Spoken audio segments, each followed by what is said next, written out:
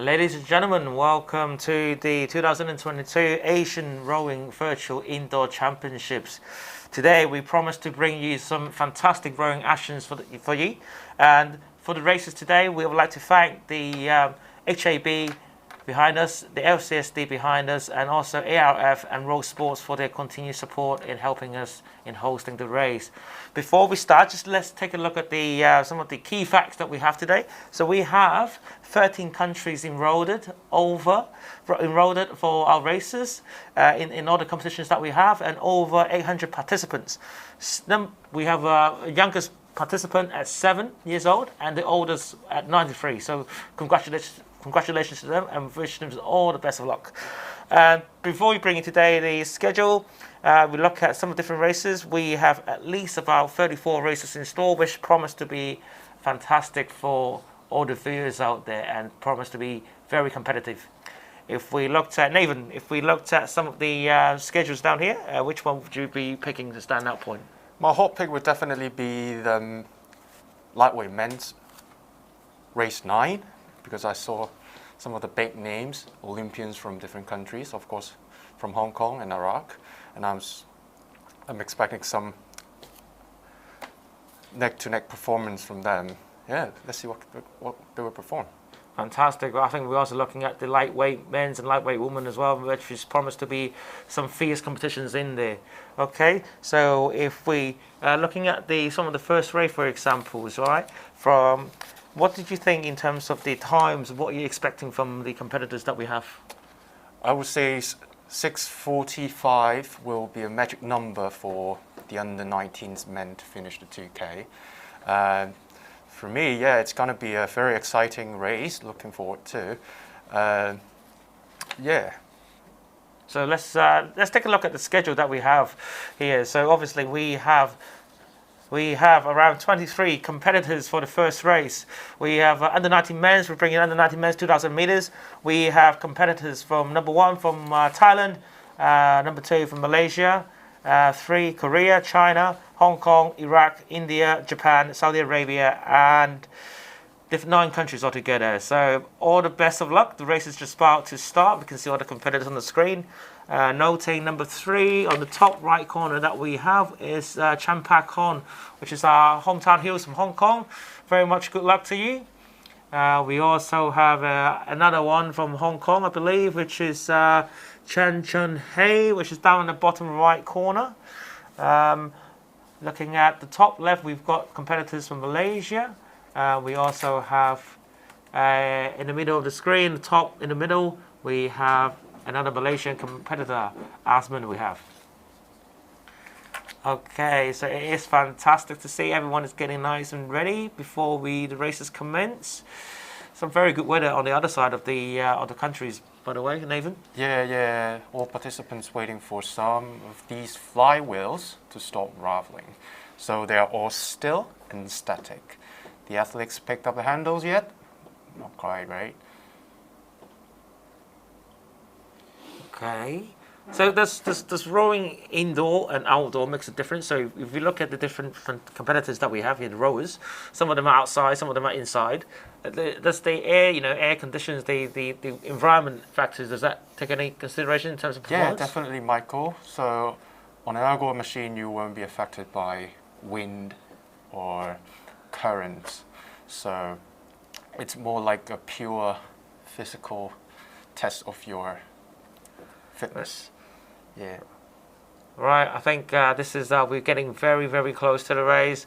The umpires are ensuring the rowing action stops and we come to a complete standstill before we begin. So best of luck to all the competitors, I think. Right, fantastic. I think if you were to pick a winner, Nathan, would you go for any standout for you in the first race?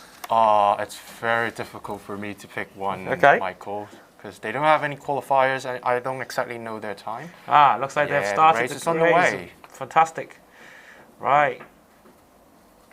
A very, very sharp start, I think, by number 5, 6 from Korea, Seo Song-woo, and also closely followed by number 10.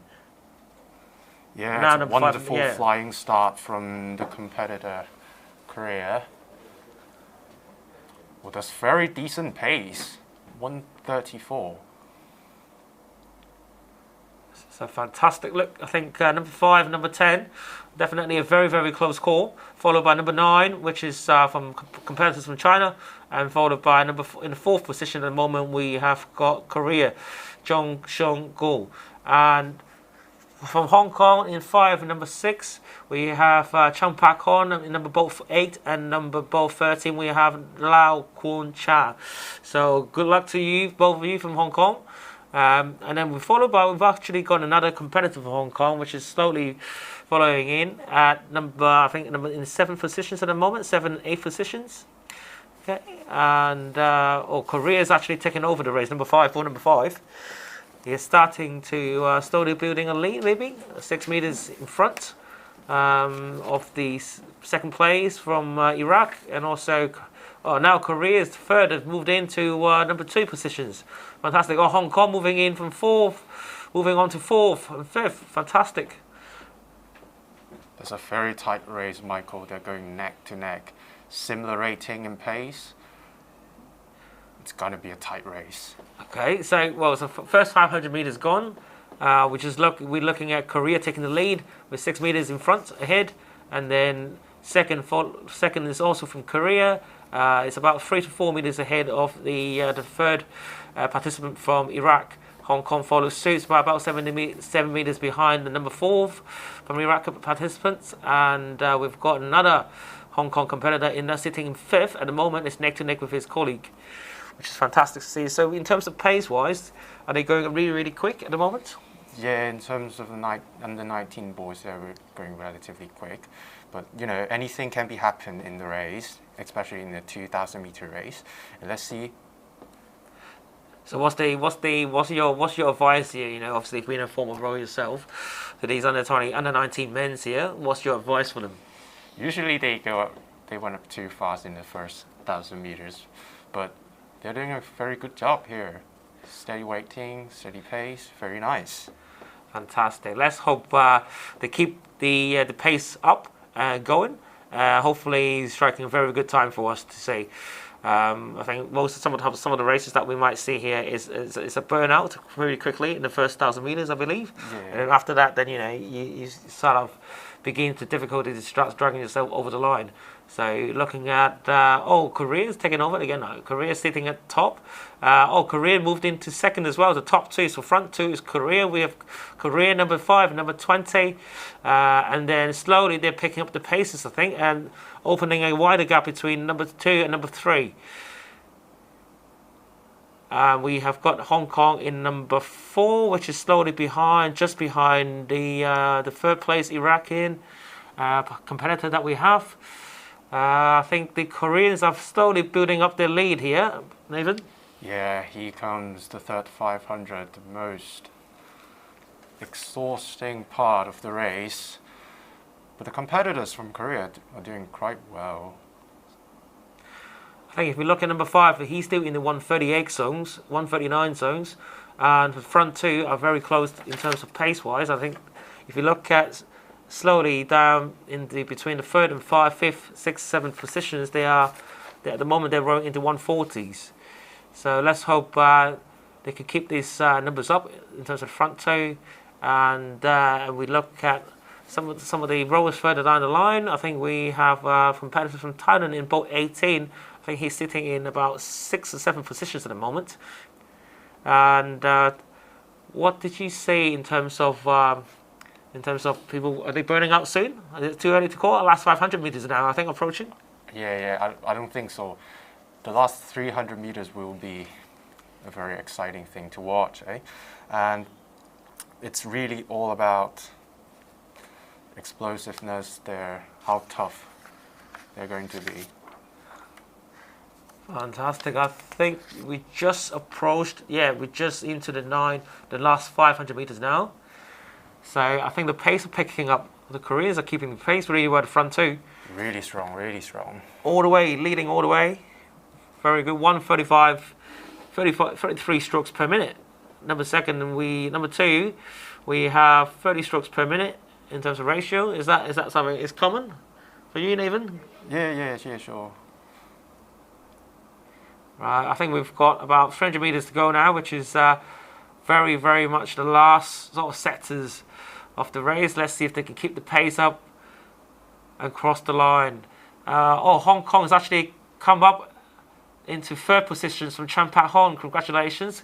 He just moved up into the third positions. Let's hope he can keep this up. It's a neck race between third, fourth and fifth, with 10 meters apart between them. And then another competitor from Hong Kong, Mark Ho Cheng Jack, is sitting in number 6 at the moment, 6 positions. So good luck to him. Hopefully he can pick up some space and climb up into the finishing positions that we have. 50 meters to go now from Korea, from top 2. We're just approaching last 4. Okay, fantastic. I think, what a sprint by the competitor from Iraq. Brilliant. Wow. 1:32. Iraq has actually come up and taken third. Congratulations to Korea for taking top 2. Really strong finish. Really strong finish, of course. You can see in the screens now they're off. They slide off the ergles. Probably getting some water back. Yeah, this is how tough a 2K race is. It's great to see when athletes, work their hardest to cross the line, and you see the reactions, getting some recovery, much needed recovery. Okay, I think we're almost there. I think we're just waiting for majority of the guys, competitors, to cross the road. Hello, so I think this is So from live scenes from Korea. It looks like he's got a lot of teammates in support him. This is fun. What do you think of teammates? Do you when you do indoor rowing competitions, do you get a lot of teammates to support you in terms of scenes just like this, similar to Korea? Yeah, of course. We have major races every year in Hong Kong. The Hong Kong Indoor Rowing Champs. There's a really big crowd. I mean, it's a very good event to take part in. Yeah, I can see a lot of support around the Asian champion. So congratulations. Looks like the Koreans took 1-2 in that race there. Before we move on to some of the interviews, I think we also have to think about some of the performance from the Hong Kong team that we have. What did you make of the Hong Kong team performance, Nathan? Yeah, I mean, he was doing fantastically well. Yeah.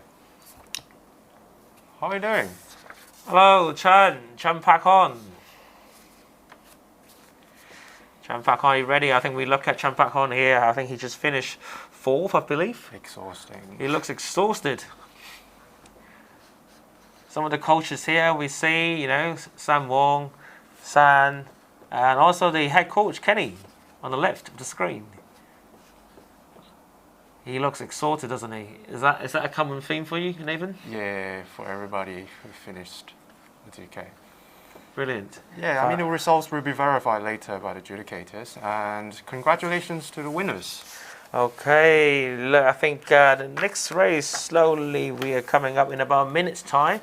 We have the men's under 13s, 1,000 meters. So for that, under 13s, very, very young. What do you expect? I didn't even start rowing at the age of 13, so it's going to be very exciting to see. I think it will be interesting to see whether the competitors, how they pace themselves. As you said before, in the race, 2,000 meters and 1,000 meters slightly different in terms of strategy-wise, right? Yes. I mean, in terms of rowing, to know your pace is very important because it's very easy to go out too hard in the first 1,000 or maybe 500 meters. So it's we call it fly and die. Yep. So we don't really want to see that. So pace yourself is important. Right. Yeah. So remember what Nathan said, obviously pacing yourself slowly. So we've just moved on to the field here, and as you can see, we've got number 1 from representing Hong Kong, we've got Alex Wu. Number 2 and 3, 4 and 5 are also from China. Number 6 is from Iraq. Number 7 from China again. Number 8 we have Malaysian.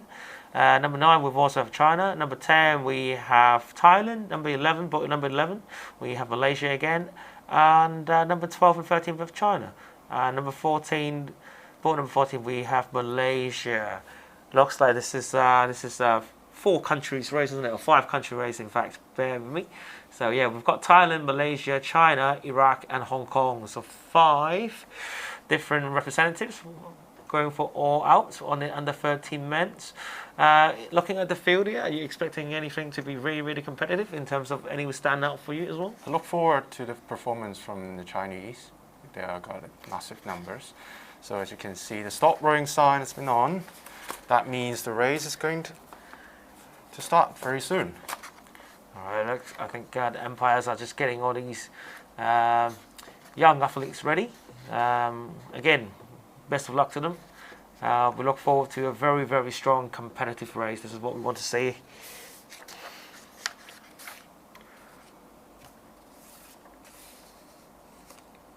I think the race is just about to begin.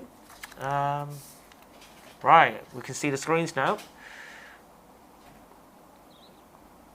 Oh, just heard that the youngest competitor in this race is only 7 years old. Yes, correct. 7 years old on an oval. Very brave, very brave.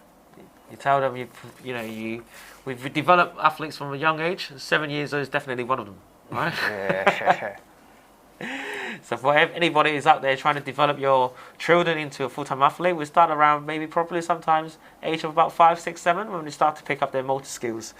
Start introducing them into proper performance, and especially remember it has to be fun as well for sports for them to enjoy. I think we're just looking slowly coming up with the some of the competitors on the screen. I think see top left corner we have Hong Kong, Alex Wu from Hong Kong on the top left that we have. Also followed by another Chinese competitor down just slightly on the right of him. We've got Iraq, Hassan on the top right, which is great to see. And then we've got another, it looks like some of the teammates rowing together on the bottom right and bottom left corner from Malaysia, I believe, and the 13 men's juniors competitions. It does appear there's a 7-year-old here somewhere. I think it's bottom left. Congratulations to him.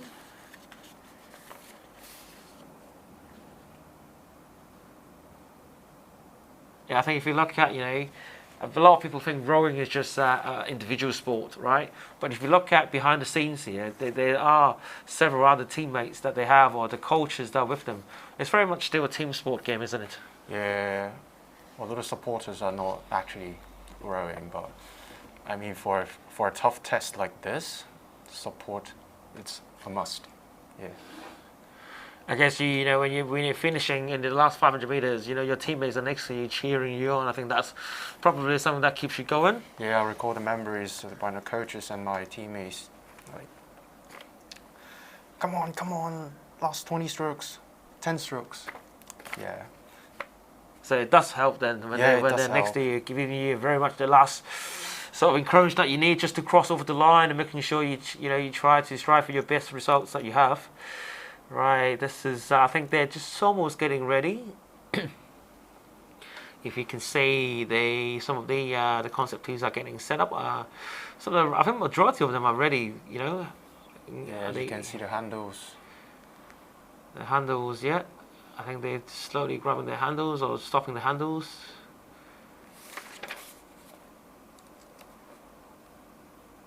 So how do you think the rowing development scenes are happening across Asia at the moment? Are they slightly getting more people involved and more standard putting up higher? As you can see, the number of competitors in this event, it's massive, like over 23 countries. I mean, just only in Asia, and more than 500 competitors racing today. So it's encouraging. It's nice to see, rowing is slowly, picking up its exposures in Asia. If you look at some of the different countries that we have in participants today, we have around, in the Middle East, we have the Southeast Asia region. We also have the East Asia region. So So I think rowing is being promoted really well across Asia, and hopefully more, it gets exposed to more young people, also the parents. Rowing is definitely a sport. It may just be an individual sport at the start, but then once you slowly get into it, when you start rowing into quads, into the eights, it's definitely a team sport. Definitely fascinated to see people connected by rowing, and it's a really good sport. I think you also made a lot of friends, at the time when you were as an athlete in the Hong Kong Sports Institute, right? Yeah, all of my good friends are mostly from rowing teams, so very good place, very good memories. So what was the best memory that they did for you, in terms of even let's talk about just being racing on the indoors. I never actually raced in a virtual indoor champs, Yep. but I would love to try in the future. Yeah. Fantastic. Right, I think we are just looking at the tracker screen now. Number 1 to number 14, boats are all on standby, I think. Let's have a look at some of the participants here. Hong Kong Alex Wu, I think he's probably a 12-year-old, a young upcoming athlete who are very much into rowing at the moment. Do you know him personally? Not really, but I'm looking forward to his great performance. Okay, I think if you look at some of the young athletes here, I think it is important for them to have a mental, right? Yeah, because this race is going to be cracking through the roof, so they have to be mentally and physically strong at the same time, and also they want to get a very decent start. And yeah. So I think a lot of us performance. We talk about physical performance, but we also have to look at mental performance as well. I think that's one of the keys to it. So it's been mentioned a lot of times in recent years that you have to be mentally strong before you become an athlete. Actually, even after you become an athlete, it's what mentally that gets you over the line, I think. Yeah. Is that something that you really agree with? I think? Yeah. Mental strength is the key. Right.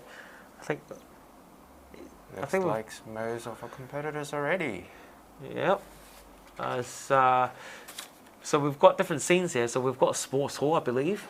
We've got an outdoor. I think is it on a street on a stadium or something? Yeah, it looks like it's been a stadium outdoor or indoor stadium, bottom right corner. I think Iraq. Hassan is just getting a pat on the shoulder from his coach, probably. Yeah. And we've got rowing on the Malaysia team. I think we are right next to a bike store. Interesting scenes that we have here. We've got someone inside the building as well. Right. Lovely to see loads of athletes across Asia. And the fabulous tech we have here, no matter where they are on the planet, they can watch what's going on. I think the greatest thing about obviously we have a pandemic in across the world with COVID, with restrictions. I think I think this is where the actual indoor rowing it might be heading to. Making it a virtual event, to promote. It's much easier for countries to participate. Traditionally, you might get athletes to fly over into certain countries and take part, and that's one side of the fun. But at the moment, if you look at how the races are conducted, if we're all going virtually, I think it's easier for the participants to take part, actually. Yeah. And but from an athlete like yourself, would you prefer to have gone out to race in a different country, or actually logged in and probably just be where you're at? I mean, racing overseas is a completely different experience compared to rowing at your home. But I mean, this is a new trend, and we anticipate it. We loved it because it saves time, saves money. Yeah, it's a good way to promote the sport of rowing. Yeah, it's lovely to see. I think the host here, Hong Kong, actually looked looks into different ways to keep the competitions going at the moment. Obviously, again, like we mentioned with COVID, the impact of COVID, I think we have to always be innovative in our approach in terms of putting on races and to ensure, you know, the rower lovers are still in the competition. Just before, I think we might just have some issues here quickly, technical issues. I think the race is about to start, I believe. Let's give it a little bit more time. So I think, you know, if we're looking at the race here, some of the schedules, obviously we've got the under men's, 13 under men's here. I think looking at fully down the schedule, we also have other races, right? Yeah. So I think we mentioned before, so the lightweight men's is something that you'd be a point of focus for you at 15:36. Is that a point of focus? Like we mentioned, traditionally very much competitive in terms of the field, the lineup. As you see, the stop signs pops up. We start again. Okay, I think we're ready. Right, race begin.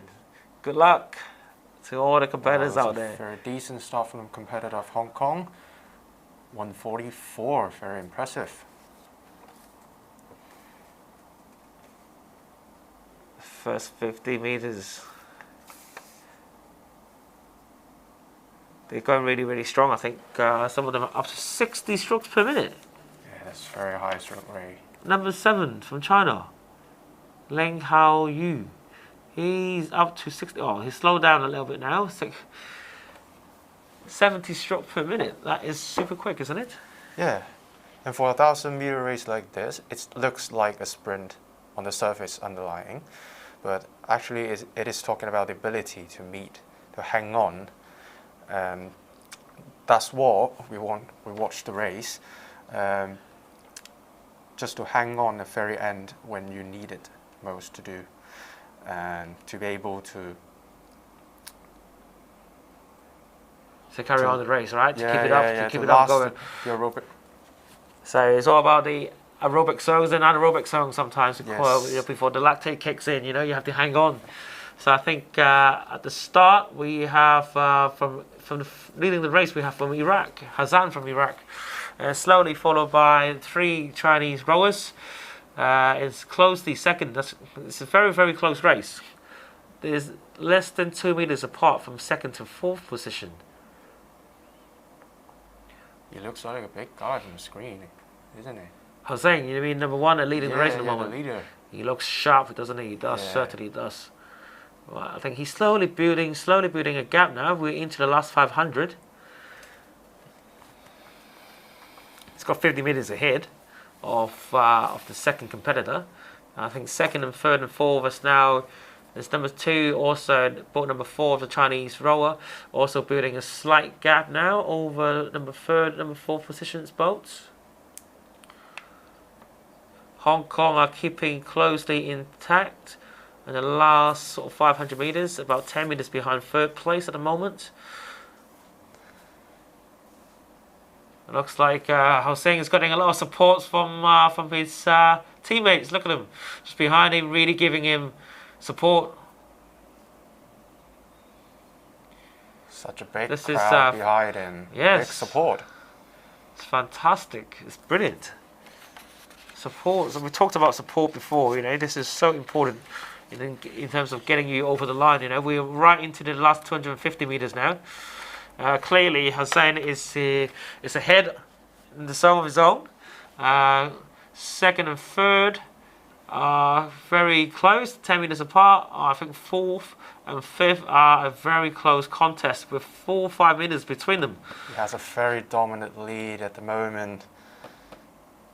I think Hassan is actually building up and actually sprinting to a finish here.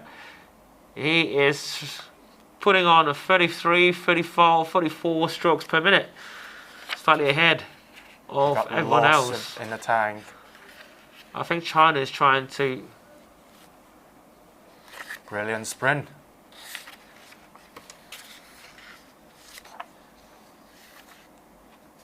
This is interesting. There we go. Congratulations. Congratulations, Hassan. Well done. Fantastic performance by you. A very, very strong finish he had. And Hong Kong is actually taken third, I believe. Well, fourth, third. Oh, Hong Kong's just taken third, isn't he? Alex, well done, Alex. Yeah, congrats. Okay, so congratulations, Hassan. What a brilliant performance, you know, getting a pat on the shoulders from all his other coaches and friends and competitors out there, which is brilliant to see. I think we're moving on to race 3 now. The men's under 23s, 2,000 meters. We have a very, very strong field here, I believe. A lot of competitors from Hong Kong. Right, so under 23s, anything that stands out for you again? Don't tell me no this time.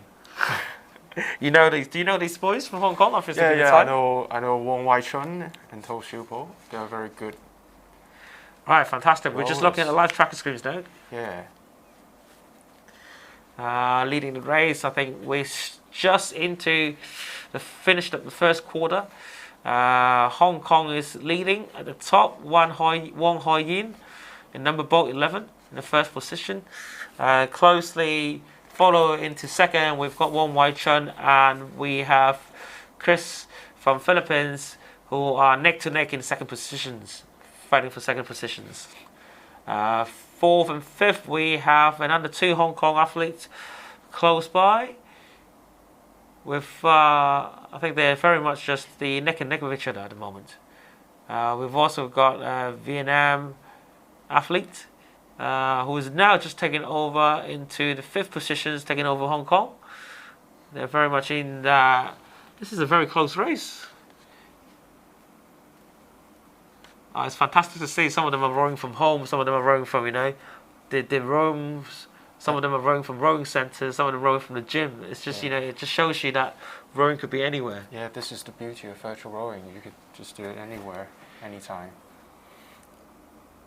Fantastic, brilliant. Good luck to all the competitors. I think we're just coming up to 1,000 shortly. In probably about 20 seconds time, 30 seconds time, we'll just be halfway into our races. Yeah, once we enter the 1,000 meter mark, I think the race start to shake out the leaderboard. Okay, we're just hitting 1,000 now as we speak. We still have Hong Kong in number 1 position. Oh, number 2 from Philippines, and both number 7 from Philippines are going very, very strong. He's climbed up from 4th to 5th to here. It's a very tight race between the Filipino and our local favorite. If you look at Wong, he second and third, they're within 1 meter of each other, so very, very close. Let's hope he could hang on. Yeah, hang on. Number 1, Wong Po Yin from Hong Kong is still going very, very strong. He's still got 25 meters ahead from second. I think the gap is slowly building now, isn't it? As you said, Nathan, I think once they start hitting the last sort of 1,000 meters halfway through, we kind of see the field shaping up. And it's a matter of whether, there's a surprise package somewhere down there, maybe, in the further down the field that will sprint to finish. Yeah. I mean, that's going to be a very exciting last 500. Let's hope we have a very exciting last 500. I think we're getting close to it. I think the top athlete that we have, I think number 1 leading 1, I think he's just closing in onto the 500 meters mark now. And the gap is actually the lead is actually getting bigger from him. So let's hope he carries on with that performance. Second and third are still neck to neck. So interesting to see. I think we've just entered the 500 meter mark now. Here we go. Here we go, and we have a sprint finish. Let's give it a really good push, everyone. You can see Hong Kong, boat number 3 from Hong Kong is slowly picking up the race at the moment. And number 4 as well.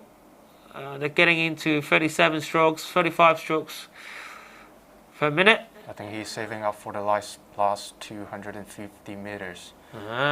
Interesting tactics here. He's taking up the rate. Yes. The To Xiu Po from Hong Kong. He's clearly stepping up the mark. He's closing in. Number one, number one leading the race. We have Wong Ho Yin. He's all the way up into the 41s, early 40s strokes per minute mark. I think he's definitely. I don't think anyone is catching him, isn't it? Yeah. Look at his face. Very strong. He is clearly out on his own, leading the race.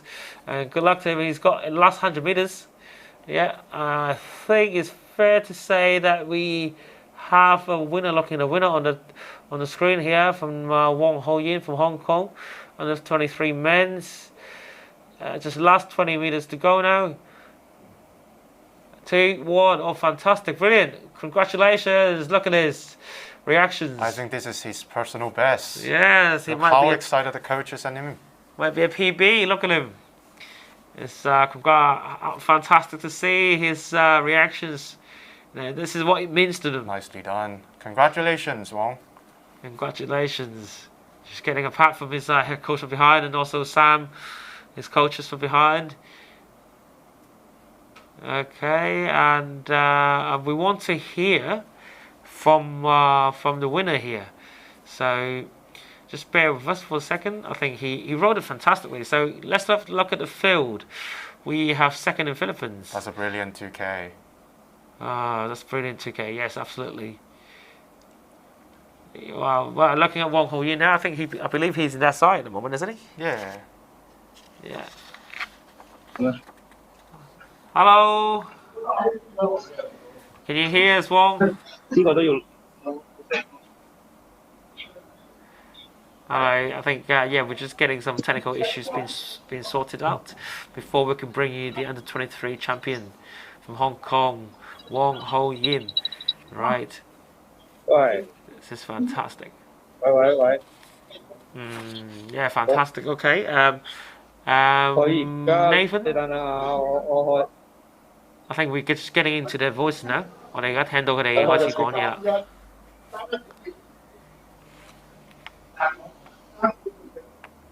你講啊。係，喂，阿黃浩然 ，hello， 恭喜晒先。首先，我見你好攰啊，而家點啊？贏咗嘅感覺係點啊？係咪 personal best 啊？今次我知道好似係有機會。贏到比較開心，可以為我哋亞運會將來有更大嘅信心。OK， 可以慢慢講啊，譚，慢慢唞順條氣先。嗱，見到你好辛苦啊，頭先衝線嗰下就見到你好辛苦啊。好啊，其實你今次準備係咪咗好耐啊？呢個比賽。聽唔到。今次有冇一啲嘅比賽係特別係準備咗？係有冇啲咩特別嘅訓練去準備呢個比賽？今次呢個亞洲拉機賽有冇特別去準備啊？係每次頭先聽唔到嗰個。拉機賽我哋有冇特別去準備啊？我哋冇特別準備，教練都係按住平時訓練個計劃，少少調整佢。今次呢個時間係咪你嘅個人最佳時間嚟㗎？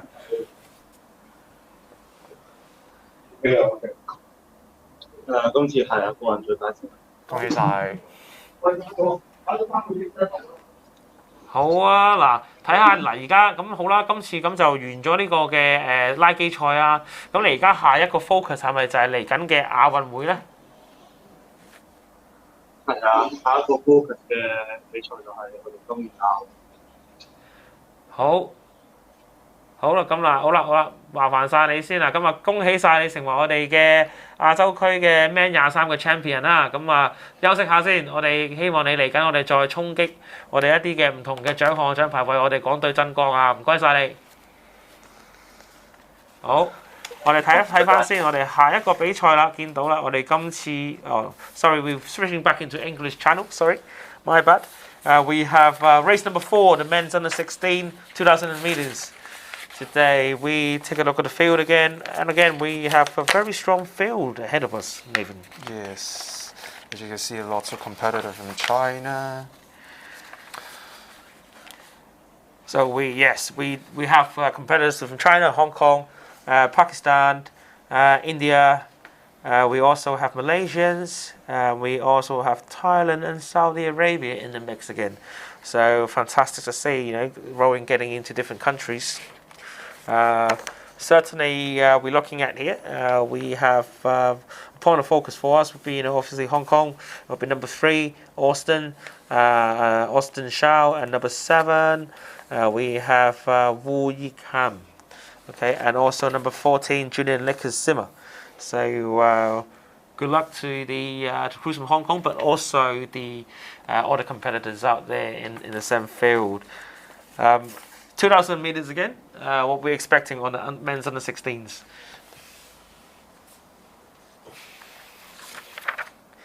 Are we looking at a more endurance race? I think under 16s, we're looking at how these competitors pace themselves, correct? Yeah, correct. Right, we can see again some familiar faces here. Stations. So we have someone at home, we have some sports hall, we have gyms, we also have a bike shop again. I think most people are getting ready now, most competitors and racers getting ready. Absolutely phenomenal to see the competitors race anywhere, even in a bike shop, right? Yes, that's it, correct, a bike shop. I was actually looking for some surprise places where people can put their ergs and start rowing from there. So there are more than one competitor racing in the bike shop at the same time. yes. I think they had 3. I think they're from Malaysia. Yeah. We saw them before, just before, right? In the men's under 13s, I believe. Right. This is great. If we look at, I think, the top in the middle. Oh, okay, we're stopping rowing now quickly. The signs have come up. That base also means the race is about to begin.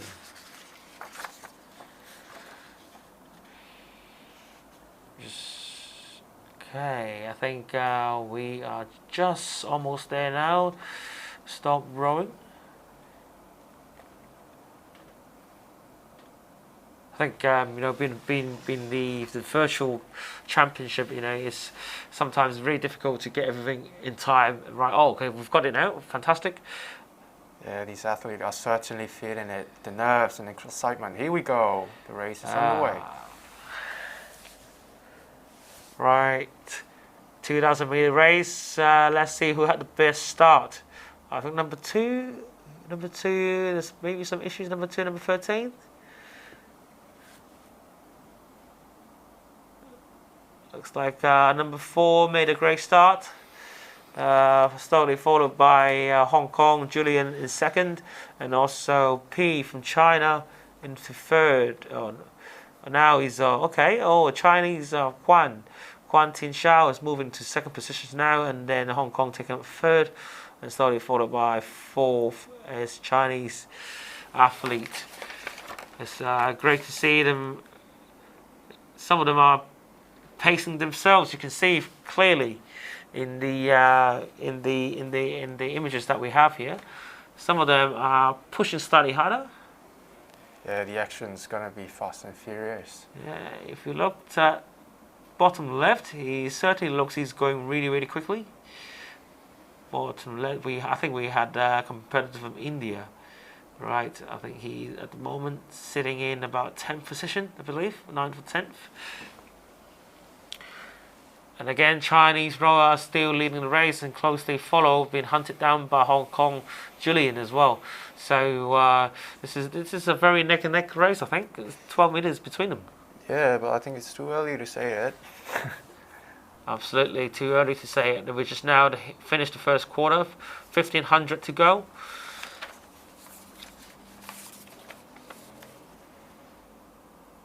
I think into 6th and 7th positions are really, really tight down there at the moment. They're almost head to head. As you can see, Chinese rowers seem blowing up. Oh, interesting.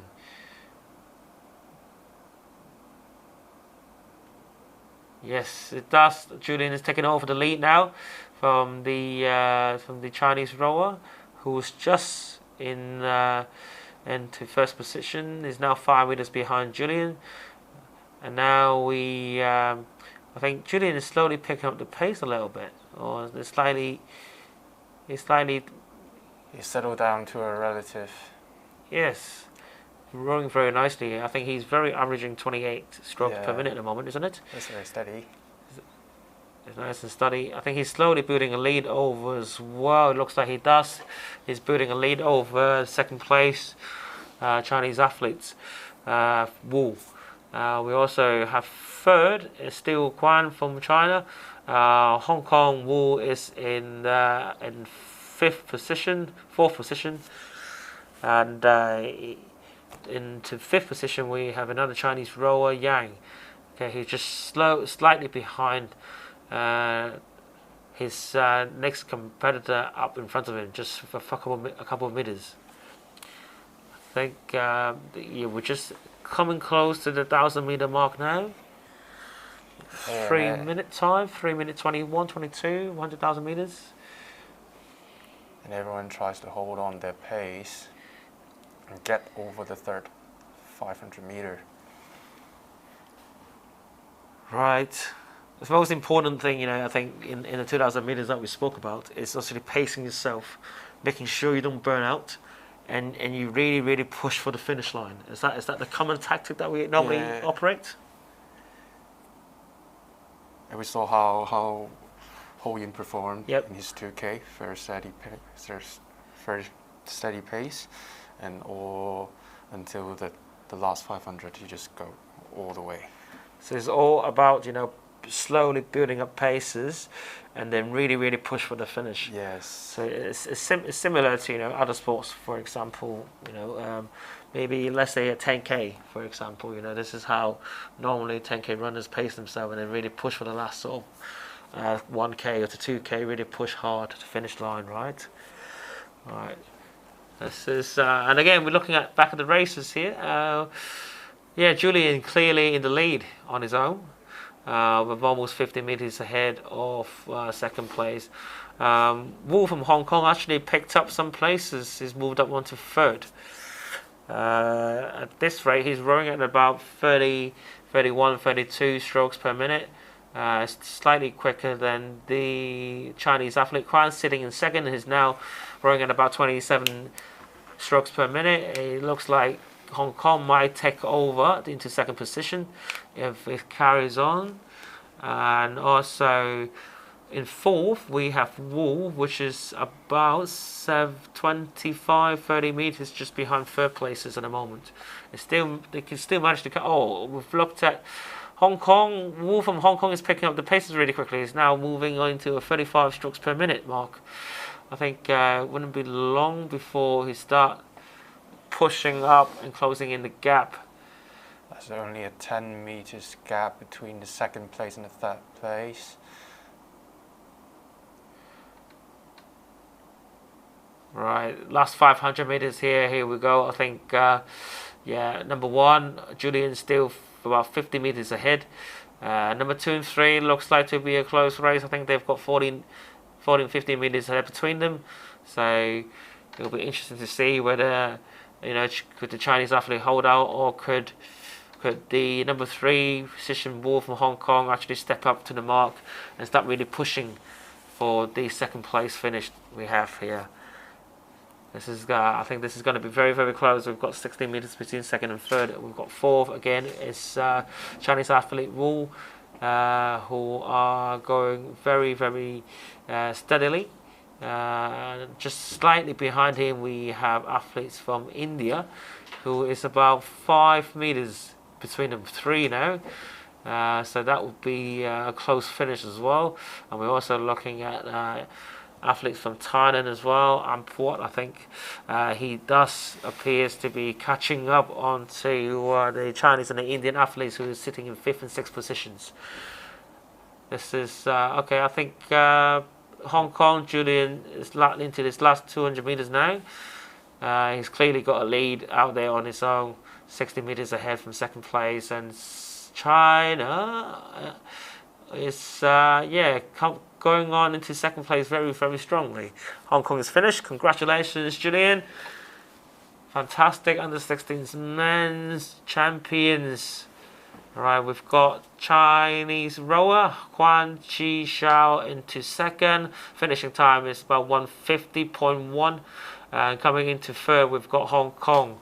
And now we can see Julian in the screen. Congratulations! He definitely looks exhausted, doesn't he? That's a great race. As 1, 2, 3 unfold. So Julian finishing at 147.1. Second, we have Chinese Quan Xin Xiao at 150.1, and closely followed by another Hong Kong athlete, Wu Yik Ham, at 151.7. This is together time 7 minutes. Sorry, that was a split time, I believe. Yep, and Julian finishing time was 7 minute 08.5. It looks like he is very, very tired, and he looks like he wants an interview with us. So we're just slowly getting in touch with him. Just bear with us. We'd love to hear. Yes, we'd love to hear from him, Julian. Hello, Julian. Can you hear us? Fantastic. I think you're just catching up your breath. How did you make of that performance?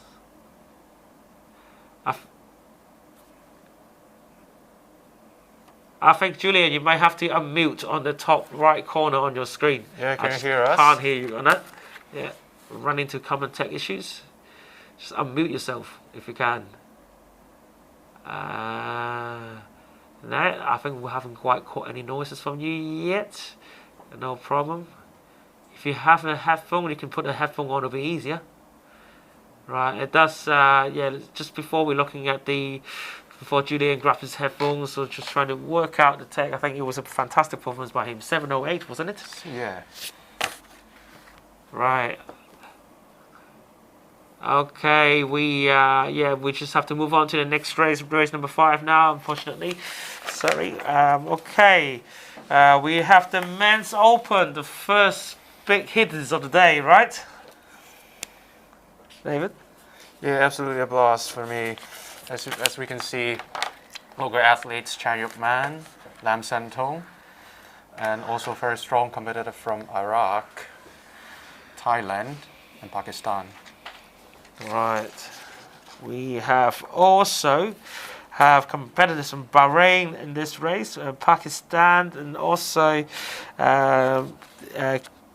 Kuwait. Yes. Kuwait, sorry. My apologies for pronunciations. Yes, it's difficult. Commentators' misery, sometimes you know it. I think it just began 2,000 meters for men's. Some really, really fast strokes here. The first stroke was seen. Aggressive start. Very aggressive. They're pulling 129, and some of them are pulling 124. Very impressive. Yeah, they're keeping really close pace. Okay, leading the race, and now we have participants from Iraq, currently rowing into a 128 mark at the moment, closely followed by Pakistan into second, and third Thailand, fourth, fifth are currently Hong Kong. Saudi Arabia just taking over, climbed into fourth position, and Thailand into second. I think Iraq is slightly building a lead. Now again, as we said, it's 2,000 meters. Let's see how the race falls out at the moment, and see how the different competitors pace themselves in terms of strategies.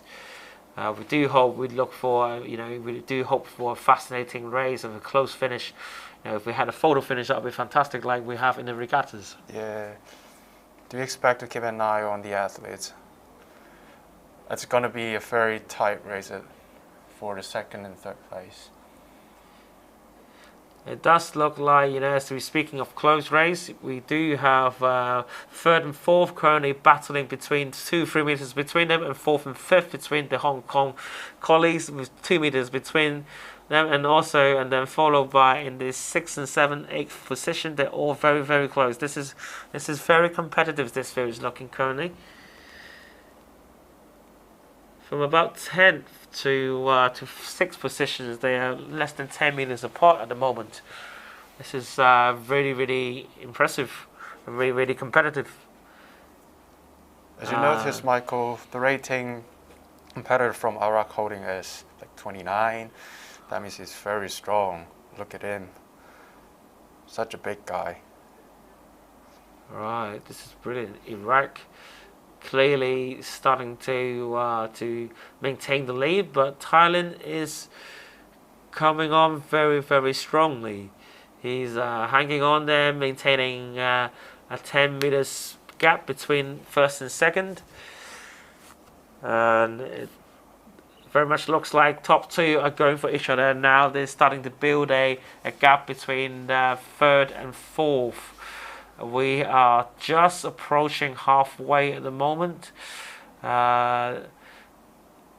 Third and fourth are very, very close with each other. So I think we've broken into different groups now. The patterns that we spoke about for top two, we have Iraq and Thailand fighting it out. I believe in the second and third and fourth, we have Hong Kong and Saudi Arabia are 3 meters apart from each other. We're just entering into the last final 1,000 meters of the race. As you can see, Iraq is still in the lead, but I think Thailand is hunting down.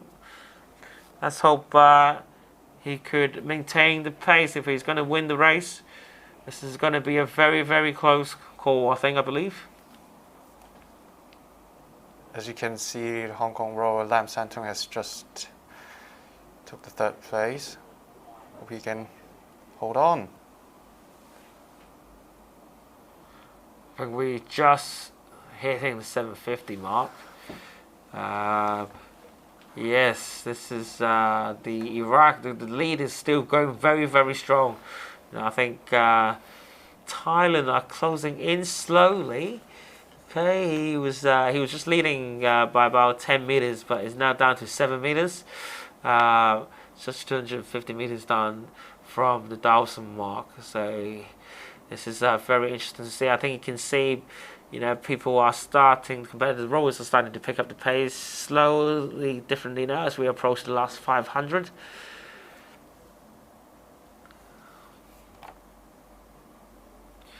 I think you can see the bottom right hand screen here. His coach is really, really asking him to step up the game. Really, really pushing him right next to him.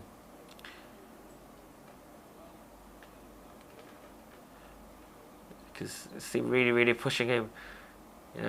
Right next to him is what coach is there for. Specifically pointing out they need to hang on. Now we enter the last 500 meters. This is where things get really interesting. We have Iraq and Thailand still very neck and neck into each other. They're still within about 7 minutes apart from themselves, between them, first and second. Third and fourth again, Lam Santong for Hong Kong is slowly building a lead now over fourth position Saudi Arabia, Hassan, and Hong Kong sitting in sixth, Thailand sitting in seventh again. So that's another race. Another race to be looking out for. It's between fifth, sixth, and seventh positions. They are very close to each other. Okay, and I think we're just approaching the last 250 now. They're going very, very strong. I think. Oh, as you can see, Lam Santong is bringing the pace up. Yes. Close to rate 40 now. Look at his face.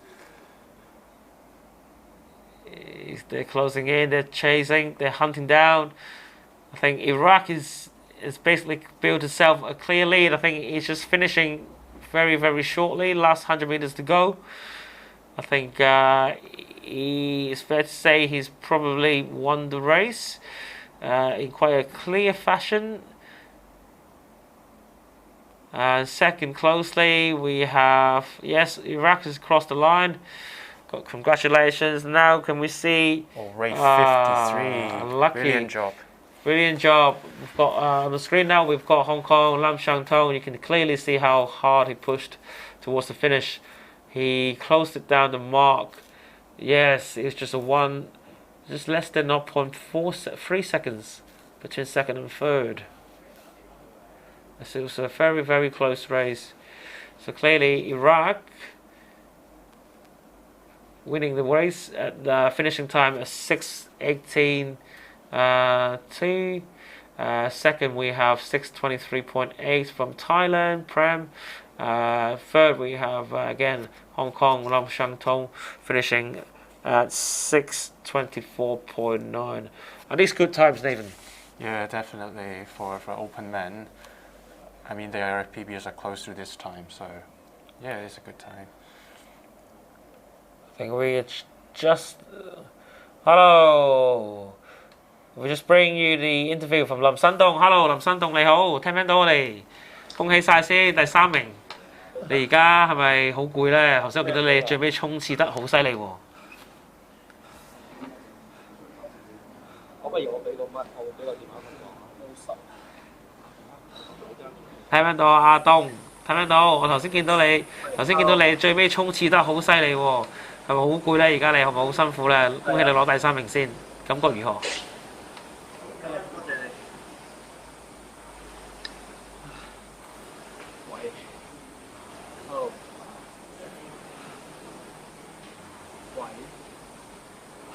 可能你擺電話近少少啦，係啦，我哋有少少未必聽到你講嘢住先啦，可能大聲啲啲。都可以接受嘅，但係唔係自己 PB 可以做得好啲。明白，聽到你唔係自己 PB 嗱，唔緊要嘅。其實咧，其實今次想問翻咧，喺呢個比賽度，雖然可能未必 hit 到自己 PB 啊，但係其實對你嚟緊喺亞運會個 preparations 有冇一啲大嘅幫助啊？都有嘅，因為我哋好耐冇出過外面比賽，咁呢個雖然係網上虛擬賽，但係都有翻比賽。OK， 非常之好。今次嘅比賽表現有冇符合到你嘅 race plan 啊？多謝。OK 啊。OK 啊。好，我哋啱啱咧就聽到阿棟分享咗佢對翻今次嘅睇法啦。咁佢又覺得可能自己就可能自己係未必可能做得咁好，因為 hit 唔到 PB 喎。咁點解咧？有冇話啲咩原因啊？可能運動員嘅狀態每日都唔同嘅，可能瞓得唔夠、瞓得唔好、食得唔夠、食得唔好，都可以係佢影響表現嘅因素。好啊，咁我哋下次可以加油咯。係啊，希望下次可以加油啦。好啦，我哋亦都咧嚟緊咧會可能做多一個訪問嘅。咁啊，頭先講翻啦，頭先阿棟都話咗，可能係今次嗰個比賽係可以係令到佢係 prepare 呢個我哋嚟緊嘅亞運啦。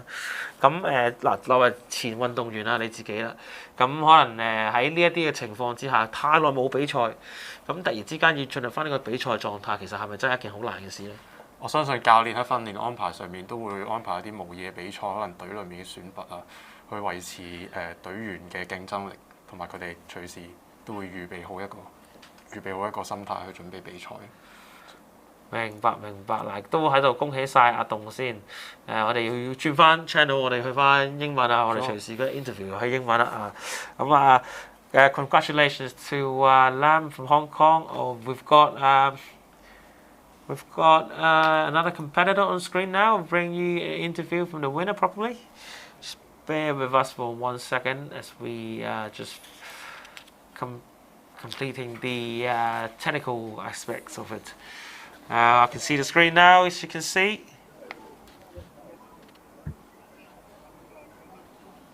Hey, congratulations there. I can see you had a really quick finish. How did you feel about completing the race and even finishing in the first positions?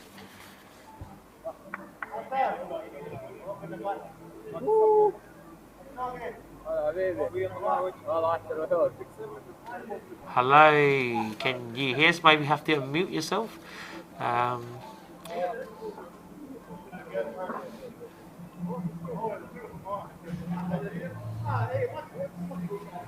Hello, how did you feel about finishing? How did you feel about your performance?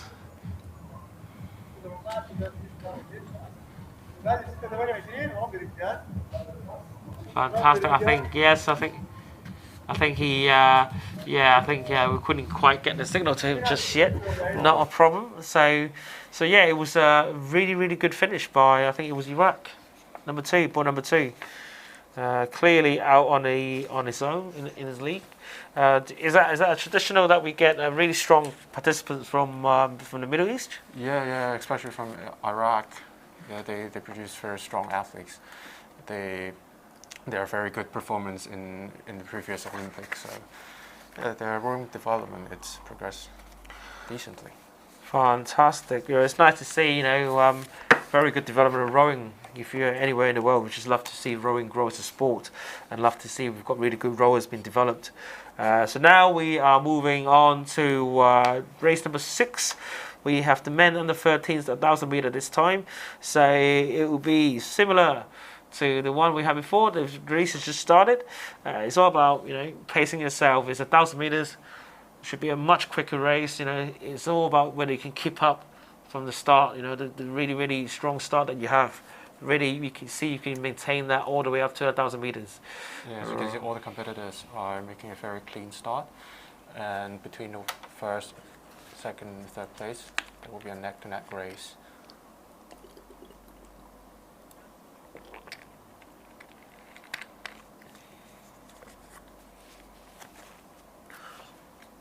Well, this is a very, very close start. First and second and third. There's fourth actually. 200 meters gone. Less than about 8 meters, 10 meters between them.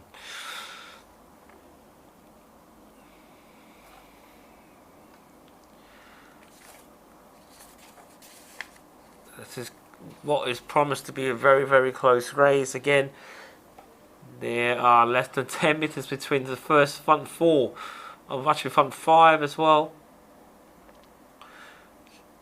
Just passing the 700 mark now. They're still neck and neck. Now, number 1 and 2 from China is still neck and neck, 2 meters apart between them. They're starting to slowly build a lead over boat number 2 and number 6 and number 9, who are in another tussle between each other.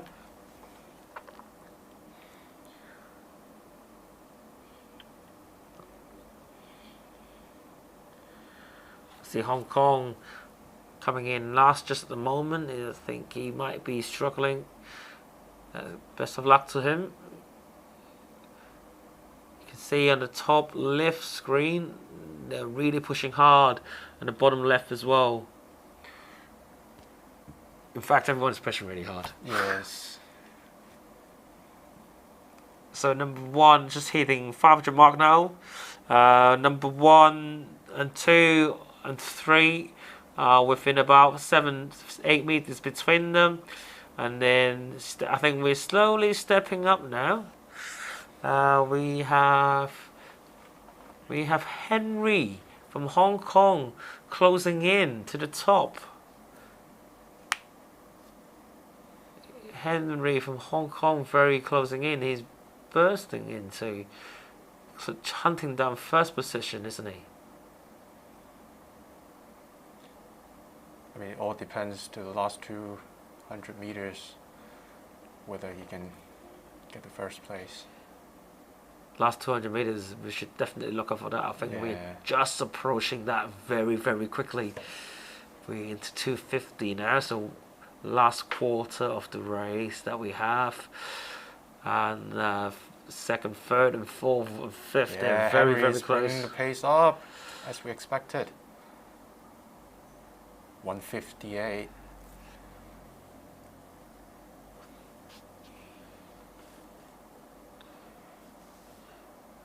Second Henry, we are into the last 250 meters now.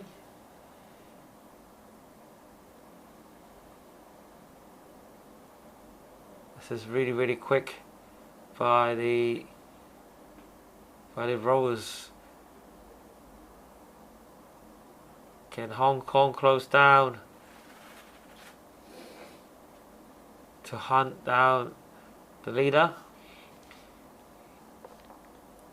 India's climb up to third. Wow. Wow, well done. Very competitive. I think we're just approaching the finish. Yes. Chinese rower Lau came first, I believe, 4:08. Second, followed by Henry Koo from Hong Kong, 4:10.2. Third, we have competitor from India. Finishing time was about 4 minutes 12 seconds. 4 minutes 12 seconds. 4:12. Congratulations, and yes, this is very close, wasn't it? 10 meters between them. Yeah, I didn't expect such a close race between the boys under 13.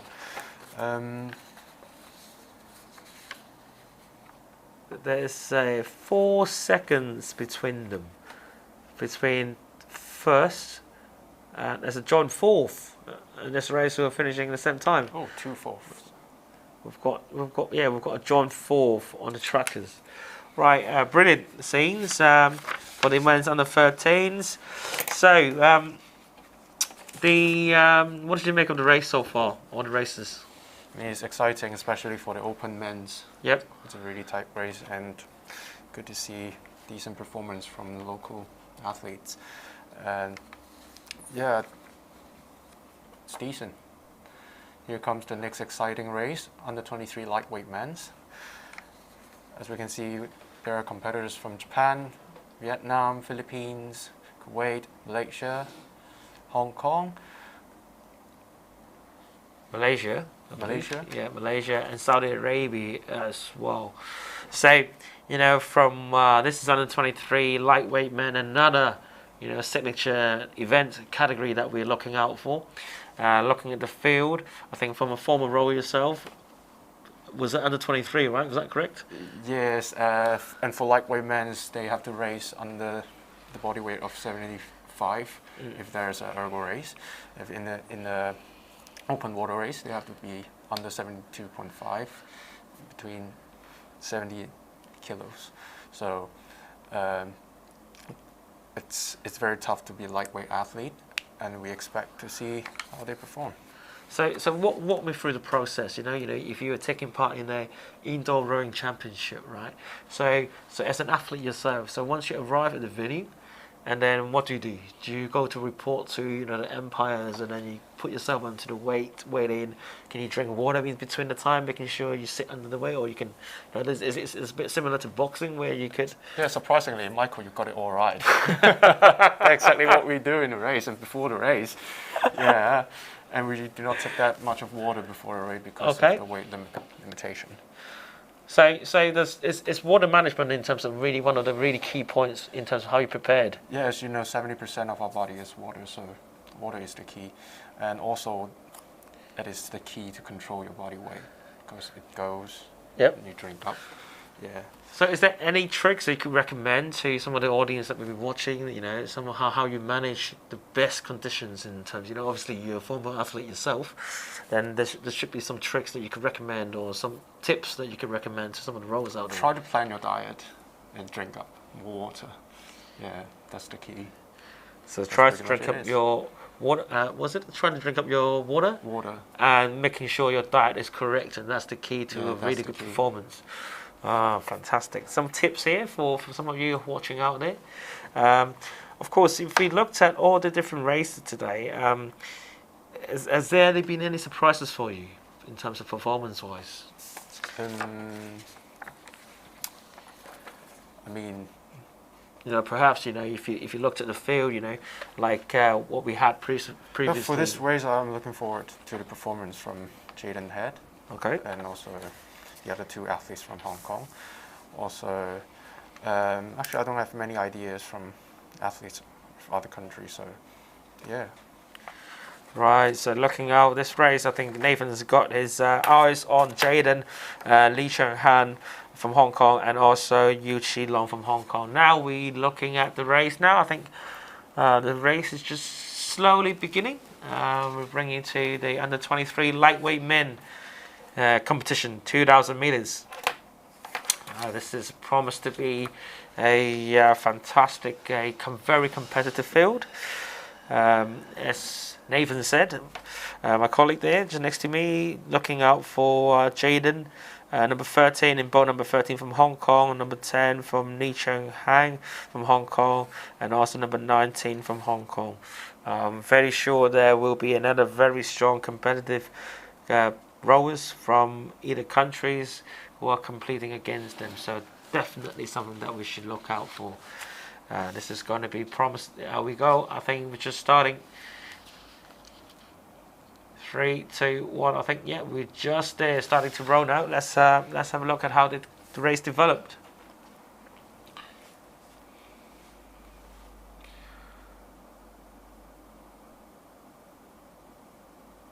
Looks like the athletes from Kuwait has a brilliant and clean start, leading all the way, followed by the athletes from Philippines, and then Jaden and Lee Chun-Han from Hong Kong. This is looks like again, echo what Nathan just said. Yeah, really, really clean start from Yusuf from Kuwait, and also slowly now follow up by the 2 Philippine rowers who are sitting second and third, Kristen and Emil. Hong Kong has actually just come up to third now, Lee Chung-Han, as we said before, in boat number 10. And we have Hong Kong has now climbed into third, fourth and fifth, and followed by another Philippine, Emmanuel from Philippines, currently sitting sixth. And we have Vietnam climbing up to boat number 2 from Vietnam, climbing up to the 6th position. I think we have the Kuwait. Yusuf from Kuwait is actually building a lead over second place from Philippines, Kristen from Philippines. Is a 10-meter lead at the moment. We're just finishing the first quarter. I think we are very much expecting a close finish again, pacing themselves and really push for it in the last sort of 500, 250 meters. Yeah, Michael, do you think the athlete from Kuwait will hang on? I think from looking at from a pattern that we had for all the 2,000 meters races, I think he will. Yes, I honestly believe he will. I think the athletes themselves really knows how to pace themselves, and that's one of the key things that they practice or they train for, right? It's all about how you control your pace and not to be affected by your opponents, right? If they're rowing next to you, it's all about getting into the rhythm, getting into the zone. When you get into like competitive racing. Absolutely. Maybe I'm wrong though, because obviously Hong Kong is just taking over the lead. Yeah. That's why I said anything can be happened in a 2K race. Correct. Yes. Let's have a look. We have Hong Kong just taking to the lead. Is Lee Chung-Han, boat number 10. Yes, Hong Kong is just taking the lead, and Jaden is closing in on to third. Jaden is closing on to third, boat number 13. And also second we have Philippines sitting in second closely. And then fourth we have Philippines, fifth we have from Hong Kong New, and yes, here we go. Jaden sitting in third. We can see the full screens now. It's going really, really strong. Just halfway now. He's sitting to third positions. He's very, very, very close. Here we go. Here we've got Lee Chung-Han, the leader of the race. Look at how his legs accelerate really fast. The rhythm is very stable. I believe he's gonna win this. Yeah. Speaking of from a former athlete, okay, he's got his eyes on the leader Lee at the moment. Very, very good smooth rowing actions. Really pacing themselves really, really good. Really, really, really, really well. Kristen are still in second. And Jaden is in third. They're very, very close between themselves. So second and third are a very, very close battle. And again, we bring you again Lee Chung-Han. I believe he's in SI at the moment in the gym, rowing. This is fantastic to see. Again, we have got Vietnam have moved on to fourth. Followed by the 4 Philippines rowers, which are very, very close to each other. So, and then we have another competitor from Hong Kong, just slowly further down the pack. I think he is in the yellow shirt, in the middle of the screen at the moment, on the right hand side. I believe he's from the Chinese University of Hong Kong. Yes, it does look like their club colours. Yeah. Right, fantastic. We still have last 500 meters now. Let's see if we can get a sprint finish. Very exciting for the fight of second place. Yeah, I think second and third will be very interesting, very, very close call. If we can see Jaden closing in on Christian from the Philippines.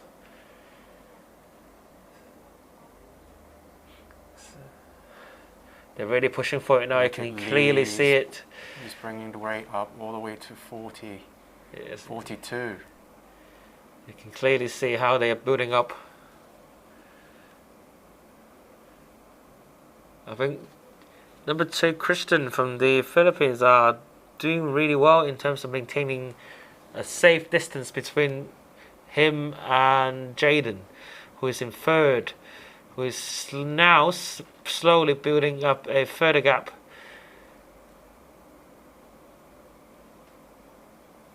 It's the last 250 meters. Let's see if we can really see teams pushing. I think Jaden is really pushing hard now. He's just coming up neck and neck with second place Philippine. I think he might have just taken over. Jaden is taking it. Yes, I think he might have just taken over. They're all neck and neck at the moment. Very close, very close. Oh, Jaden's just taken over to the finish. I think. Yes, I think Jaden just made it, did he? Oh, but not for not 1 second. That's an extremely tight race. Congratulations, Hong Kong, Lee Chung-han, and also Jaden and Kristen finishing third.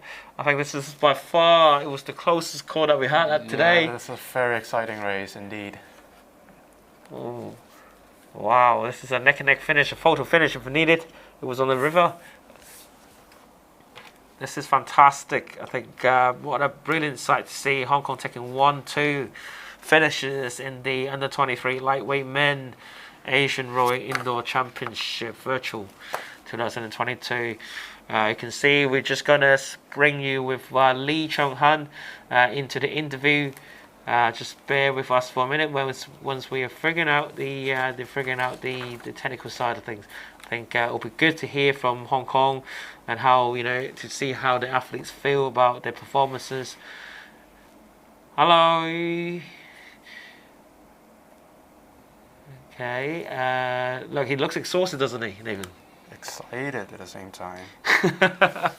Looking exhausted and excited at the same time. Of course, you just won the You just got the Asian title. Very true. Nation champion here at the age of under 23. Clearly a star for the future. Absolutely. Right. This is and also Jaden just finishing second. I think you can see his progression from where he was, a few years back, and now look and see how he progressed. It's a great sight to see how the athlete's been developed and been pushed to the limits, and representing Hong Kong, getting some really good results for themselves and also for the teams of rowers in Hong Kong as well. Yeah, great to see the great performance from the under-23 athletes. That means the Hong Kong rowing development is doing a good job. Yeah, it looks like the coaches are doing a really good job in terms of bringing in talents and developing them. I think finding talents, of the field of performance. If the field of looking at performance, finding talents, it could be easy. But I think for the talent to mature, I think that's one of the hardest things that you would get in terms of developing athletes. I think some of the head coaches will tell you. I think this is the most important part. Sure it is. Yeah, so talent, itself doesn't just make you a dominant force in terms of what you want to do, but also the hard work that goes behind it, that really gets you to places, right? That really push you up there, right from the very, very best. Okay, I think congratulations again to Lee and to Jaden finishing 1-2, and also Kristen in third position, which is fantastic to see again. So if we looked at the 2,000 meters, did you expect the race to that close between second and third? Never. To be honest, never. Because I don't know any of the times from all the competitors. So yeah, all I have to do is just support the local athletes. Very true. So yeah, it's just, it was great to see. We wasn't expecting. We weren't expecting a competitive race, but it wasn't that competitive race. True. And not 1 second finish between second and third. Okay, and we slowly to bring you race number 8, men's under 16s, 2,000 meters again. So again, juniors, 2,000 meters. It's all about the pace, Pacing right? themselves. Again, pacing. Right, this is a long field of athletes that we have here. We have 20 athletes, I believe, from different regions across Asia. So we have China, Malaysia, India, Thailand, Japan, and also Hong Kong, and also Saudi Arabia in the race. So this is going to be another strong, I believe, battle between different rowers. China normally produces really strong athletes, doesn't it, in rowers? Yeah, they have a very complete structure of their rowing development. Yep. From the regions team to national team, they got a very structured pathway. So, as you can see, there are massive numbers of competitors from China. That means they are actively taking part in international races. Yeah, you can clearly see, the Chinese are feeding a lot of rowers into the different categories of races that we have here, and even just by that, you can tell, the development from the Chinese rowers are really, really strong. Traditionally, they've been really, really strong as well. I think, hopefully, they do. I think they win some titles here today. Been an Asian champion. For the age of 16, something really kicks you on, I think. I believe most of the competitors in this group are so much younger than 16. As you can see, there are a 7-year-old boy racing in one of the races. So exciting. Fantastic. Right. So we have, just slowly bring up, we have the under 16 men's again. If you haven't seen that, we have the track view here on the screen right now. It's 20 boats together, fighting out for 1, 2, and 3. So this is going to be a very interesting race ahead. We do expect some really good and competitive performance between this pool of field. Right, so before we start, and obviously, what else is there in the schedule that you would be looking out for, Nathan? I mean, race 9, Yep. the race next to this race is going to be my favorite race. As I mentioned, you got Olympians and world record holders from Hong Kong. Really exciting. Right. And yeah, and I think it's also good to talk about the information on the screen if you're the first time here, right? As you can see, the yellow bolts represent the speed, and you can see the right side of the screen. There's the current pace of the athletes. And this is an aged categories event.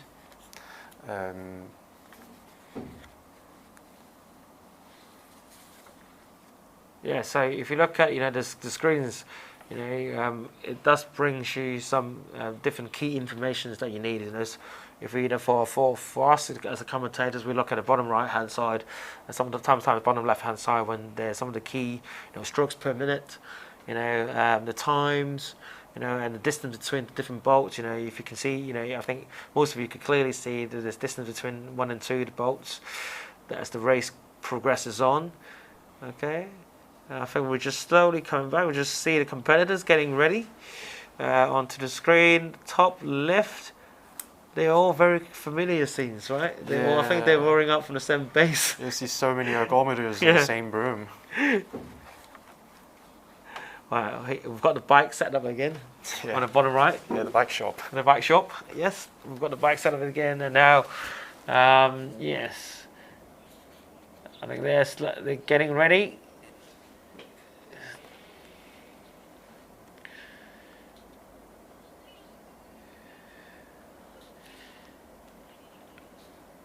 You can see they're on the 16s, but some of the athletes you can see from the fields that we have how physically they might be differently developed. you know, at the same age of 16. So it's just really interesting to see, you know, how they personally develop further, you know, down the line if they become professional full-time athletes, you know. It's really interesting. Okay, well, I think we're getting ready now. I think the race is just about to begin. Let's hope all the competitors can really push themselves, and, you know, like we said before many times, as to how they pace themselves into the race, and how they maintain a strong finish towards the end. The stop rowing sign just came up.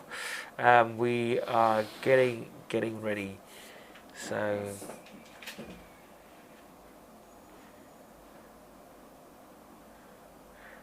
there we go. I think 3, 2, 1 about to start now. Fantastic rowing. Let's go. Looks like a relatively clean start for lane 5 and 6, followed by lane 20, the athlete from Kuwait.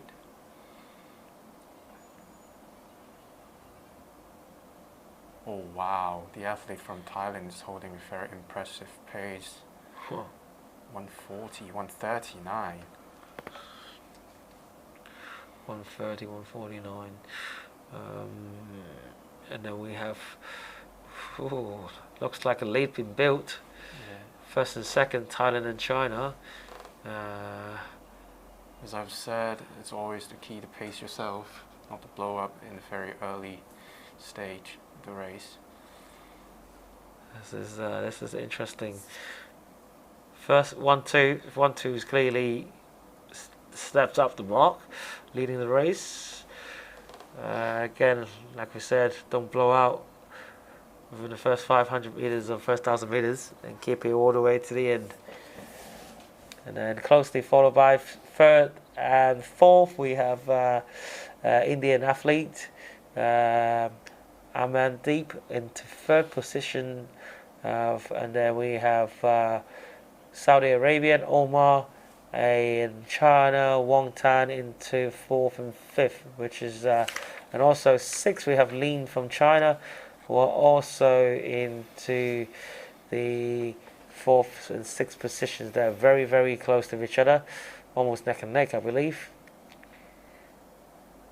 I do think the leader from Thailand is slowly putting out a gap, and let's hope he manages to maintain that speed all the way until he finishes. So we just crossed it over the 1/4 of the race now, 1:1500 mark we have. Can really say India has pushed up quite quickly into second place. As the race is starting to settle down for a bit. There's still a very close race between third, fourth position. I think the field is clearly formed into the front two, and maybe, you know, the front, and then two, second, third, and fourth. They are very close from each other. Very close.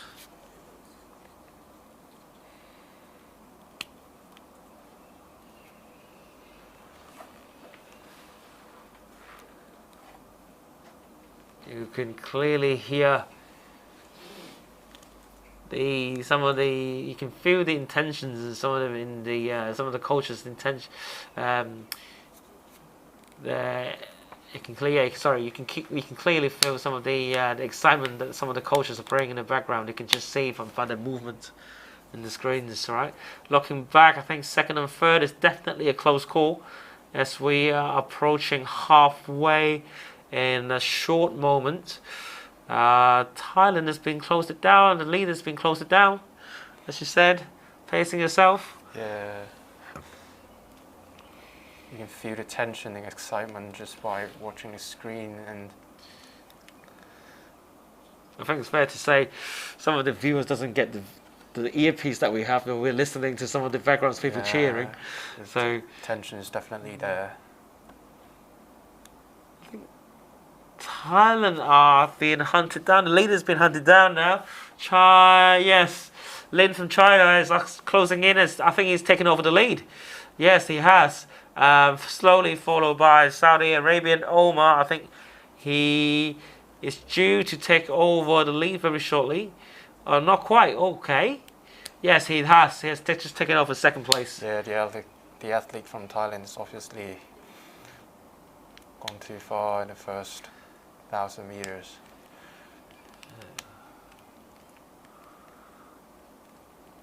Yeah, it looks like the former leader is blown out slightly. Is now dropped into 5th position, and now China's rower Lin is in the lead, and there's a very close call between him and Omar from Saudi Arabia, who are just 2 or 3 meters behind him. We have just crossed the 750 mark. We're closing into the finish very shortly. Clearly 1, 2 are a world in their own. Second, third, and probably fourth, very much settled.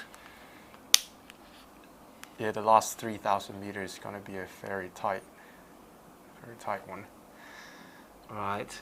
Yes, we are just approaching 500 meters, and you can clearly see the Chinese rower Lin and rowers from Saudi Arabia. Omar is very tight with each other, neck and neck.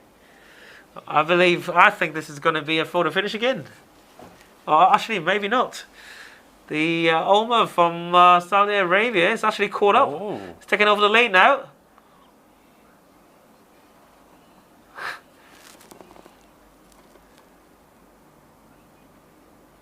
Oh, they're tight. They're neck and neck. They're really tight. They're really tight. First and second are really tight. I think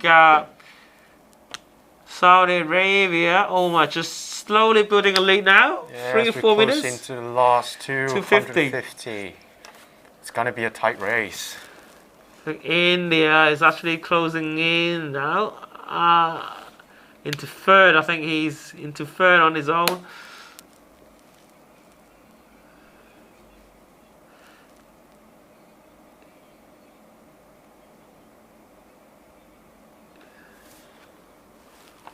Yes, I believe almost taken the lead. He has built a lead. Actually, not very much a lead, but in the short space, with 250 meters to go, I think I probably call it a formidable lead. 10 meters. Yeah. Oh, the athlete from Saudi Arabia is charging at the pace of 138.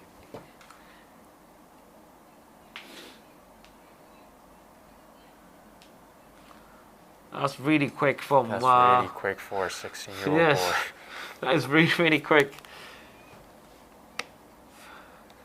I think yes. Congratulations, Omar from Saudi Arabia. Congratulations, finishing the race. Second, we have Lin in second place from China, and we do believe we have third place from India, Armandeep. Congratulations. Congratulations to the winners, first, second and third. And the former leader of the race finishing 5th in Thailand. Right. Again, as we spoke, it's all about keeping your pace up and not to blow out too early. Yeah. Right? This is clearly to see, not to blow out. And as a clear, perfect example here, he led the race for about... how many meters? Probably 1,000 meters or so, 1,200. Just about 1,000 meters. And then he was slowly caught up by the eventual winner Omar and the second place finisher. Here comes one of the most exciting races of the day, the lightweight men's 2,000 meters. As we can see, there are Olympians from Iraq and Hong Kong, and also there is a world record holder, Chan Chi-fong, who is currently the leader of the race. Yes. Lightweight men, definitely one of the signature events that we have. Just to mention the leader at the moment, Chan Chi-fong, he's a world record holder, current national squad member of Hong Kong as well, and also Chiu Hin Jun, boat number 8. He is also a fierce competitor in terms of the indoor rowing, one of the senior figures in the Hong Kong team at the moment. And of course, we've also bring you another competitor from Hong Kong, Chan Tik Lun, who's also been a long-serving member into the Hong Kong team. As you can see now, Chi Fong has slowly been building a lead over second place from Hammond from Iraq, who I believe is also a really strong competitor. I think this is going to be a good shootout between the two of them, right? It's going to be tight. Well, let's hope, as we said again, we're just into 500 meters into the race. Chi Fong has got a 10-meter gap over second place Hammond. So let's hope Chi Fong could keep this up and all the way and pace himself and finishing the race. In third, we've got Chiu Hin Chun in third, who are about 6-7 meters behind Hammond from Iraq. And also we've got Chang Tik Lun, who is just slightly behind Chun, about 5-6 meters.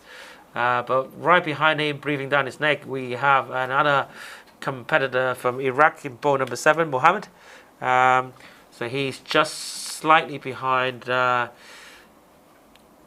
Chang Tik Lun. So this is a very close race, I believe. Yeah, Michael, do you reckon the athletes from Iraq, they prefer a relatively lower rating in their 2K? As you can see, Chi Fong is going for like 30, 36, but the athletes from Iraq, they're just like 29, 30. I think it might be a tactic from the coach to pace themselves and really push for it. Sure it is. So I think it comes down to, you know, the personal preference of the coaches, you know, what they're training in for, you know. And again, I think we spoke about rhythm into the race and really pacing yourself. I think that's the key to it. We just hope, you know, well, Chi Fong is really building a lead. He's got 40 meters ahead. This is brilliant. It's just halfway now. He's got 40 meters ahead. Chiu Hin Chun is actually, yes, fourth, or they're from second to about fifth. They're all neck and neck. They're within 3 meters of each other, so they're really close. Mohammed has now climbed from Iraq. He's climbed to second place with Chiu Hin Chun and Chan Tik Lun from Hong Kong slowly behind them. Very exciting to see two Olympians fighting neck to neck. Yes.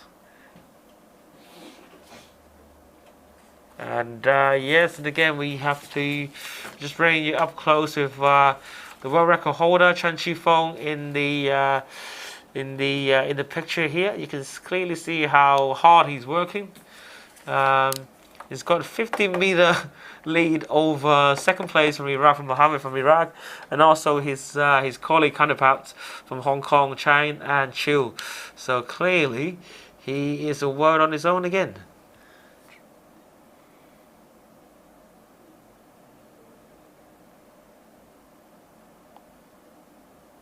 Chi Fong is holding a very steady pace.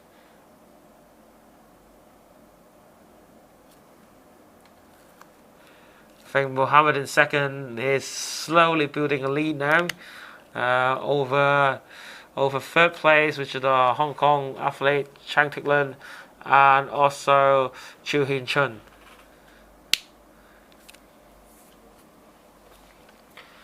Yes, Chi Fong has got over 60 meters ahead of the second place. This is quite a dominant performance. It's an impressive lead as he's holding. I think this is the biggest lead that we've seen in the competition so far. Yeah, sure. For the races. Such a dominant performance by Chi Fong. Yes, absolutely fantastic. You can see some of the Hong Kong coaches just behind Chi Fong there. Sam in the picture. Our rowing coaches, Sam, and also our former coaching director, just on the right of Chi Fong here, fixing the ergles right probably next to him. Yeah, I think Chi Fong clearly is almost there, finished. He's got 7 meters ahead of second place Mohammed,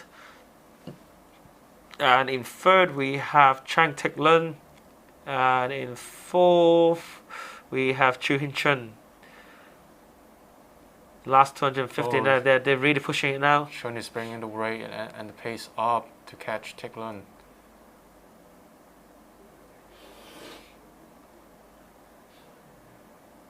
Is he gonna do it?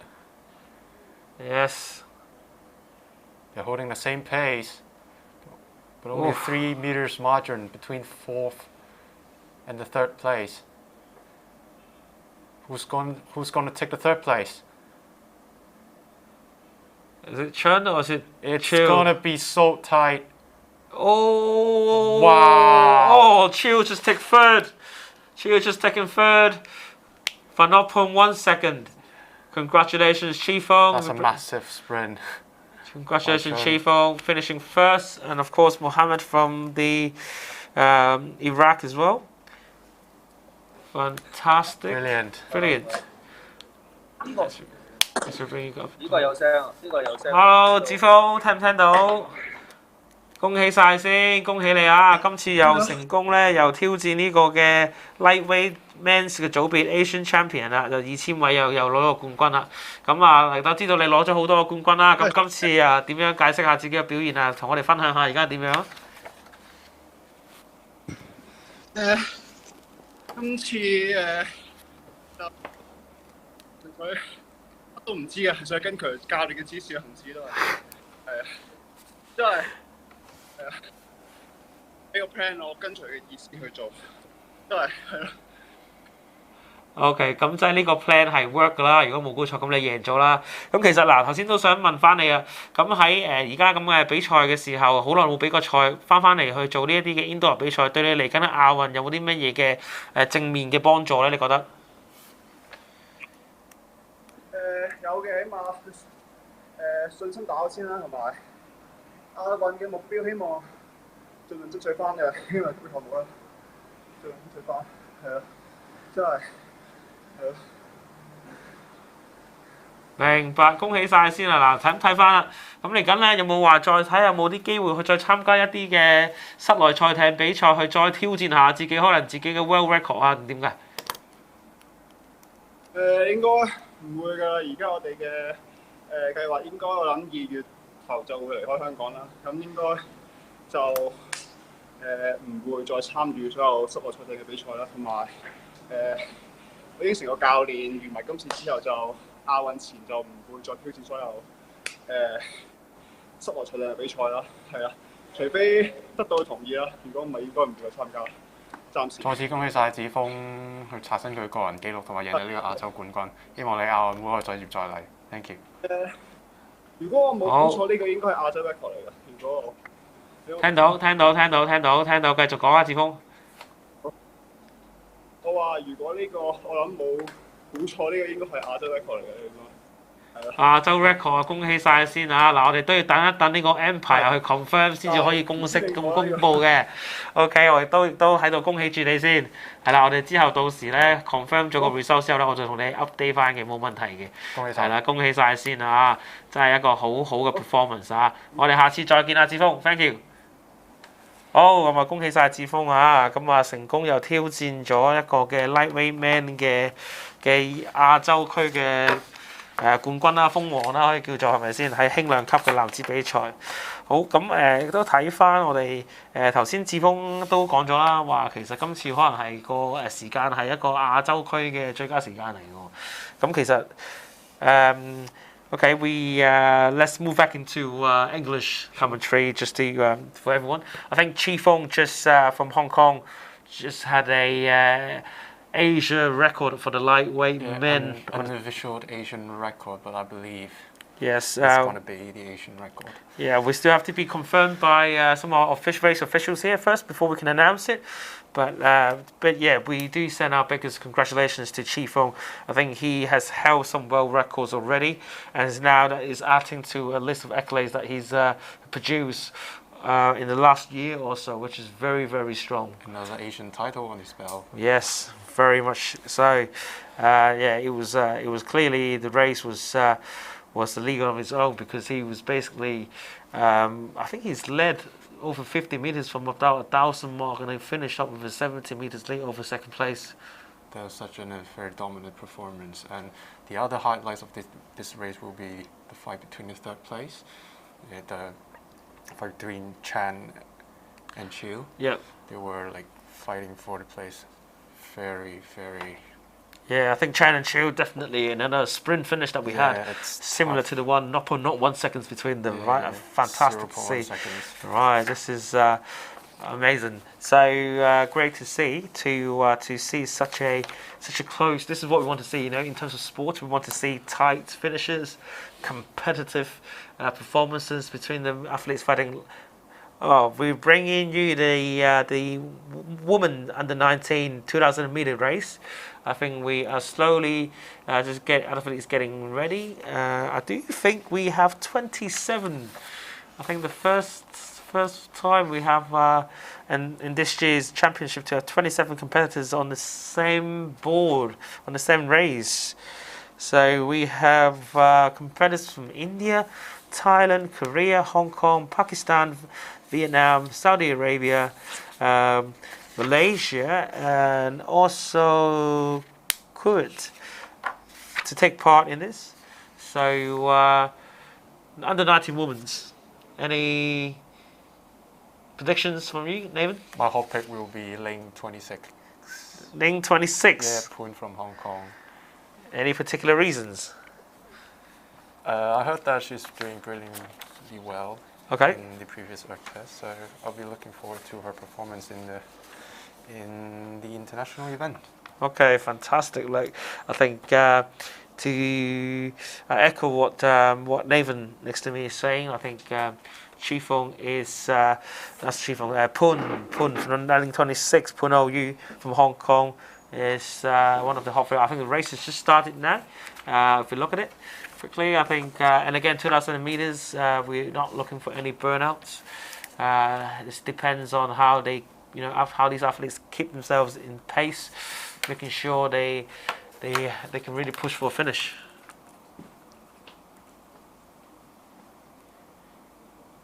So leading the race, we have Indian competitors.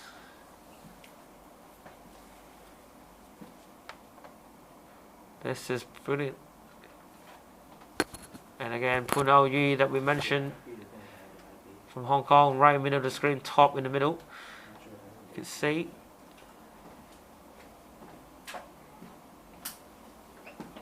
I believe she's doing this in a classroom. Fantastic.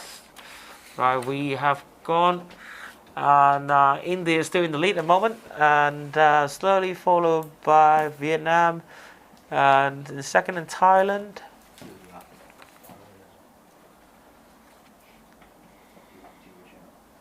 I think India, Japan, Paul is still leading the race, but I think she's been chased it down by Vietnam, Duong from Vietnam, and also Thailand, Nakicha. They are a very, very close call between second and third and first at the moment. In the fourth and fifth position, I believe. Fourth are Pun from Hong Kong. As they move on to third now. This is a very, very close race again. First two, there's 2-3 meters, hardly between 2 and 3 meters between them. And then third and fourth and fifth and sixth, they have between 5 meters between all four of them.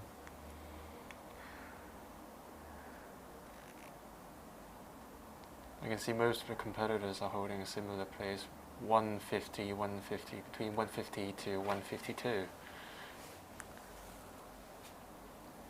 Well, again, we're just looking at the trackers here. Vietnam is taking over into the lead, closely followed by Nachicha from Thailand, and Hong Kong is moving to third positions, and now Korea to two Korean, number 19 and number 7, are both in the fourth and fifth positions, very closely, hunting down Hong Kong as well.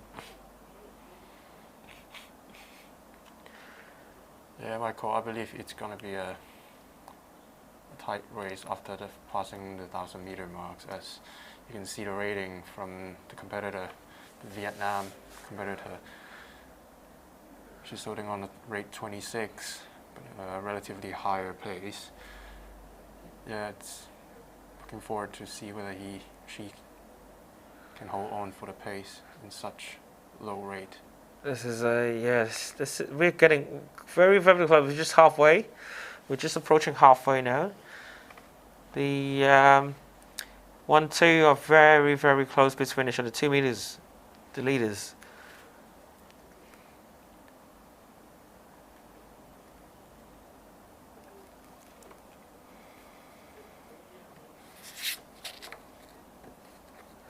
I think you can see the screen now here. Like we have competitors, of course, from all around Asia, and you can see some. I think the left middle, number 4 from Korea. You can see her teammates cheering her on in the top right as well. I believe the 2 competitors are rowing from the same room, right next to each other.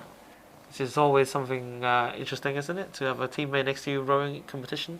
I believe, do you remember the setting of the under 19 men's? I Yep. believe they come from the same school. Yep, I think so too. Yep, very good spot of that. Oh, they're neck and neck, first and second. Pun is definitely closing in now, with just about 6-7 meters apart between the leaders, the first 2. Also, Korea sitting in 4th and 5th, very nicely. India in 6th, Rose from India in 6th, and then 7th in Thailand, and the rest of the field. Now Vietnam, Tuan is starting to build a lead, but about just by a meter. I think they're slowly building up towards a strong finish.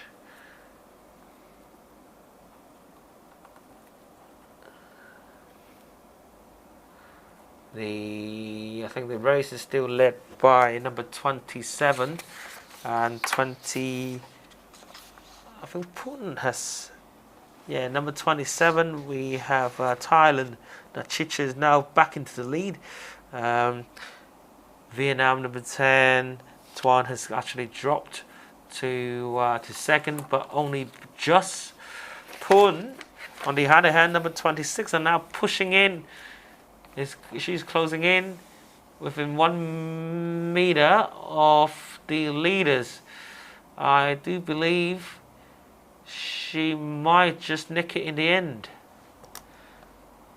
Yeah, she's coming up to second now. The last 500. And again, I think we are expecting a really strong finish from Pun from Hong Kong. Let's see, the last 200 meters, can she overtakes the leader, who is 2 meters in front of her? It's going to be a very tight race for the top spot of the podium.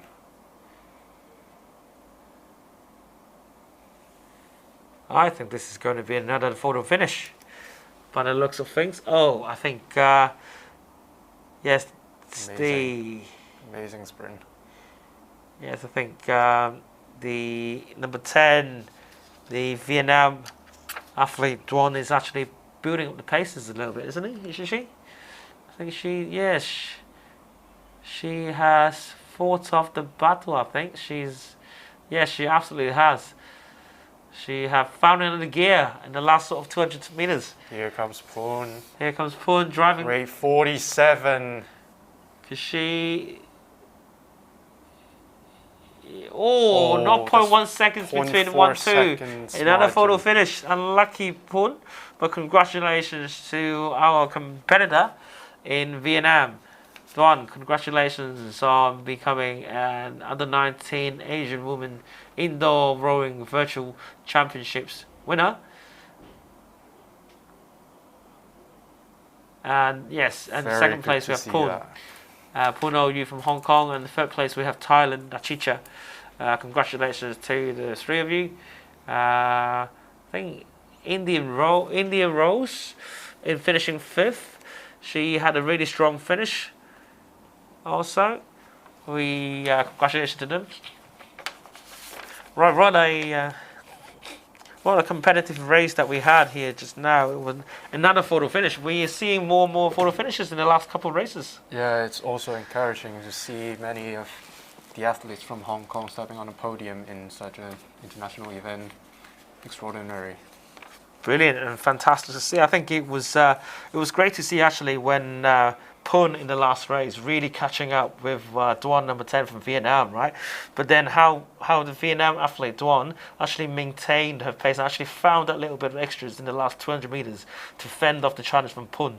It was something, you know, from you know, like again, you know, as an athlete yourself, how did you find the extra gear at the last sort of, you know, the last few seconds? Like, if you're being chased by your competitors, you just have to hold on. You just keep looking around and maybe close your eyes to finish the sprint. And that's what you need at the last 200 meters or maybe 100 meters. All right. So I think they did a brilliant job in defending their position or Right. attacking. Congratulations, right? Yeah, I think the defending there was something else that we've seen. I think it was the first time that there's someone else was chasing down and defended the lead. Yeah.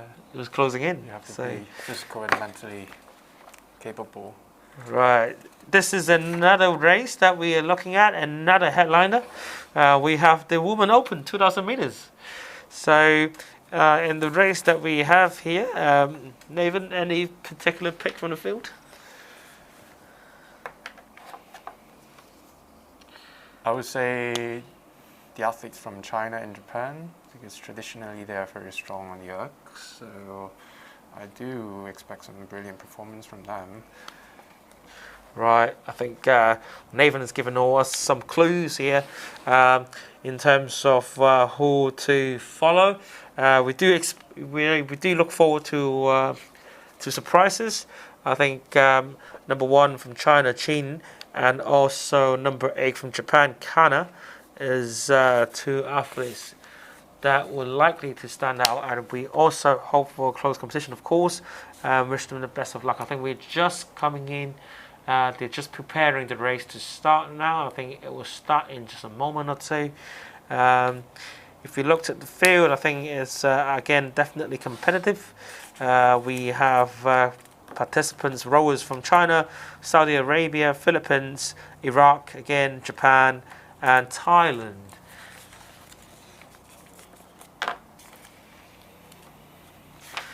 This is looking to be a fantastic show again. Let's hope we get more of the finishes like the one we've just seen, and you know how athletes found an extra gear to fend off challenges and before they crosses the line.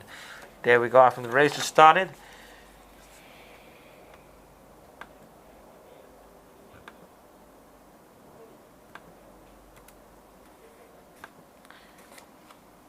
Oh, the Japanese athlete is going well and for a clean start.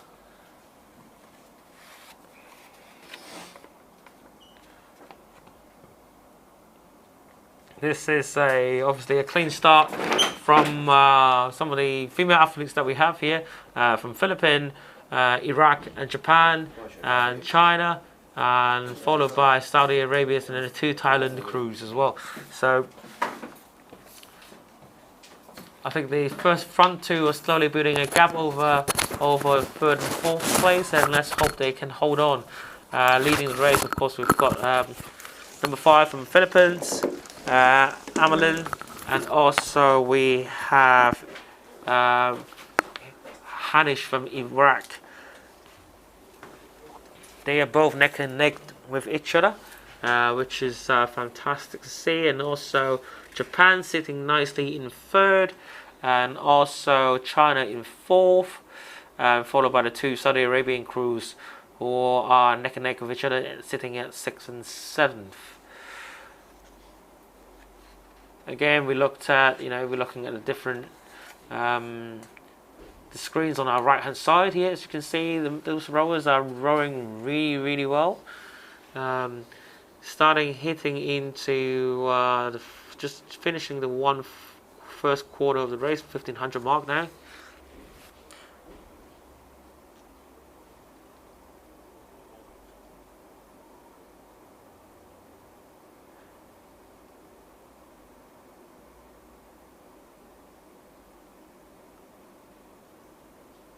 The Iraq, yes, Hanish from Iraq is still taking over the race now from Amelin from Philippines.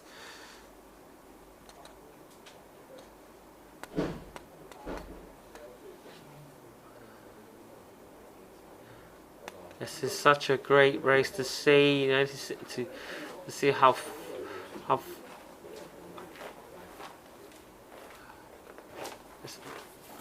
this is really, really good to see. There's 6 different rowers we've got here. Again, the Iraqi rowers here are building a lead now, over about 15-16 meters ahead.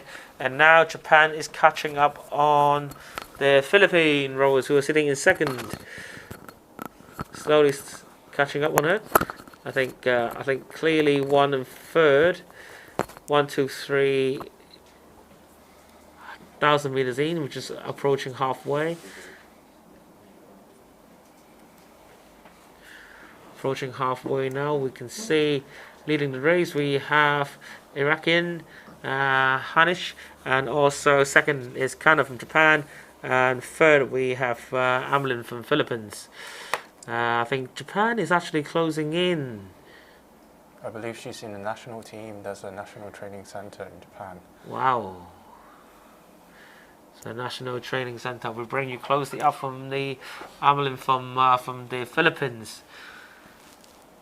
You can really feel the pain as you see that spring up the, you know, if we went to a closer up shot from the participants, you can really feel the pain. Yeah, you can actually see their facial expression changes after the 1,000 meter marks because the lactate kicks in.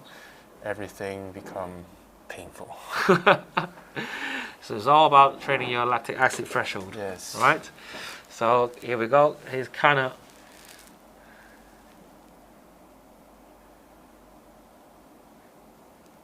Rowing very, very nicely. She is definitely closing in on the leader here that we have.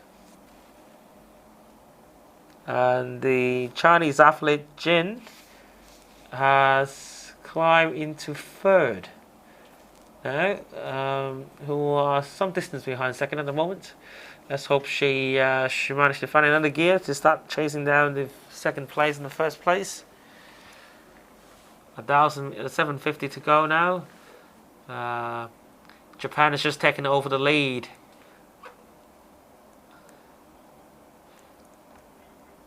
Who are pulling away from the rest of the field, I believe. She's getting stronger and stronger.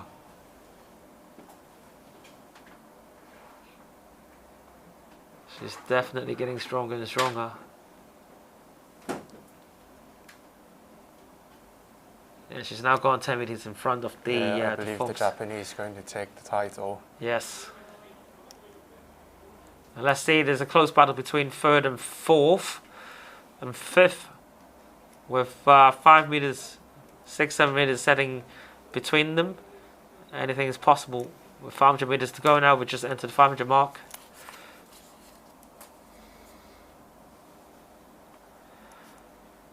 She's entered the 500 mark.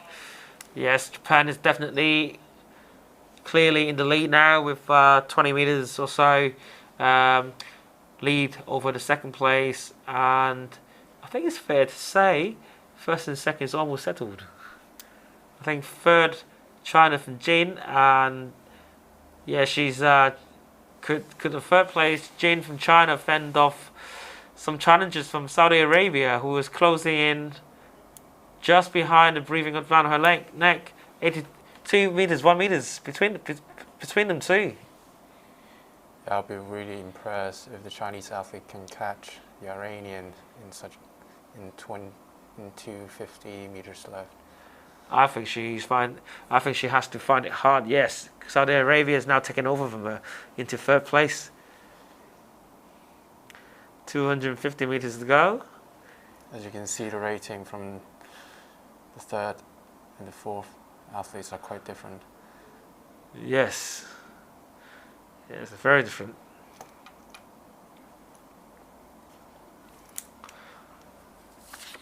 I think, we're just finishing now. Very strong finish from the Japanese. Yes, it's pulling away. I think 45, 50 meters.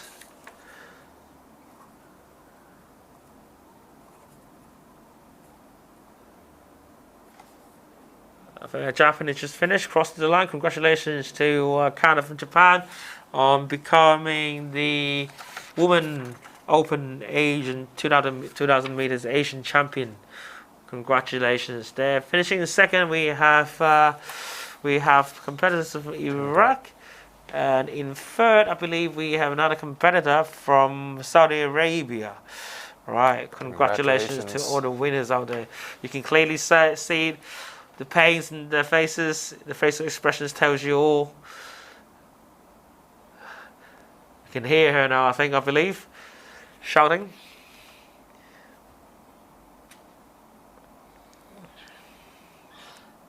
Yeah, Michael, this is the pain after the 2K. This is what a very hard workout sounded like to me. So let alone finishing first, becoming an open female champion in Asia as well. So congratulations to Japan. We are just waiting for a couple of the boats to finish up as well before we moved on to the next race. I think Kana is still recovering, doing her cool down. Yeah, she's gonna be ready in a minute. Yeah, I think she does look happy though. She is smiling. She's covering her face. Yes, she does look happy. Congratulations again.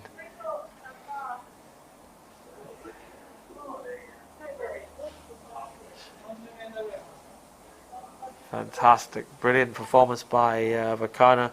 She has paced herself really well, I believe, in this race. Definitely. And really build up the lead towards the end. As I said, pace yourself and sprint at the end. She looks happy. She definitely looks happy. So again, congratulations to our woman open champion in the 2000 meters, Kana from Japan, finishing first. Many congratulations. A really dominant performance by her as well. So I think we're not even halfway yet from the races. I think we're a couple of races between halfway. What has caught your attention so far, Nate? I mean, for me, the most exciting races will be the lightweight men's and the under 23 men's tight races. As you can see how tough the athletes were. They're fighting all until the finish line. So at indoor rowing, you can really see the spirit from the athlete, which I like the sport of rowing the most. So yeah, I'm looking forward to other races in the afternoon. Yeah. And great performance ahead. Brilliant. So I think like you said, some of the performance has been phenomenal. I think it also shows you, how athletes deal with different situations. So, for example, if they were pushing very fast in the lead, and how they sometimes struggle to maintain the speed towards the end. And you also look at how certain athletes are pacing themselves up better than some of the other ones, where they're catching up really strong right towards the end, overtaking, winning it right at the last dying seconds. I think that's really interesting to see, and I also think the field have been very competitive in certain categories that we had. We've seen, I think, 2 or 3 0.1 second finishes, the photo finishes towards the end, right?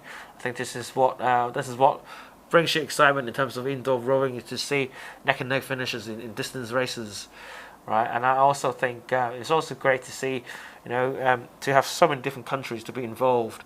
In terms of both men and women, even in the junior categories. So we had 27 before. I think in the under 23s, women's 27 participants just before, right? Yeah. I think this is such a great sign for rowing, for Asia rowing actually, to see how strong the field could be. You know, how the sport could be developed around the region. And the other interesting thing about this race is there's no qualifier. You don't know the performance of your opponents. You just have to go for it. Just go for it. Yeah, that's a very exciting part of the race. Right. Yeah. I think it's again, like you said. I think I think it's just brilliant to see how different results are. Okay, we just got to confirm the results that we have over the races that we just done. Under 23 men's, we have 2,000 meters. We have gold for Wong Ho Yin from Hong Kong, I believe, and second we have Chris. Finishing time was 6 minutes 25.9, and also Wong finishing in bronze in third. Congratulations in the open men 2,000 meters. We have Omar who won gold, and also in silver we have Prem, and also Hong Kong athlete Lam Shangto finishing third, taking bronze with a time of 6:24.9. And we have the under 23 lightweight men. Well, I think this is where we had a neck and neck finish. Yeah. Right. Congratulations to Lee for gold, Jaden Head for silver, and Kristen and bronze. Congratulations to all the winners out there today. A fantastic sight to see. Right. Phenomenal performance by all the competitors. Yes, you can see again. I think some of the races just mentioned it was a neck and neck finish just before in the lightweight men's that we had. Okay, and as we approaching halfway, I think the open movement just finished. We have to look at the next race that we might have in store for you, which is the juniors again. It's the juniors women under 13 race, 1,000 meters. So this again, 1,000 meters, sprints, half marathon. I mean, for the girls at the age of 13, 1,000 meters is challenging enough for them to finish. So impressive. Let's see how they do. Right, this is great. I think we have another 20 competitors in terms of the lineup. So this is a very, very. I'm not sure is competitive would be the word, but I think this is another great side to see where a lot of the participants are taking part into the competitions. Indeed. I believe we have athletes, quite a dominant field from China. I think there's 7 or 8 or even 12, 13 of them from China. And we then have 1 or 2 from Hong Kong. In boat number 7, Lauren from Hong Kong, and also number 10 from Bahrain. We also have a Japanese crew in boat number 14. And then we also have another crew from Hong Kong in boat 19, and Nan Chuk Yin, and we also have a crew from Pakistan, Harim, in boat number 20. I think the athletes are just getting ready, the girls. So good luck to them, and we wish them the very best in the race. I think you could just looking close up now. We've got Lauren. Yeah, nice sign there, Lauren. It says "Go Lauren" on the wall. Hi. Some dedication that is, doesn't it?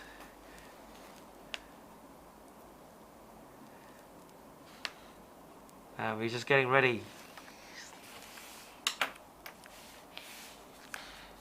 Here we go, the race. Here we go. There's a start.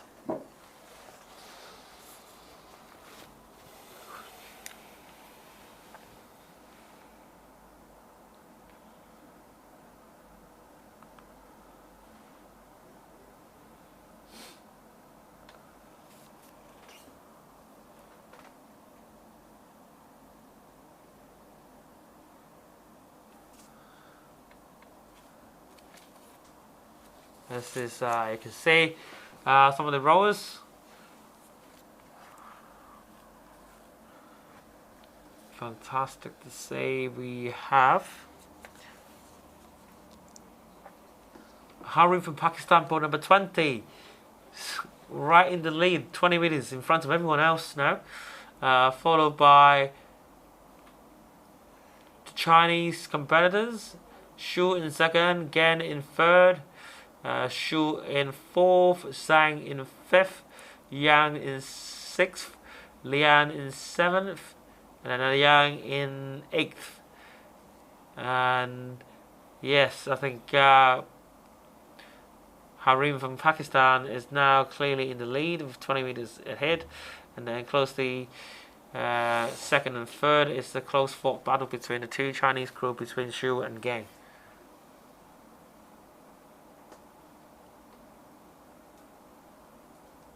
I think again we see sports hall, we see classrooms, we see streets. I believe on the bottom right this time. Yeah, as we're rolling through these videos, yeah, for those who are turning in for the first time, what you're seeing in this wonderful array of videos from various countries across Asia, from beautiful balcony to athletes sitting outside, like people are able to race whenever they are. This is brilliant to see. I think, the leader, Harim from Pakistan, is still very much out leading on her own, just halfway, approached halfway. Again, second and third are closely fought between the two Chinese rowers, Shu and Gang. So just the 2-3 meters between the two. Let's hope for a strong finish.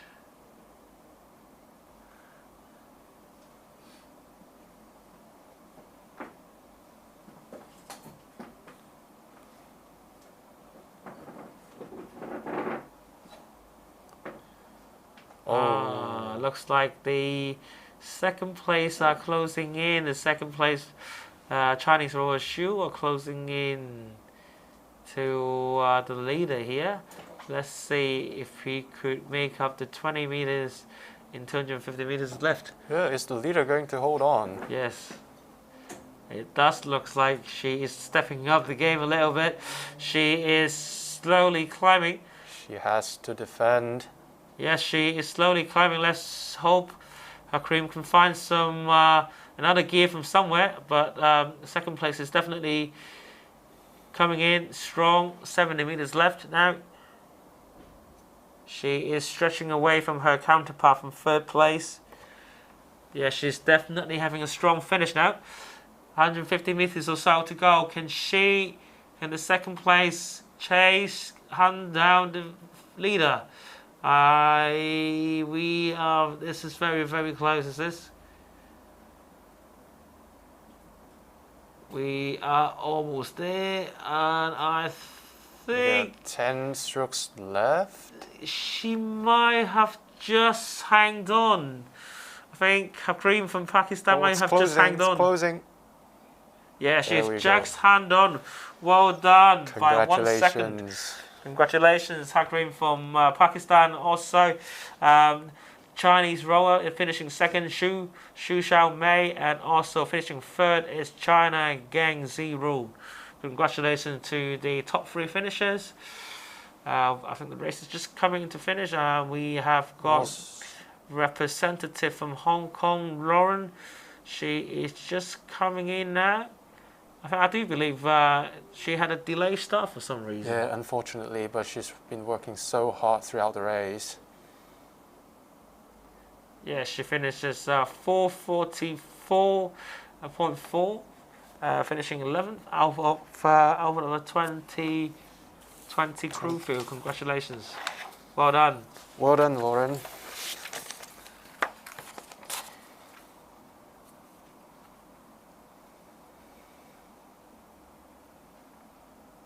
Brilliant. We're just waiting for everyone to finish now. Yeah, this give is them a a cheer. strong field, I think.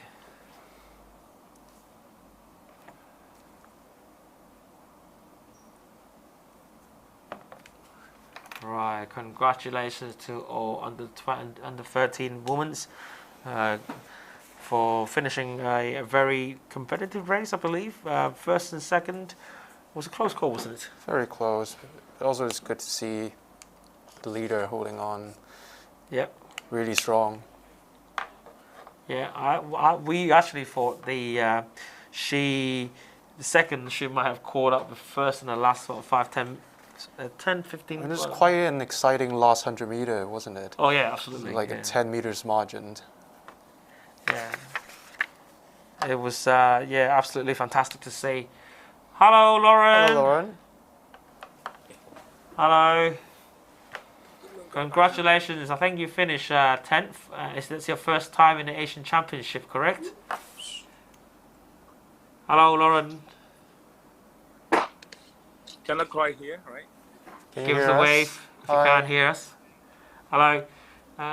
So how did you feel about completing in the race, finishing 11th the first time in the Asian Championship? A little bit tired. A little bit tired? Yeah, a little bit. Just a little bit, not enough. Excuse me? Yeah, I'm just saying you're just feeling a little bit tired. I thought, after a competition that you should be feeling a lot more tired, sweating already, right? Exhausted should be the Exhausted. word. What happened from the start? Because we noticed that you had a slow start. Is that delayed or something? I think the screen was broken, so I ended up saying it started, but 2 minutes later. So how did you feel about your performance then today? How did you feel about completing in the Asian Championship?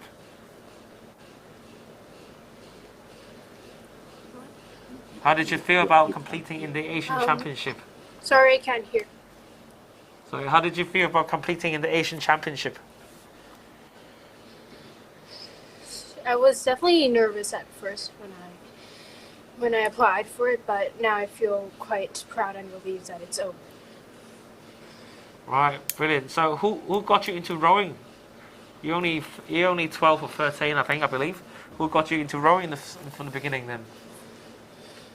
Well, my dad started rowing in high school, and he encouraged me to start rowing. So, did you enjoy the race then? Yeah.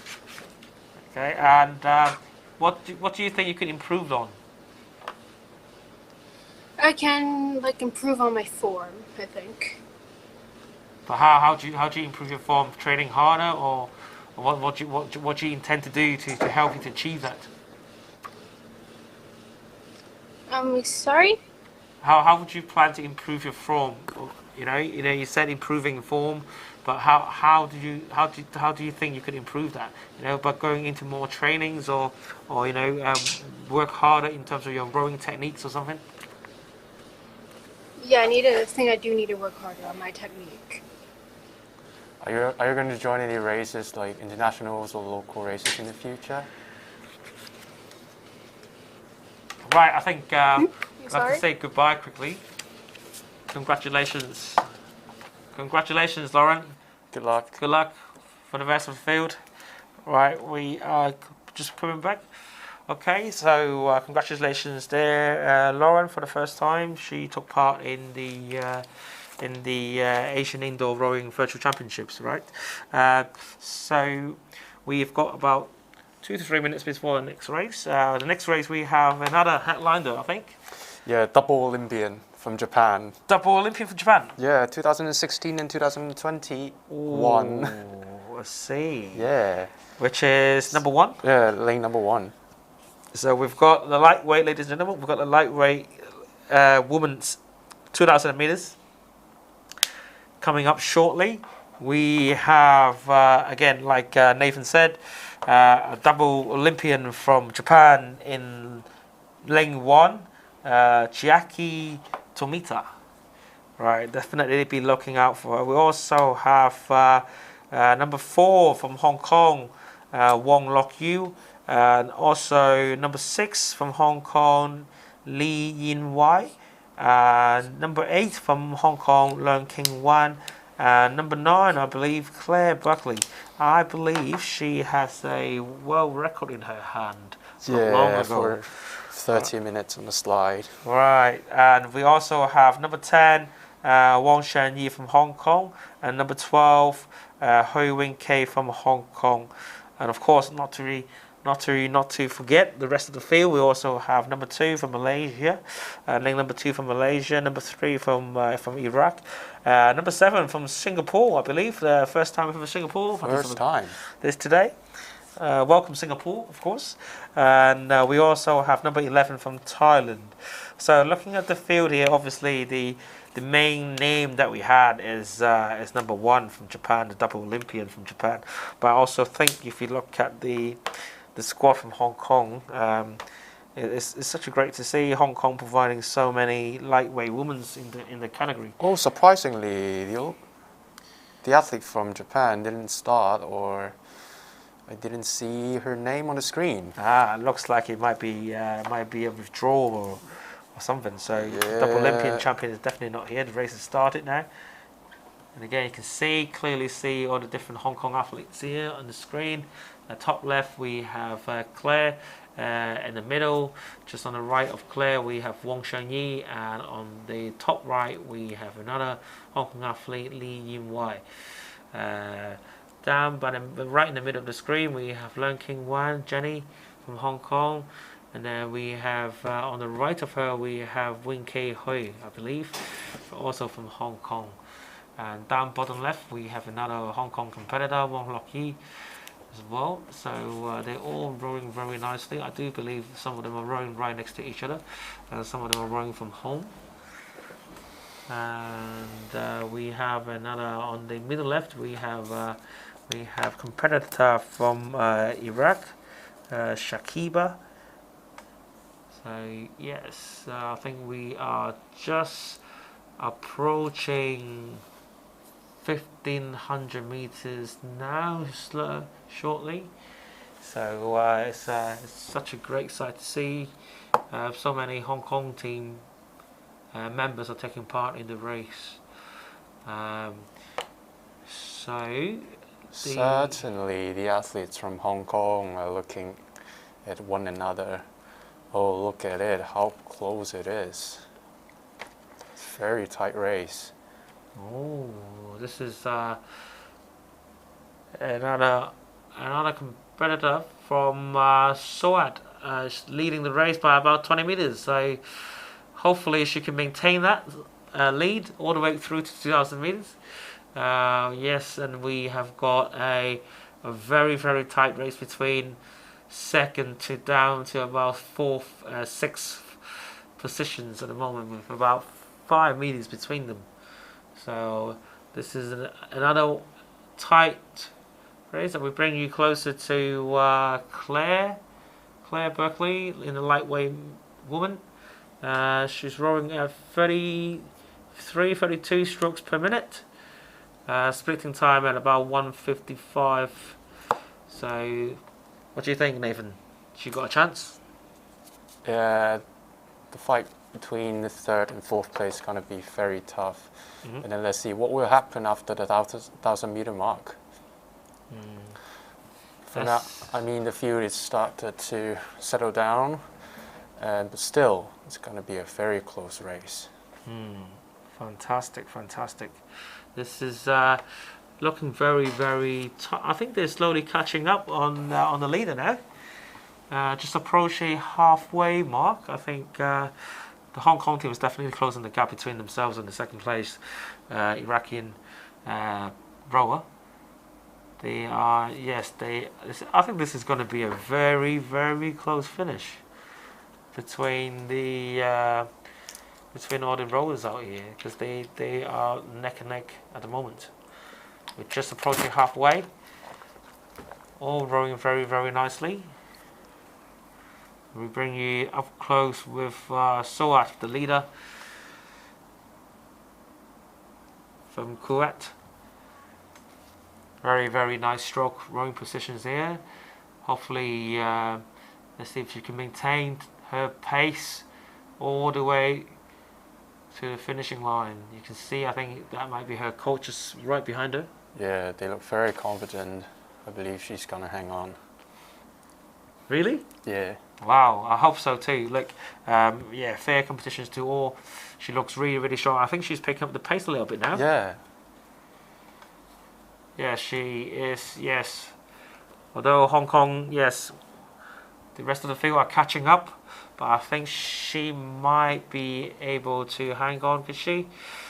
Oh, Wang Shenyi from Hong Kong is picking up the She's paces. charging, yeah. She is charging, yes, very, very strongly.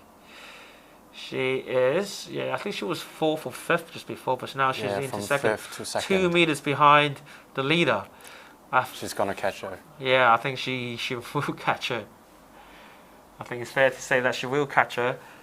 Is he gonna be the next Asian champion from a Hong Kong team? Yes, that's it. Are we getting another Hong Kong champion, Asian champion from the team Hong Kong? I think yes. Zhang Yu just into the lead now. Congratulations, and I think second place. Yes, she's picking. You can clearly see her picking up the space, the paces. Really, really strong. Yeah. Look at the leg drive and the lean back, very strong. We also have, I think Sosad from Kuwait is actually, she can actually keep up. She hasn't lost that much pace just yet. Of course, we're now into the last 500. I think this is where we see the real differences, how the different athletes keeping up, keeping their pace up, and how the guys in the 3rd and 4th, the competitive rowers in 3rd and 4th, whether they could really catch up and make 4 medal places. There's another potential podium for lane number 8. Learn from Hong Kong. Oh, she's definitely the place. She's now climbing to second place now. It looks like could be another Hong Kong 1-2 here. Yeah, very impressive sprint.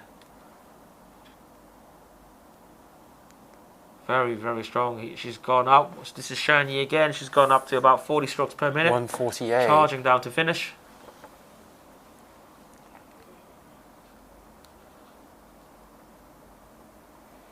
Yes, I think Hong Kong. It's fair to say Hong Kong will probably take a 1-2 finish here. Is whether to see whether is Claire gonna catch them. Is Claire gonna catch 3rd?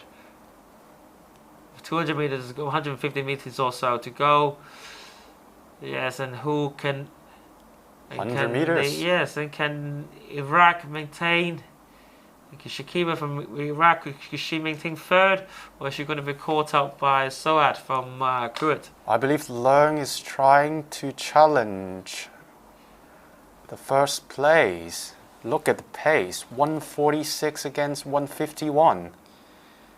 Yeah, wow, this is a strong close. finish. Wow, I think congratulations, Shen Yi and Leung Kang-wan from Hong Kong. Want to finish again for Team Hong Kong. Well done. Finishing 3rd, I think we have Soad from Kuwait. I think she finished 3rd. Yeah, she looks absolutely tired and really worked out really hard from the race just now. I think we're just finishing up now from the last 2 boats are coming in, 2 rowers. I think 727.2, 729.9 for Hong Kong. 727.2 for Wang Shenyi. Well done. Congratulations. She looks absolutely tired. Massive, massive. She had been a really, really tough workout. You can clearly see her. You can clearly see her how difficult she is. I think is she ready for this? Yeah, let's hope so. We're gonna bring you the audience into Wang Shenyi for a quick interview. Hello, Shenyi. Hello. Okay, I think we're just sorting out some technical issues again with Shenyi. I think we. Can you hear us? Hello. She can just hear us in a minute. Congratulations. Hello, Shenyi.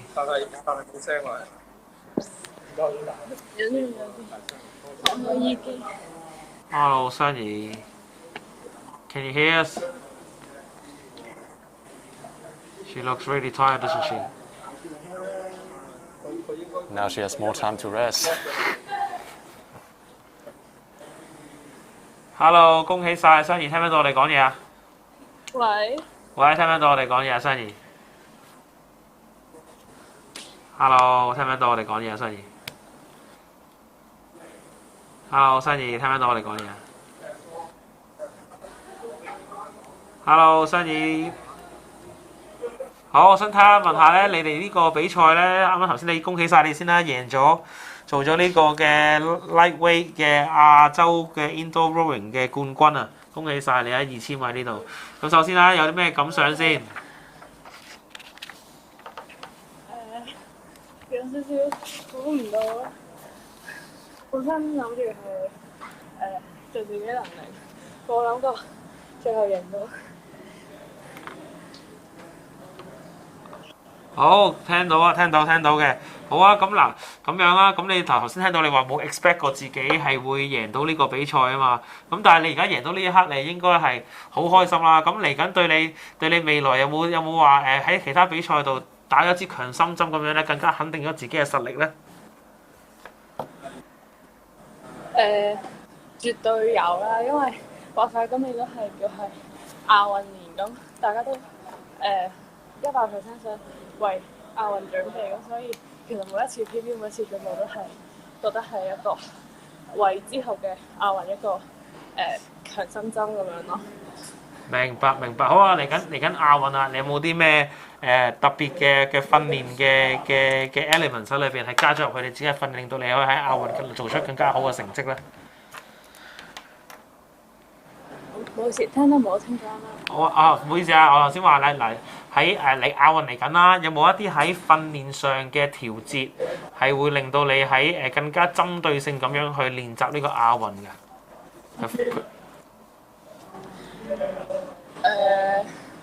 呢個我覺得，因為我哋最近就轉咗新嘅總教練啦，咁會比起之前可能話我哋會着重更加多嘅體能方面嘅嘢咯。好啦，咁啊，多謝你先啦，咁啊恭喜晒啦，咁我哋下次再傾過，咁恭喜晒你先成為呢個嘅lightweight冠軍，拜拜。Hello, so welcome back. We just great to see Hong Kong finishing a 1-2 finish just now. Wonderful. Great interview with Shang Yi Wong there. Now we've got race number 14. We have the woman under 16 2,000 meters race. Again, I suspect that it will be all about the pacing. Right, and the Hong Kong, we've got lane number 2, we have a competitor from Hong Kong, and also lane number 15, we've got another rower from Hong Kong, Kathy Chow. Lane number 2, we have Sham Xu Ying from Hong Kong. Also, there's a big crowd from China. From Again. lane 1, lane 3, lane 5, lane 6, lane 9, lane 12, lane 13, and lane 14. Yeah, again, we've got a very, very strong Chinese lined up field here, and I do expect them to be asking questions at the front 2 or front run 2 positions. And we also have competitor from India and also Pakistan and Kuwait. I do think some of these rowers out there are providing a very strong competition for some of the places they have.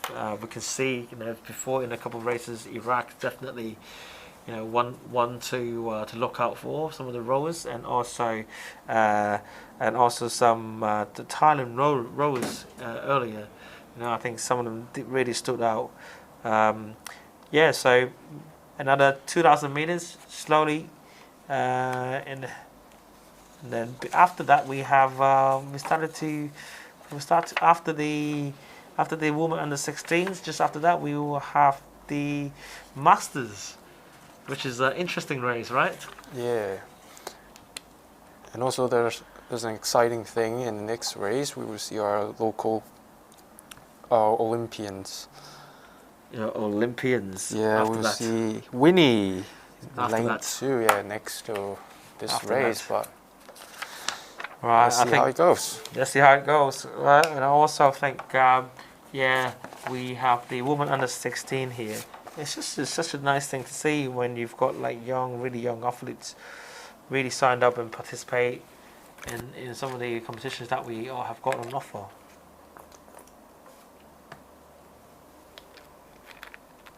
I think the race is just about to begin. Just bear with us. There we go. I think we are slowly getting there now.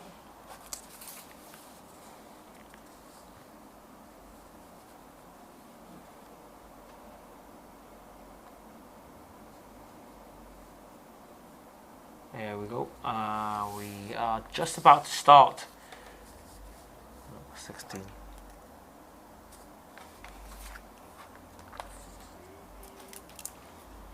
There we go. I think the race is just about to start. Under 16 women's 2,000 meters event. Okay, now just a quick start, a smooth, clean start, I believe.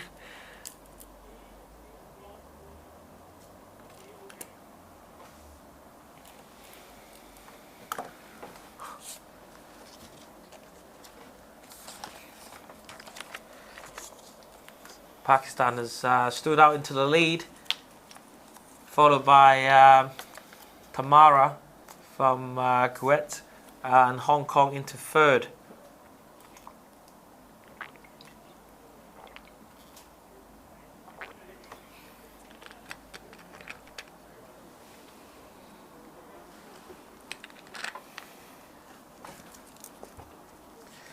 This is also a woman 50 event. I can see it's such amazing to see, you know. It's a very rare opportunity Yes. to see the race between the youngsters and the more experienced group. Such a great sight to see. You know, it doesn't matter. You know, age is just a number. It just shows, doesn't it? You know, It's nothing. Nothing. You can always do anything you want. You know, at certain ages, as long as you've got a dedication for it, right? So going back to the women under 16s, we have Pakistan into the lead. Iman from Pakistan right into the lead at the moment. Quite a clear proportional lead actually to 2020. She's got 20 meters ahead of second place Hong Kong and third place Kuwait Tamaka. Let's just hope she could keep the pace up again, like we said. We're just coming into the 1500 mark now. 3/4 of the race to go. And there's a strong battle between third and fourth, as I can see, and even fifth between Tamara from Kuwait and from Chow from Hong Kong, and also rowers from India. Okay, now they have taken over, coming in Hong Kong, coming into third, and the Indian rower is now in fourth. Tamaka dropping into fifth. I think Iman from the race leader is slowly building a gap over her second place competitor from Hong Kong, Sham. It's quite to believe that is a healthy lead to have. Yeah, it's extraordinary to see athletes from Hong Kong leading in the race, especially at a podium position. Yeah, absolutely. I think it is crucial that you know, as we're approaching to the 1,000 meter mark, Yeah. you know, as we said again, you know, pacing yourself. I think having about 30 meters of breathing space, let's call it, you actually really do help you, doesn't it? Or does it actually work the other way around? It does help. And then second and third are getting closer, and third to fourth are just about the same distance. I think our Indian athletes are picking up the pace a little bit. Yeah, and it's going to be a very tight race Yes. between second, third, and fourth place. Absolutely. She is definitely pushing up the pace. I mean, the Indian is pushing very hard to catch the second place. I think it's Madam Thea from India. She has now in 4th. She's dropped back down to 4th for some reason. Might have been some issues there. So now it's just slowly dropping back.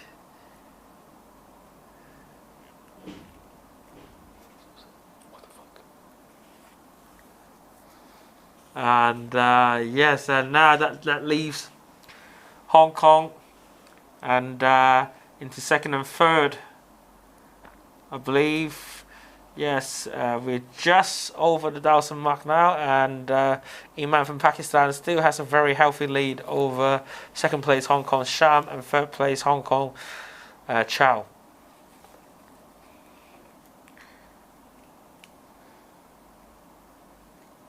As we can see there, slowly the top 3 are pulling away from the rest of the field, and yeah, this is another. We go back to the woman 50 category. We have Liu Ling from China. She is actually doing quite well despite her age, keeping up with all the under 16 women. Even nice and steady. Look faster at her than on the right bottom. Yeah, she's doing a brilliant job. Yeah, you can see her technique's actually quite good. Yeah, the form is solid. Yeah. Sham from Hong Kong. It's going to be a fight between the 2nd and the 3rd place. Yes. Focus on the top left and the top left middle. The 2 Hong Kong rowers, I think they're going to be very, very tight in terms of finishing the last sort of 500 meters that we are approaching now. I think they're going to be neck and neck with each other. Oh, and actually, Indian is back. Oh, yes. It looks like there might be a short termination or connection or something. Maybe just a technical issues that they had. So, yes, nice to see India coming back. The rowers from India coming back into 2nd place now. I think she might be able to catch 1st place. 500 meters to go if she really picked up the pace. Depends on how hard she wants to go. 20 meters. Yeah. Now, let's see if she could pick up the pace and really, really hunt down the leader.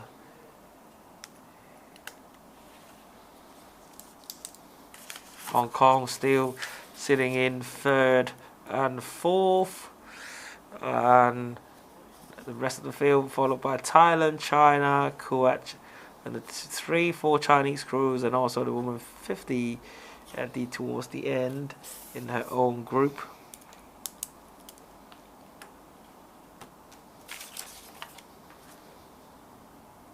And we are approaching the last 250 meters. Can the boat number 4 catch the leader number 7? Hardly, Michael. I don't think so at the moment. Yeah, I think number 7 is clear to win. I think the first 3 places are very much settled in terms of how the packs are looking. But clearly, Iman from Pakistan paced himself really, really well. Really well, really well. Kept a consistent speed all the way. Very controlled performance, I would say, from Iman.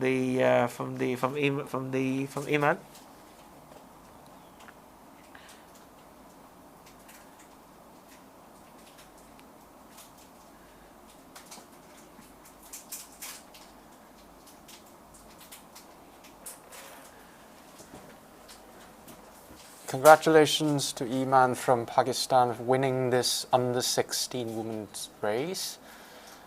And also our representative of Hong Kong, Chow, finishing 3rd in this race.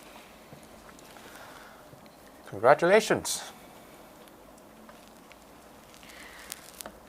You can clearly look at the faces, you know, really, really tired. Really, really see. I think congratulations to all of them. Some of the performance out there, a very controlled performance, like we said before, from Iman from Pakistan to win the race. And now we are bringing you race number 15, the women's under 23s and the lightweight men, about 30 2,000 meters lightweight. They're all in the same categories. We run the races in the same categories. So the woman under 23, we have two competitors from Hong Kong. First one in boat number 1, we have Ma Hiu Ying, and the second one we have a recent Olympian, Winnie Hong, who just came back from the Olympics in Tokyo so long ago. We also have boat number 3, India Pujai. We also have Philippine Kristen in boat number 4, and in number 5 we also have another Indian rower. We have Navaya. So, and in the light men 30, we have number 7, China Chang Yi. We have a representative from Hong Kong, Lai Chak Yu.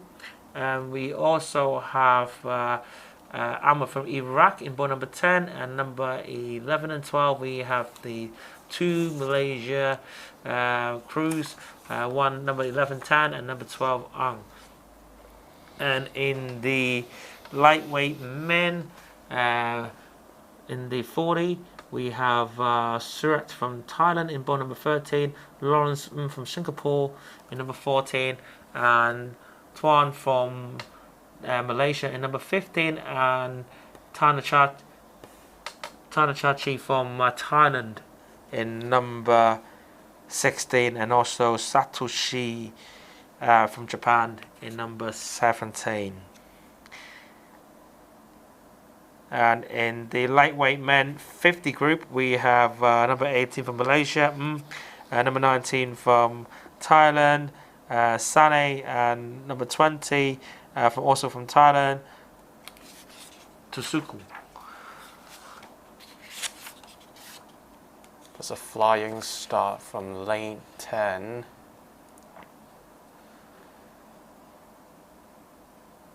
This is a 2,000 meter race. It's not a sprint again, isn't it? Again, but also you want a decent start. I think it'll be interesting to see in the different lightweight categories and different age groups how different groups respond to the rowing. I think a lot of the times what we say it comes with experience, doesn't it? So it'll be interesting to see how they pace themselves through the race. I think you can see number 1 right in the middle of the screen. Very, very strong competitor. I think there's an Iraqi flag, I believe. Amma from Iraq. Yeah, all the competitors are very proud to represent their countries. As you can see, there's a Malaysian flag and an Iraq flag. Yes, absolutely. I think if you can hear us, give us a wave on the flag as well. Yeah, sure. Okay?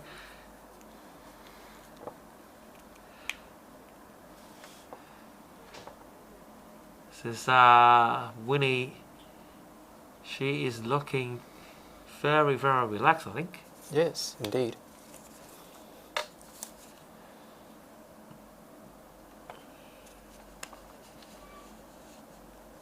Yes, and this is a tight race between in the lightweight men 30 group. In the masters, actually, the masters 32. Yeah, this is interesting.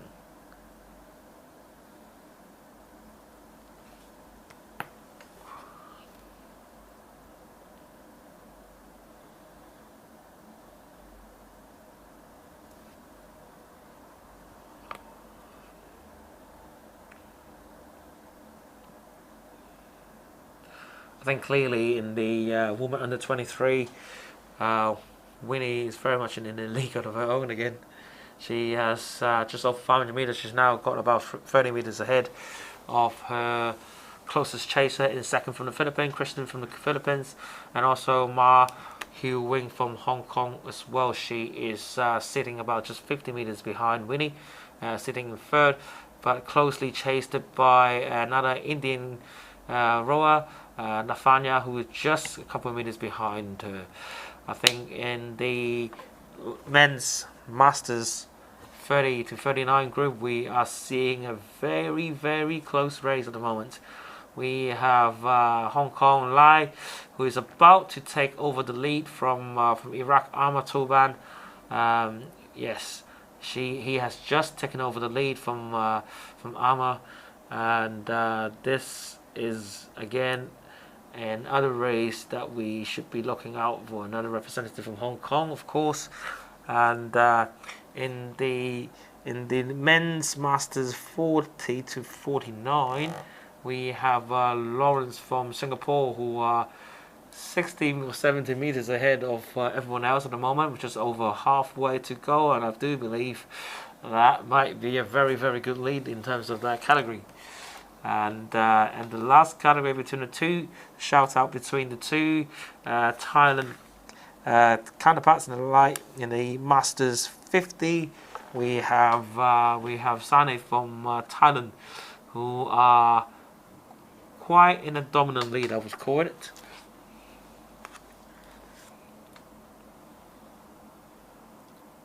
Winnie is having a very comfortable lead. I think it'll be interesting to see whether she could push herself to get a PB. Yes.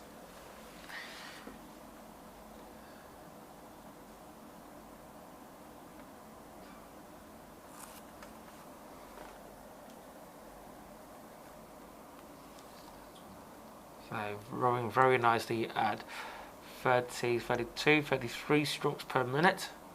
A split time of split time of 153 or 152 or so. Yeah, she's now gone 750 meters, 750 meters left in the race. She's now got about 17 meters ahead of the next chaser, Philippine from Christian again. Now I think we are seeing leads being built. Quite a dominant lead, even if we look at the lightweight, the men's master 30-39, Hong Kong Lai Chuk-in would now 60 meters ahead of his closest chaser, Amma from Iraq, and we can also look at the men's masters 40 to 49 group, where we have Lawrence from Singapore, who are clearly in the lead now, over 100 meters, and again in the men's masters lightweight 50 to 54 category, Sane from Thailand is also have built up a 200 meter lead over the next counterpart. Interesting to see as we approach the last 500, and you can see a really strong push. I think it'll be interesting to see whether we Winnie again. Like we said, does she hit her PB or even some Asian records that we're looking at here? Can she actually achieve? I think she's stepping up the pace a little bit now. 35, 36 strokes per minute, 35. Yeah, I think she's doing more than holding her pace. Here comes the leader of the Masters 30-39 lightweight men. Yes. Representative from Hong Kong. Sprint finish. Sprint finish is a sprint finish, I think. 130 meters or so to go now. This is a very, very, yeah. Winnie has definitely got 100 meters on chasing now, and yeah, this is quite a dominant win for all the leaders in their respective categories. They have built up, and almost every one of them has built up a minimum of 100 meters ahead of the next chaser, and also. Well, I just see a shout from the background. Yes. Congratulations, Lai. Yes, Lai's just finished.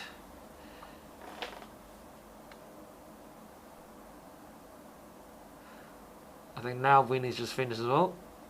720.6. Lai finished at 6.589. Congratulations to the two Hong Kong representatives in this group. What an absolutely fantastic sight to see. Another win for Hong Kong in the respective groups. Wow. It's proud to see our representatives stepping on the Kenny podium. there just giving a pat on Winnie's back, the new head coach for the Hong Kong Sports Institute for Rowing head coach. Kenny just on the background there. A wealth of experience managing the Canadian women's team and also the Chinese women's team who recently won gold at the Tokyo Olympics in their respective categories. We're just waiting for majority to finish. Now I think we will definitely bring you into Winnie for a quick chat. Hello Winnie， 你好，恭喜晒啊先，係啦，恭喜晒你先，係啦，咁你而家啱啱贏咗啊，對今次呢一個嘅 indoor 嘅比賽，你有啲乜嘢感想先？咁樣贏咗呢個比賽，恭喜晒！啊！緊要我相信 Winnie 咧都應該咧係喺對呢個嘅比賽都應該係好滿意啦。其實我哋大家都可能知道，因為其實嚟緊佢最重要係亞運啦，衝擊我哋嘅獎牌咧有機會。Hello Winnie， 聽唔聽到？恭喜晒！係啦，恭喜晒你！恭喜晒你啊！咁啊，啱啱贏咗呢個比賽啦，咁啊，你係覺得而家自己感覺係點樣咧？呢個會唔會係對你嚟講可能係？我聽到你講嘢，我哋聽到你講嘢嘅，係啦。你對你嚟講呢個感覺又點樣呢？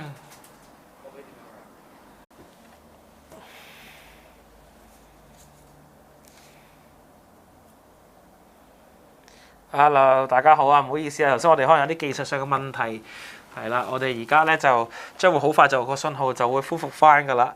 咁頭先大家可能都見到我哋嘅訪問係同阿 Winnie 做緊啦。 係啦，咁我哋可以再頭先咧，就陣間就聽到阿 Winnie 咧對佢自己嘅賽後感想，有冇一啲嘅賽後感覺啦？因為其實我哋今次都知道了解到啦，其實喺香港隊咧今次喺呢一個嘅比賽裏邊咧，其實都係用嚟做一個嘅訓練課，佢哋嗰個亞運嘅準備嘅。因為始終都好耐冇比賽啦，咁所以阿總教練我哋申請翻嚟嘅總教練咧，亦都想嘗試將呢個比賽咧更加令啲運動員咧係進入個狀態，係開始係備戰呢個我哋嚟緊嘅杭州亞運會嘅，喺今個暑假大約8月至9月嘅時間。 I think we're just speaking to Winnie just now. If you haven't caught her comments, I think we believe the race has been a lot of the Hong Kong team that have entered the race are actually prepared for the part of the preparation for the Asian Games that we have coming up in August. I think one of the key focus is to making sure, because of the lack of races that we had due to the COVID restrictions, that we put our athletes into racing conditions and making sure the conditions are there and not be dropped.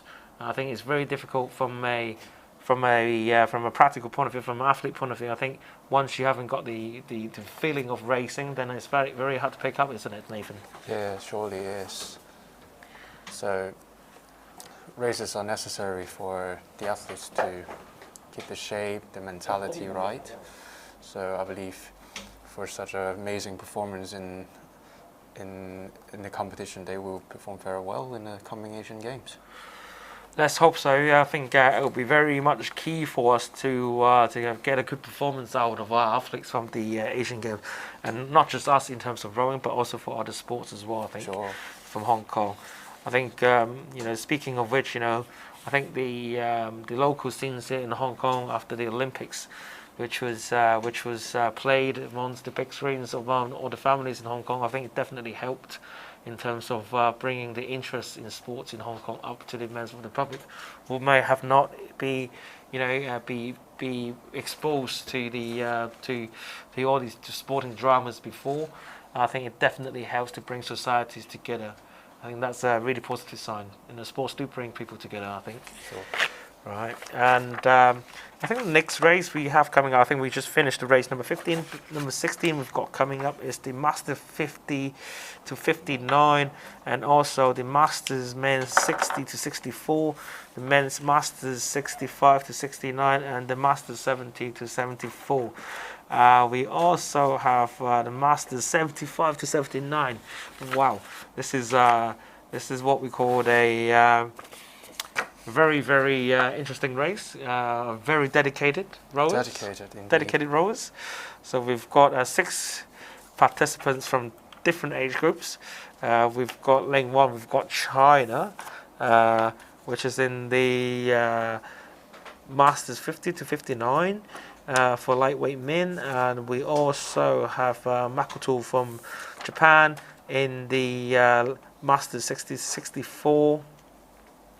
We then also have Thailand, Samurai in the Master 60 to 64 group, and we also have Thailand, Skumkit in the Masters 60 to 65, 69 group as well.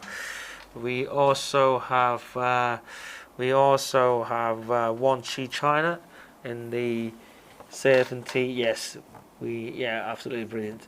So just to catch up with the race, I think we are about 1,000 meters into it right now. We have the Chinese Liu right in front, and we also have Japan, Astuyu from Japan in the Masters 75 to 70 lightweight men, who is in the lead, surprisingly. It's quite amazing for him for such great performance from. Yes. So age does not matter, doesn't it? Yeah, I can't believe it. I think this is a bit of a surprise. Let's hope he can manage it towards the end. He's still got about 600 meters or so to go.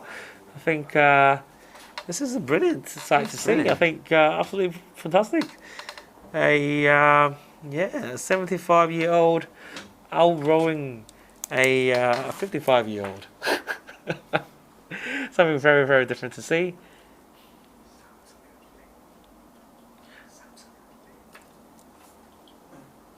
This is brilliant to see.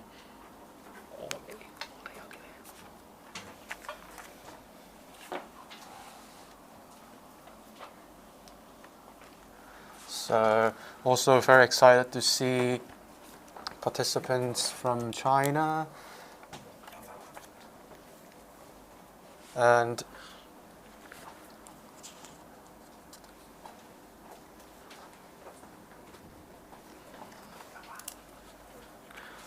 it's fantastic to see again. I think Japan, the rowers we got here from Asuji from Japan is still going very, very strong.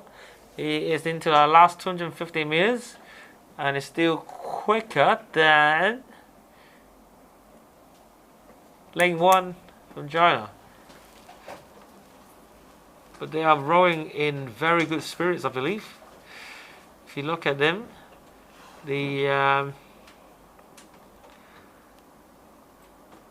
rowing very casually, I think, in terms of how I think they're really well trained for it. absolutely they're prepared for this competition, and very good to see Mr. Wang Xi from China taking part in this competition. And here comes the last 250 meters of the race. And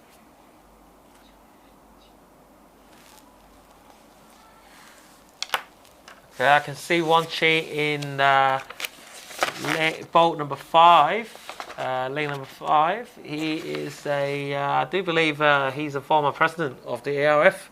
So it's nice to see he's come back and support us, rowing in terms of the events, and also for all his work over the years as well. So very great sight to see. it's very inspirational. Like a high five, you can see down from Liu on the bottom right corner. High five from his friend. Congratulations, all smiles all around, looking very happy. And we're just coming into the last 100 to 200 meters for the rest of our competitors on the field. We've got Japan, Makoto just approaching the finish now, and also we've got Wan Chi from the former ARF president, coming into the last 100 meters, 150 meters or so. It's fantastic to see. I think they're very much looking into taking pictures, bringing into cameras, looking at pictures themselves, which is great. Feel free to share, and also remember to tag us on Instagram. We have the Hong Kong China Rowing Association has the Instagram account, which is the hashtag Hong Kong Rowing, hashtag HK Rowing, and also on Facebook. Follow us for the latest information that you want from the rowing scenes in Hong Kong. I think they're getting ready on the phones, maybe perhaps some interviews. Okay, this is brilliant. And we carry on. I think we're just approaching finish now. Yes, we're just approaching finished. I think all of them just finished. Congratulations, they're all very, very happy. Look at their faces. I think it says it all. It's not just about elite performance. It's all about fulfilling, achieving what's maximum for yourself, I guess. So it's very good to see these experienced rowers taking part in these international competitions. Truly an inspiration. I think the platform like this provides age groupers. So for like the masters in other sports, sometimes you call them age groupers, providing another platform for them to shine. I think a lot of the focuses sometimes in sport focuses on elite performance, which rightly so, I believe, but it doesn't really offer opportunities for community rowers like themselves to be on stage, to be recognised, some of the hard work they've been given in. But let's move on to the next race now. Race number 17. We have two different categories here. We have the lightweight woman under 23 and the woman under 16 as well. So we are just looking at the field here. We've got around 22 competitors on board. Starting out, we've got obviously hometown heroes. Welcomes for number 3, Kan Yik Hay. We also have lane number 7, Tu Mei Yuk. Number 8, Leung Wing Yung. Number 9, Lee Wing Lam. And also in number 17, Tan Pak Lam. Wrecking up the rest of the field, we also have from athletes from Philippines, from Iraq again, from Malaysia, India, China, and also I think Pakistan, if I have not mentioned. Fantastic again to see so many different fields have lined up. I think this is fair to say we've got a good proportion of different countries in this field, maybe probably 4 or 5 from each country. And this lined up here, it'll be interesting to see how they shape up in terms of the race. We've got obviously the lightweight under 23s women's. We've got 8 rowers there, 8 rowers, and the rest of the field we've got about 13 rowers for the rest of the field for the women under 16. I think the race is about to start in about a couple of minutes time. So do look forward. This is a 2,000 meters event. I think it'll be fascinating or interesting for the audiences to see the time differences between a 16-year-old under 16 and under 23, and really see how the athletes are developed over the sort of the age differences, what difference it actually offers them. So you're probably looking at under 23s. You're looking at probably around maybe the 8-minute mark, I would imagine. Yeah. And then the under 16, then you'll be probably looking at how close can they close that gap, and how fast and at what age they can actually really close that gap. I think it comes down to also be a point of interest for sports science, looking at that from that perspective, and obviously development as well. Sure. So you can see the athletes are lined up now, looking fairly relaxed. Some of them looking slightly more tense than others, I would say. I think Do Hei Yuk right in the middle of the screen from Hong Kong, she looks focused. I believe she has got her headphones on. Is that the point where you be trying to be in your zone? If I'm doing a 2K test, I wouldn't be wearing any earphones, headphones, because I need to listen maybe to the coaches, whoever. Yeah, but some of the athletes prefer wearing the earphones because they try not to be disturbed by outside anything. Okay. Yeah. So just personal choices, Yeah, I guess. personal, definitely choices, personal right? thing. Yeah, it's not set. There's no stiff positions into it, isn't it? Yeah. Okay. I think we're almost getting ready. Yes, we can see. Yeah, you can clearly see you can roll from anywhere. You know, if you see bottom left, bottom right screen, and you know there's a boathouse in India somewhere on the right in the middle.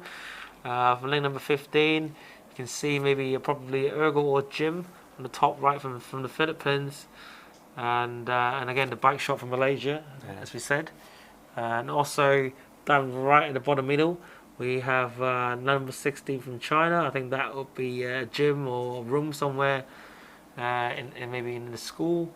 Yeah, it's just to say it just goes to show us. I think it's rowing is so much more geographically friendly than a lot of people might think. I think we see a lot of ergos sitting in the gyms as a warm up, but if you get yourself onto ergo, it could be a proper cardio training, just as much as running, to be honest, or even swimming, and it actually takes less pressure off your joints compared to running. Yeah, it's very, very good. Yeah, so this is definitely something I would recommend personally for maybe people who have suffered injuries in their knees. It does sort of take some stress and pressures off compared to when you go running. It's a very good sport for those who have some knee problems. A sport.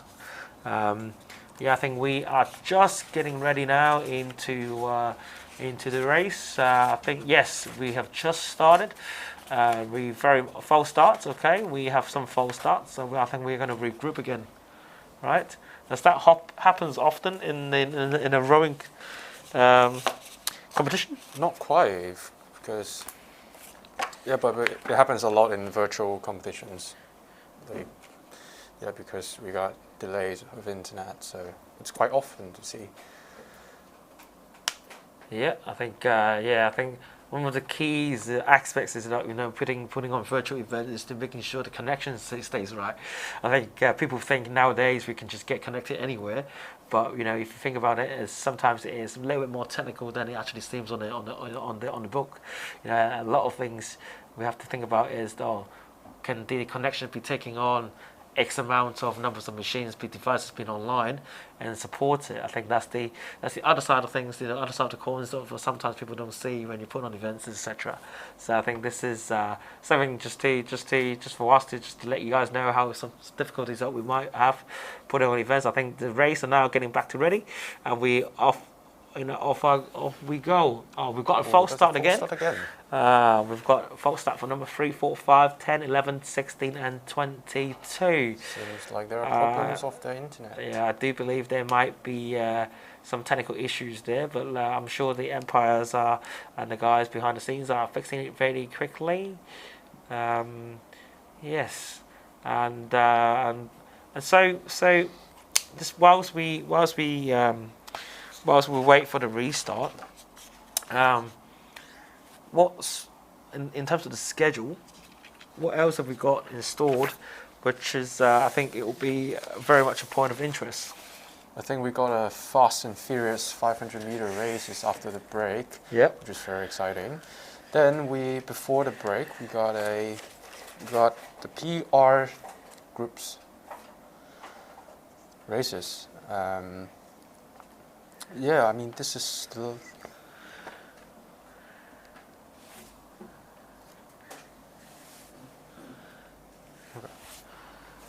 Okay. All right, this is fantastic to see. Obviously, okay. Let's take a recap on the race results for the under 30 men 1,000 meters. We have Hassan Akli Kafaji from the different regions of Asia, taking gold for 3 minute 38.1, and also Yinfei Shuang from China, I believe, finishing 350, and bronze with Alex Wu from Hong Kong. And up next we have an under 16 men 2,000 meters, gold for Hong Kong, Julian Nicholas Sima, silver for Quan Tin Xiao. And also in third we have Omar finishing 17.2, 7.23.6 seconds. Congratulations to all the winners out there. And we also have the lightweight men, which is a confirmed Asian record for Chang Chi-Fong from Hong Kong. So massive congratulations to Chang Chi-Fong. Another record to his belt. Finishing silver, we have Mohammed finishing at 6:26, and Chiu Hin-chun third from Hong Kong. Congratulations to all rowers. And now we moved on back to the race. Again, I think we are just slowly, they're still fixing the false start at the moment. So, yeah, just looking at the results before, Chan Chi-Fong, and just confirmed, the latest news that we have is an Asian record for him. And another accolade to his long achievement in indoor rowing. So, well, how do you feel about being one of his former teammates? I'm proud. You're very proud? Super proud, and he's impressive. Yeah, in terms of performance, his mentality, his discipline, impressive. Yeah. So what? Let's take a look at the results again before we head into the next race. We've got under 19 women 2,000 meters. Taking goal, we have Duanat Slalom with a time of 7:26.6, and also Poon Ou from Hong Kong taking silver with a time of 7.27.3. Now we move on to the Women Open. We have Japan Kana taking gold with a time of 7.13.4. We have in the silver, we have Hanish finishing second with a time of 7.23.7, and Kariman for 7 minutes, taking bronze for 7 minutes 33.4. So congratulations to all the winners again. They surely did a fantastic job, and especially some of the races that we remembered. It was very good sight to see. So going back to Chi-Fong, and obviously another Asian record that we have. How obviously you said about his mentality and his work rate and his focus that he has on his work, and what is the most standout one for you, Nathan, that you recalled for working with him very closely? I refer him as a very humble person to me. Okay. As far as he treated everyone. So, I mean, that's the attitude. He keeps on improving on everything in his life, which I'm happy to witness all this records, world records, Asian records, and hope he's going to perform his best in the coming Asian Games. Of course, the other teammates from Hong Kong team. Right, fantastic. I think, all the different rowers, it's all about dedication, or how it was all about how you apply yourself into different situations, and be really, really focused into, and be really determined into what you want to do. I think that's one of the key components for athletes to succeed. Just bringing you back to the pictures, I think we can all see the same pictures at the moment. They're all gone back. Some of them may be a bit cold to put the towels back on just to stay warm. I think they've got really strong air conditioning at the Hong Kong Sports Institute in the gym, yes. Right? So yeah, I think it's just good to stay warm and keep the muscles at the right temperatures before we apply them again. And I think the rest of the field are also just there waiting for the race to restart. I think they, as much as they are waiting, I think they want to start the race just as much as we do. And sometimes athletes have to deal with situations like this. This is part of the race or any sorts of competitions. So I think at the top level, if you look across different sport, I think is false start a deliberate act of some crews, maybe just to put people off, just to put your competitor off? Is that a mind games that involves? Not really in rowing, because you got punished if you have a false start. If it's more than twice, you got disqualified. So could do it once though. Yeah. But still, it can be a mind game. Okay. But not very likely to be in rowing. Interesting. Yeah, I think if you look at other sports, I think there are a lot of when you talk about performance, elite performance, we always try to find that edge to put yourself into advantage when it comes to winning medals or not. Gold medals between the silver, it could be a slight difference of a start or even a finish, a dip of the head. It's all about these minor details. So I think sometimes we come across a lot of athletes. If you're looking back at the field of Olympics, they have that competitive edge about them. So sometimes they do try to bend the rules slightly a little bit, which is not recommended, by the way. But just to try to get a competitive edge in terms of getting the medal. I think that's the one side of importance of aspect of sports that we have to understand. Sure is. It's because so much is at stake, right? Right, I think we are slowly coming back.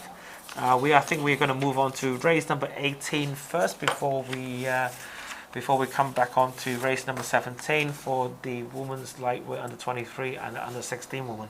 So in the race number 18 we have Masters 30 to 39 women, Masters 40 to 49 women, Masters 50 to 54 women, and Masters 55 to 59 women, and Masters 65 to 69 women. So the race just about to start. We have competitors from Saudi Arabia, Singapore, China, and Japan, Thailand, Kuwait, India as well. So this is the several groups here. We've got 3 different groups, I believe. Shouldn't this be a close race? I'm not sure. We're not quite sure where the Not until the Not 1,000-meter yeah, mark. Correct. Again, it's all about pacing yourself. We've said it many times today. Indeed. All right.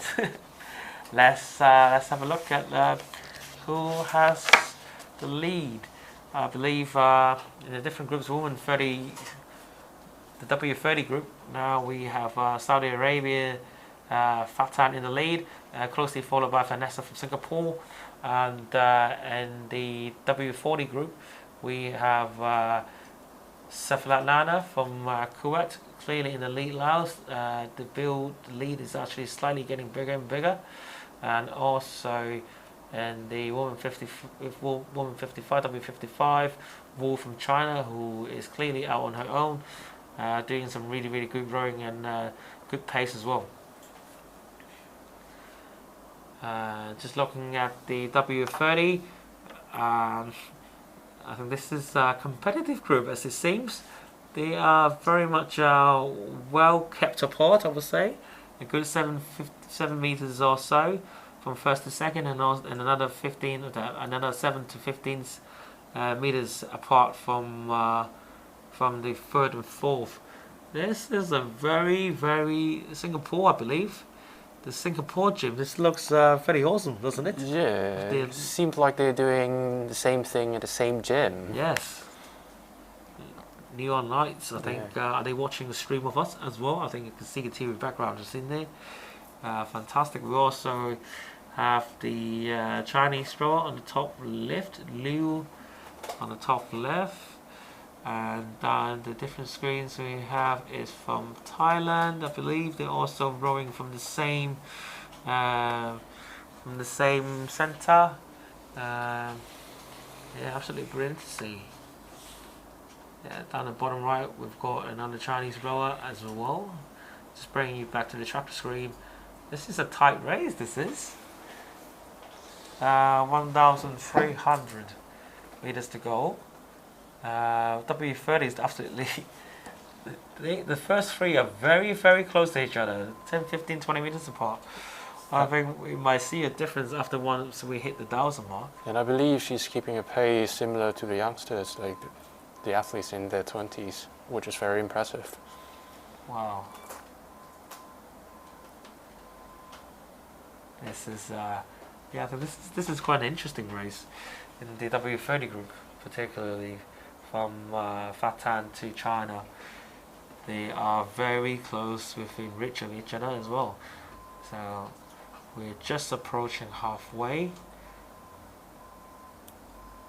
Very interesting races, and I think some of the races in the different W40 group, Rose from Kuwait is certainly out on the lead of her own, and then several meters, not 7 meters, 70 meters behind her is Japan in the W40 group, and another sort of 70 meters behind the Japanese rower Me is the Chinese rower Chi, and we'll bring you back closer to the W30 group now. I think Fatan from Saudi Arabia is being closed down by Chinese rower Li Wangyu. I think just the 10 meters apart between them.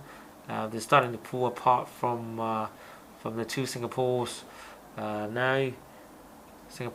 now, and I think they have built a significant gap between them to keep themselves at bay for the last sort of 700,000 meters finish.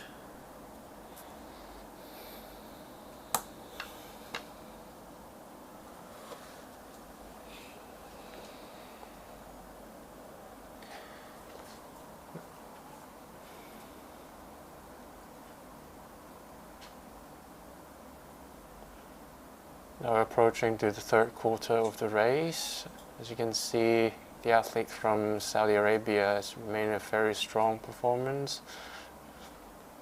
either on the pace and rating. But the athlete from China is trying to catch the leader.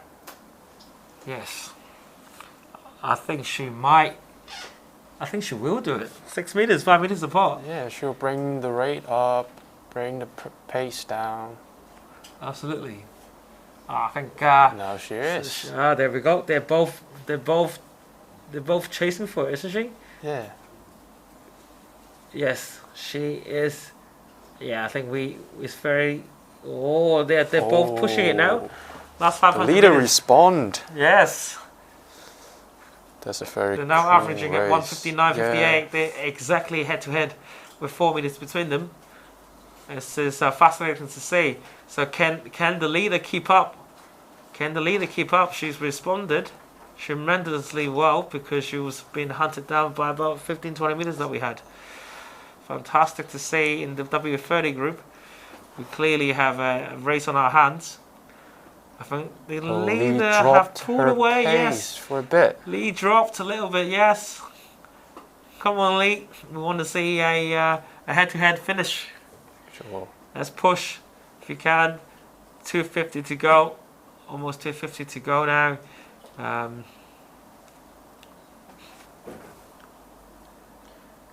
Yes, I think the leaders have clearly put on some pace, added some extra strokes in there, found an extra gear. She is definitely starting to peel off from the rest of the pack now. I think she's saving for the last 200 meters for the final sprint. Is she gonna do it? Yeah. I think she will. Unless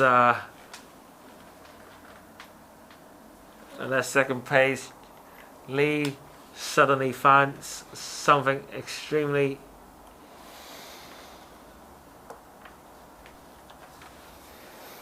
This is a very good sight to see. I think she could really push.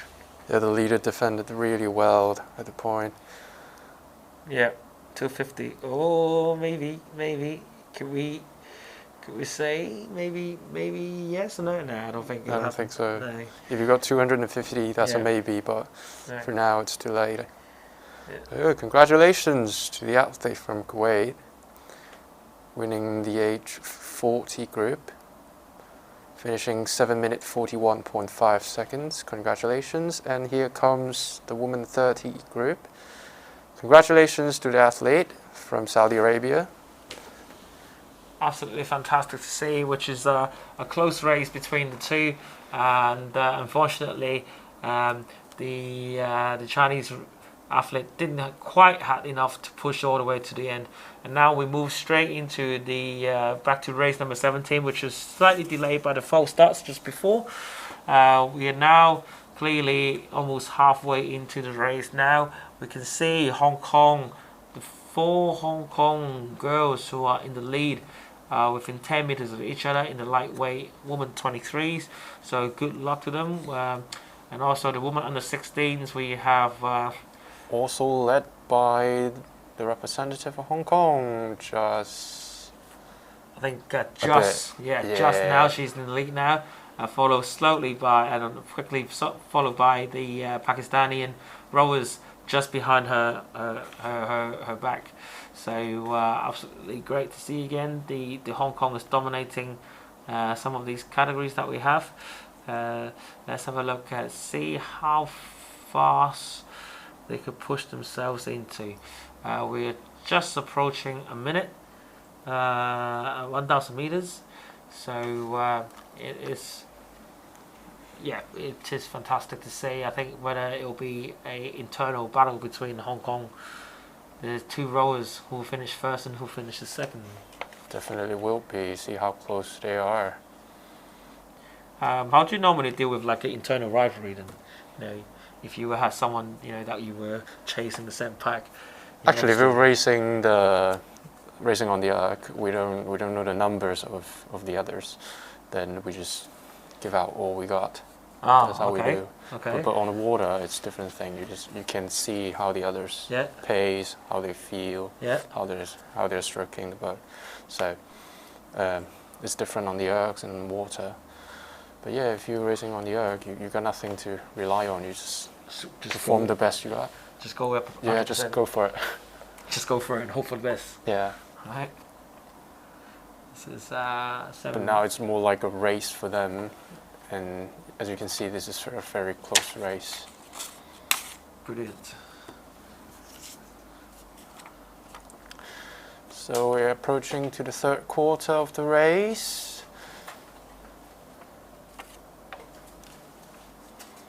Oh, there's a very tight race between the leader and the second place in the lightweight women under 23 age group.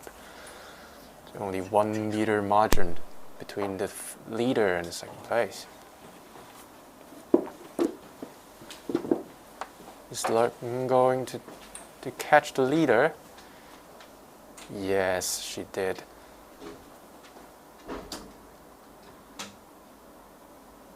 Also, there's a very tight competition in the under 16 women group. Similar situation to the under 23s.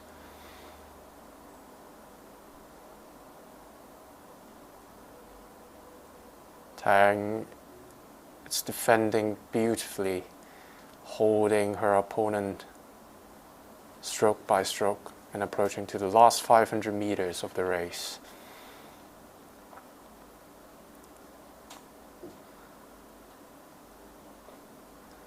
And now, in the lightweight women under 23s, Leung is leading a race at a pace of 150 at a rate 34. Now she's pushing, bring the rate up to 36, and her rifle is also bringing the rate and pace.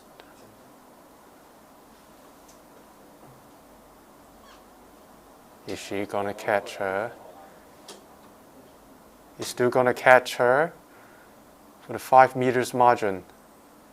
Is she gonna do it? Both of them are responding. I believe there's 100 meters left in the race. That will be a very tight one.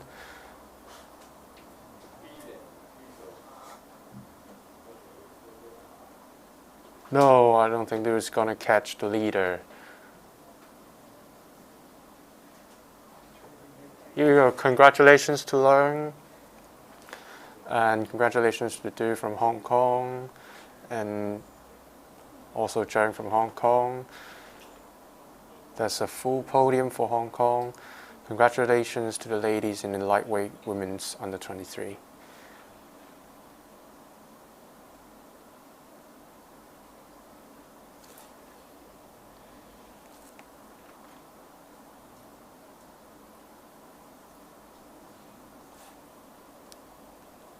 And for the women's under 16 group, there's still a competition, very tight competition between Tang and Sadia. from Pakistan. But it seems like Tang is going to take the win of the race. Congratulations, Tang, for winning the under 16 women categories. Also, congratulations to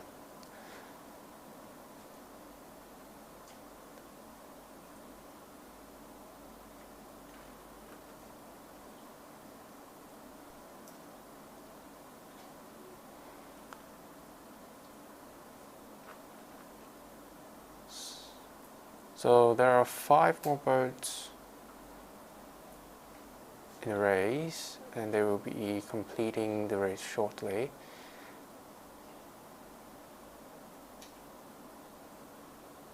Okay.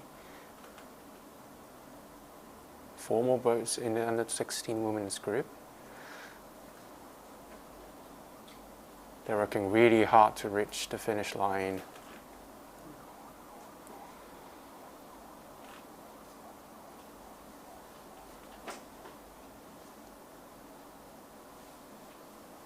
Oh, and there's a race at the back of the field between China and Pakistan. We only have like a 10 meters margin between lane 21 and lane 13. Who's going to take the lead?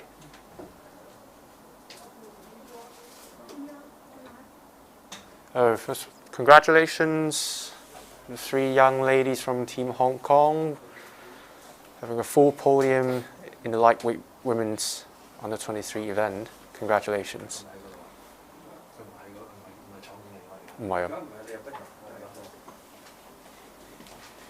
So now she's busy fueling up after the very tough 2K that she just had.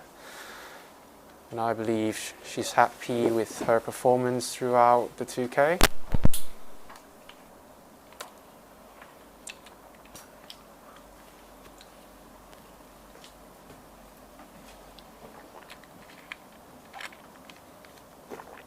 She seems happy to the result.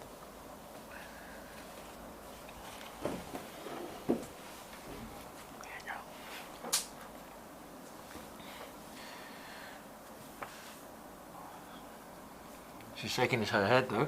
Yeah. Is she satisfied or not? I'm not sure. Let's see if we can ask her. Yeah.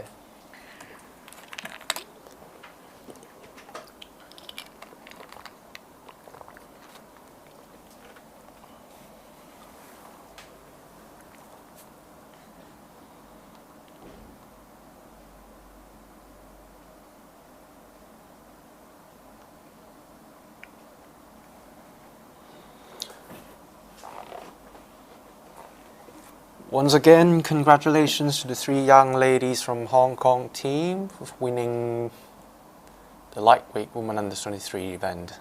Hello.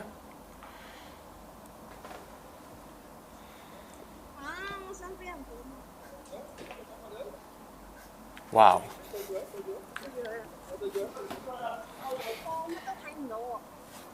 我哋聽到你講嘢啊。點啊？啱啱呢個比賽感覺成點啊？第2名，對你嚟講係咪一個滿意嘅成績？滿唔滿意自己今次喺呢個比賽嘅表現啊？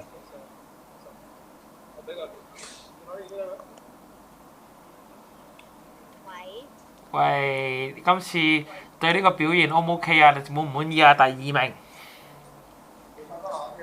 破咗我自己 PP 咯，但係我覺得可以再好啲咯。破咗自己 PP 可以再好啲，好啊！咁如果咁樣嘅話，咁你哋下次，咁你嚟緊會即係嗱呢個比賽，因為見到好多其實可能有啲時間冇比過賽啊。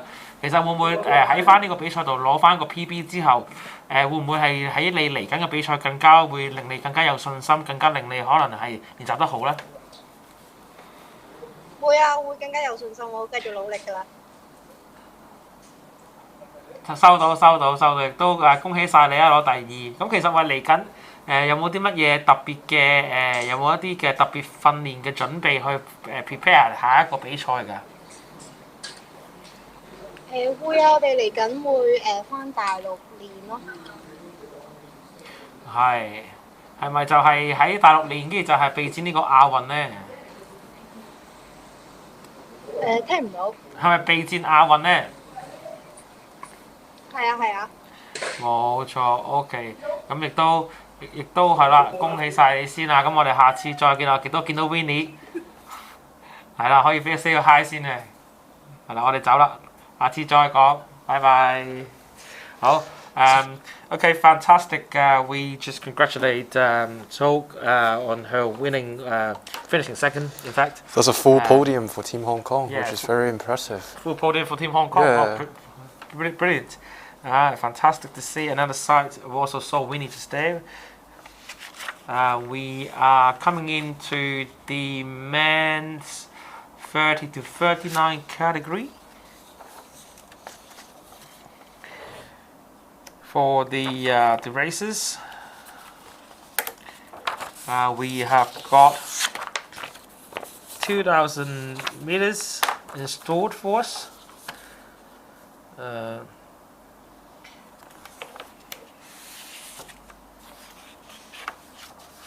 The Masters 30 to 39 men, yes, we have 14 competitors. Surprisingly, no one from Hong Kong for this one. So we have number 1, Melvin from Malaysia, just kickstart. Number 2 from China, Wu. Number 3 from Kuwait again. Number 4, Shang. Number 5, Jeremy Tang from Singapore. Number 6, Ahmed from Saudi Arabia. Number 7 is from Kuwait. Number 8 from India, Rakshid. Number 9 from Mohammed from Saudi Arabia. Number 10 from Singapore. Number 11 from China. Number 12 from Saudi Arabia. And number 13 China. And number 14 from Iraq, Khalid. So looks like this is going to be a very close race, doesn't it? We have the Chinese leading the front two. We have Li from China, who is now have built a 15-meter gap in front, followed by Sang from China, and also the 2 Singapore rowers, Jeremy and Chun. And obviously the leaders from China is pulling a very impressive numbers compared to the open men's. They are doing the similar numbers. Very impressive. I think it'll be important to see whether he can actually keep this up for as long as it goes. I think we said too many times about pacing the 2,000 meters. So I'll be very, very surprised if he could keep that up for the 2,000 meters rolls. Indeed. But yes, yes, Jeremy from Singapore is slowly catching up now. He's moved into second.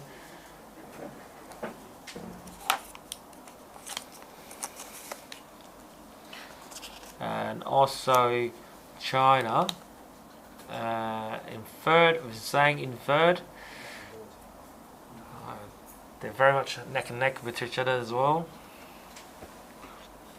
In second and third position, so it will be interesting to see if we head into 1,000 meters and see what we have got installed and what's the differences between the lead and between the first and the second and third place.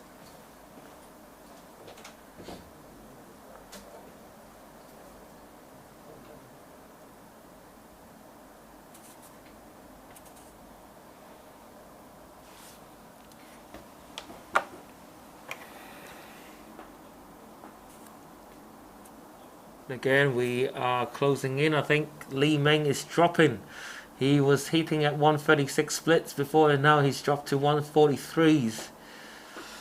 He has now been caught up by Singapore, Jeremy Tang, and Chinese rower Zhang in third. They've now just gone ahead of him with Saudi Arabia, Khalid in fourth.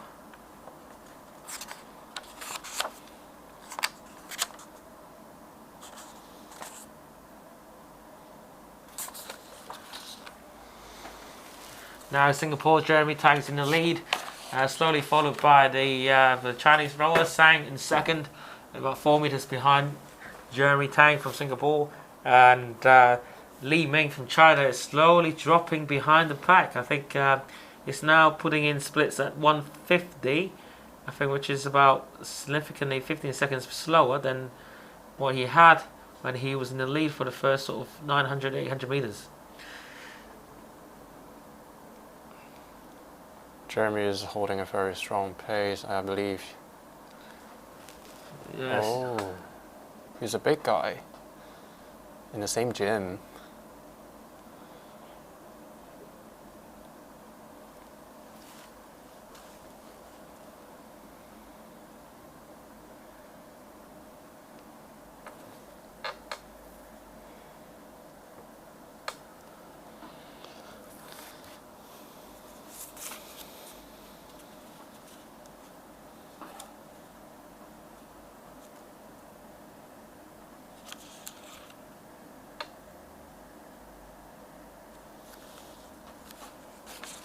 He is absolutely pushing hard. He has kept up the pace at 135, 136 or so splits, which is a very good pace, I would imagine. Yeah, Jeremy is trying very hard to hold on that first place, and I bet Zhang from China is going to challenge him for a bit later in the race. I think let's see, we've now hit the 500 mark now. It'll be interesting to see whether they could actually go for a sprint finish. I think China Sang is slowly coming back. He's pushing a little bit now. Splitting at 137, 136. I think he has to get to 132, 33 mark before he can stand a chance to overcome, or Jeremy from Singapore has to significantly drop his splits before he can catch him up. And yeah, and Michael, look at the rating that Zhang is holding. It's 26, but look at Jeremy. He's like 37, so Yeah. if it's going to be a sprint finished, Zhang definitely has the edge. Yeah, absolutely.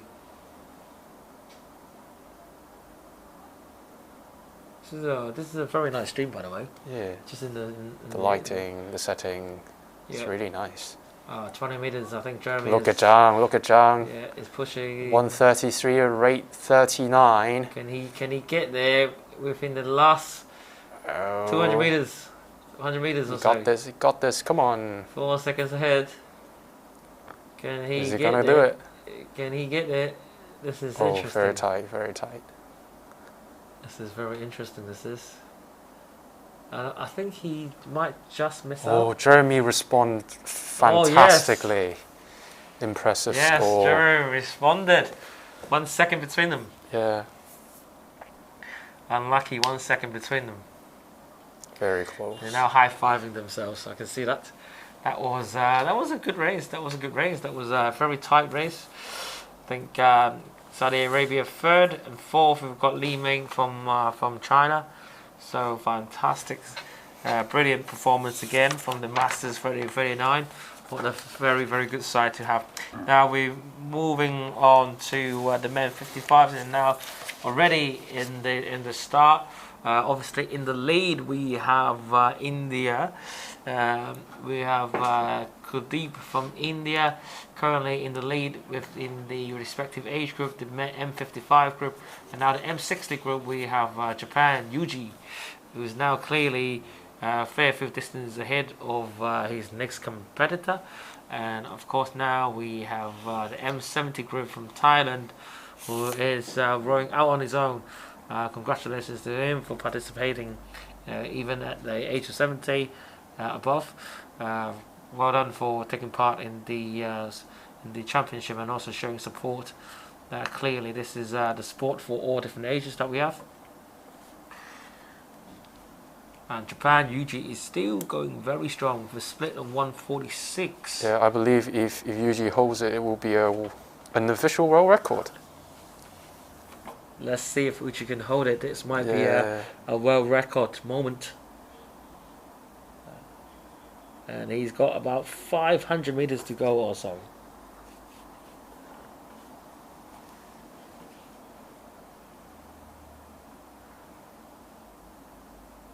He is now still very much clear. Yuji, we can see Yuji on the bottom left now.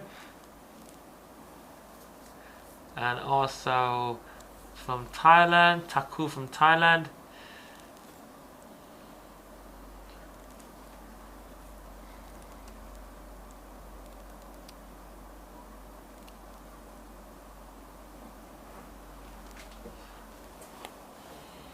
less than 500 meters now, and I think Yuji is pushing really hard. You can see from the screens he is really pushing himself to the limit. Very good techniques, facial expression says it all. He looks tremendously determined. I do think he is slowing down a little bit. Just a tiny bit, Yeah. but I think he's bringing it up. Again, In the last 100 meters, look at his face.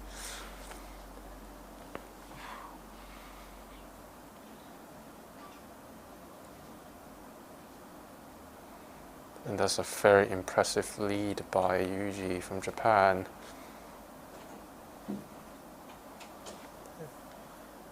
what a fantastic sight Yeah. to see.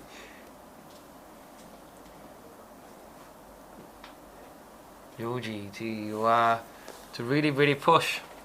He's giving everything he got. Yuji, Masters 60 to 64 men. He's definitely pushing himself to the limit here. Well done, well done. Wow, that's a One- very impressive score. 145.5 is in the 500 meter split. That's really good. 7 minutes 01. Very well done. Congratulations. Congratulations to Yoji from Japan.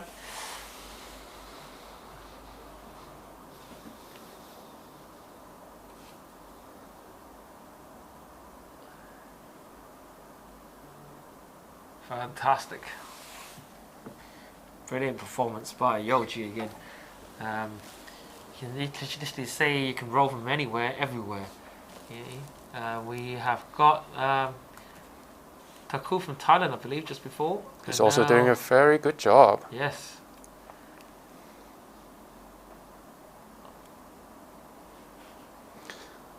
It's always inspiring to watch these experienced rowers taking part in the race.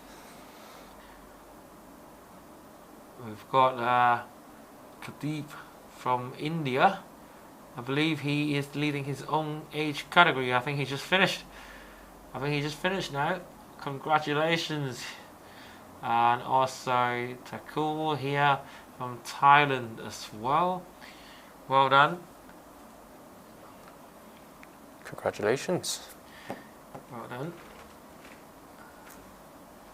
We are just coming in now for all other competitors who are slowly coming in to the picture here. Just another 140 meters or so to go for Juati from India.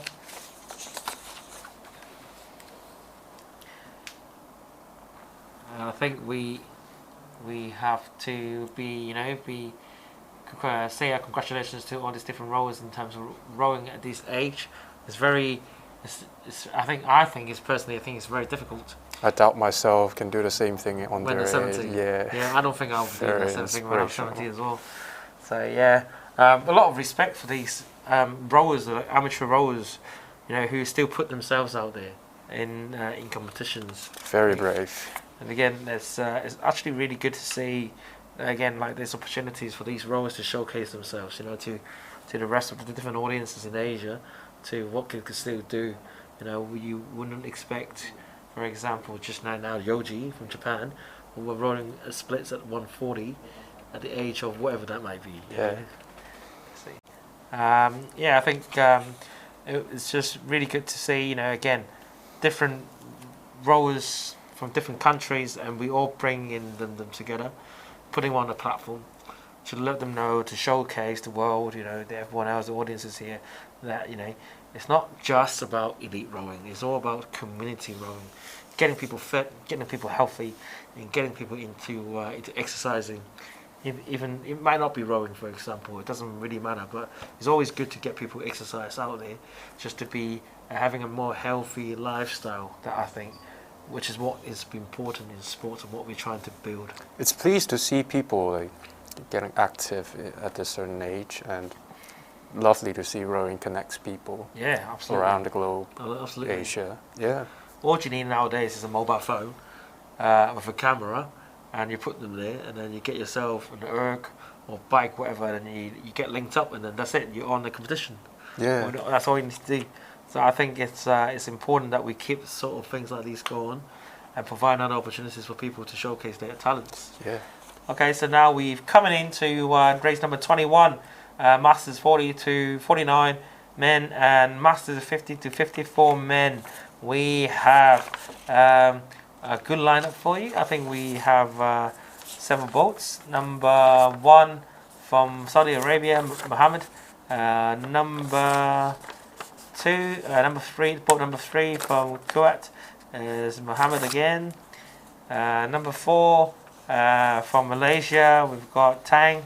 Number 5, we've got Japan, Rikiya. Number 7, we have Yang from China. Number 8, we have Bum from Singapore. Number 11, we have Wasan from Thailand. Number 13, we have Sim from Malaysia. We have number 9 from India, Kartik. Good luck to you all. We are slowly starting the race as we know it. 2,000 meters, men 40 to 50.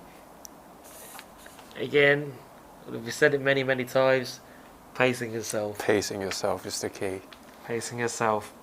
Let's hope for a competitive race, an entertained race, and see if all the competitors can push themselves all the way to the start to finish. We'd love to see neck-to-neck races. Of course.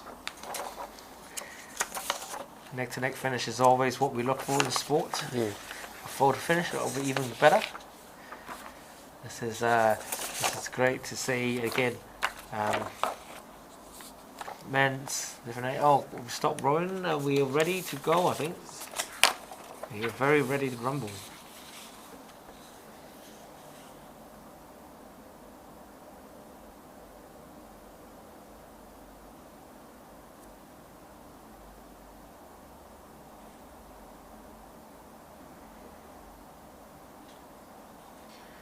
There we go. We started just now.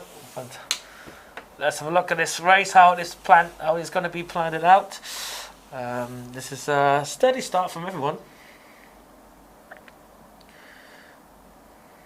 I mean, most of them are keeping a relatively steady pace and rate. It's very exciting to see 3 neck-to-neck races in the men's 40 group. And they kept keeping exchanging their positions. I think this is really tight. Yeah, it's really tight. If you look at the It's a screens, really tight one. different screens, they're all going for it now. I think Yeah. this is going to be an interesting race. I think.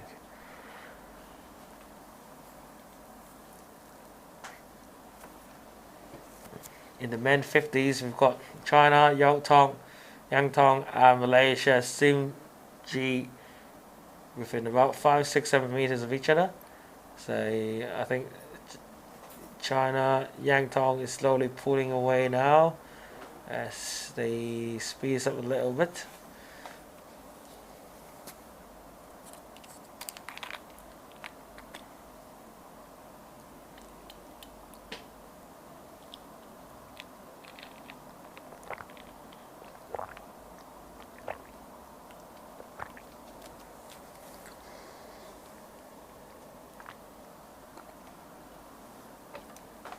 As you can see from this top right and bottom right of the screen, I believe they are partners, right? Doing the race together. Yeah, maybe. Might be good to get another partner next to you to start racing. Definitely help you to, I think, to focus. I'm not saying it's boring, but sometimes I do think you need a partner next to you to give you just that little bit of support. Indeed. The extra 100 meters, for example, the extra set you do in the gym, the extra rep you do in the gym. That's how you get to the next sort of progressions level, right? Sure.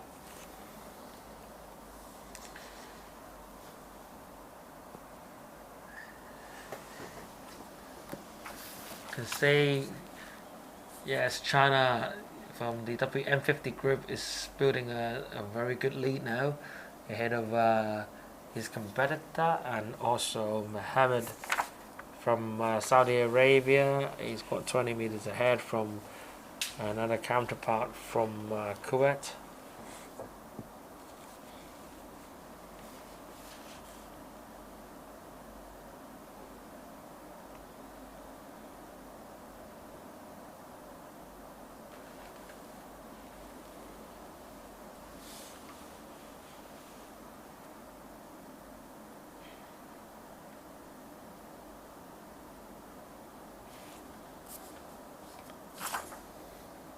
This is a very still in the lead. Mohammed from Saudi Arabia, 25 meters or so ahead of second place. China Yao Tong in the M50 group. Yang Tong is still about 15 meters ahead. We just passed the 1,000 mark now. I think Thailand, Wasan from Thailand is slowly chasing Yan Tong down. I think he is getting closer and closer, for sure. I think he's going to catch him in terms of... I think so. Yeah, the pace and the rate. Yes. Based on the performance, judging by the speed, I think he's going to catch him quite quickly. In fact, probably in about 10-15 seconds time. Yeah. 20 seconds time or so, he might overtake him.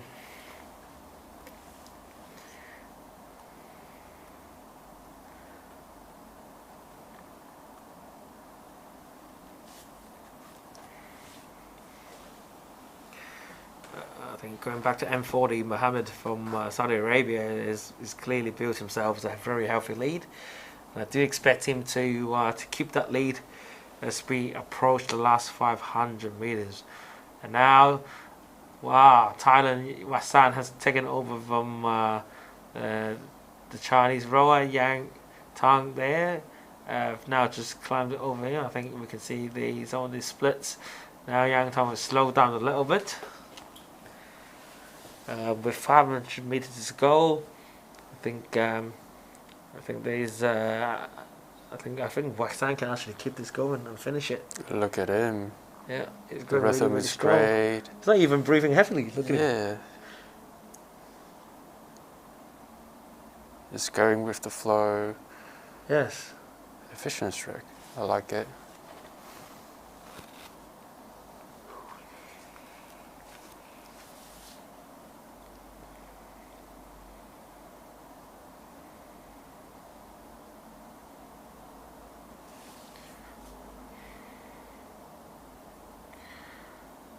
I think just under 300 meters now, so 300 meters.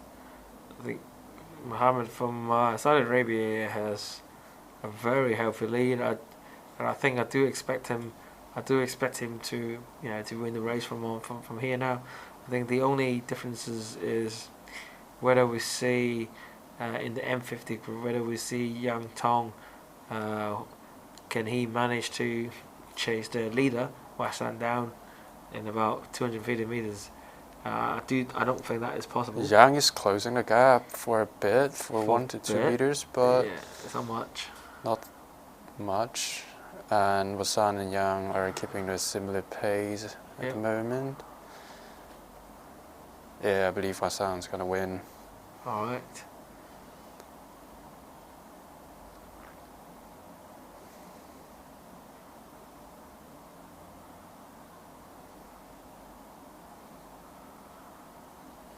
Oh, here comes the final sprint of Mohammed from Saudi Arabia. Oh, no, this is brilliant to see. See who's got the... Yeah, he got it. 7:03.7 from Mohammed from the Saudi Arabia. Congratulations on winning the race. And follows by Mohammed from Kuwait, finishing time 7:16.5 seconds.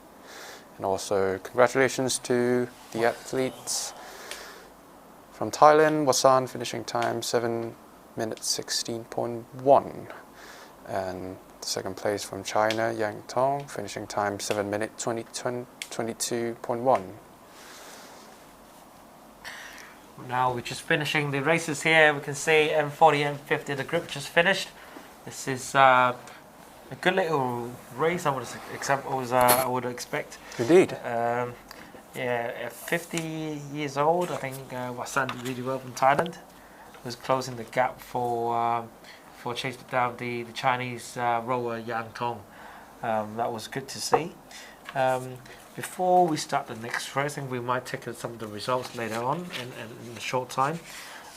So, how have the championships so far been more surprise to you? How did you found it so far? I mean, it's been very exciting to watch, and neck-to-neck races, and all the defenses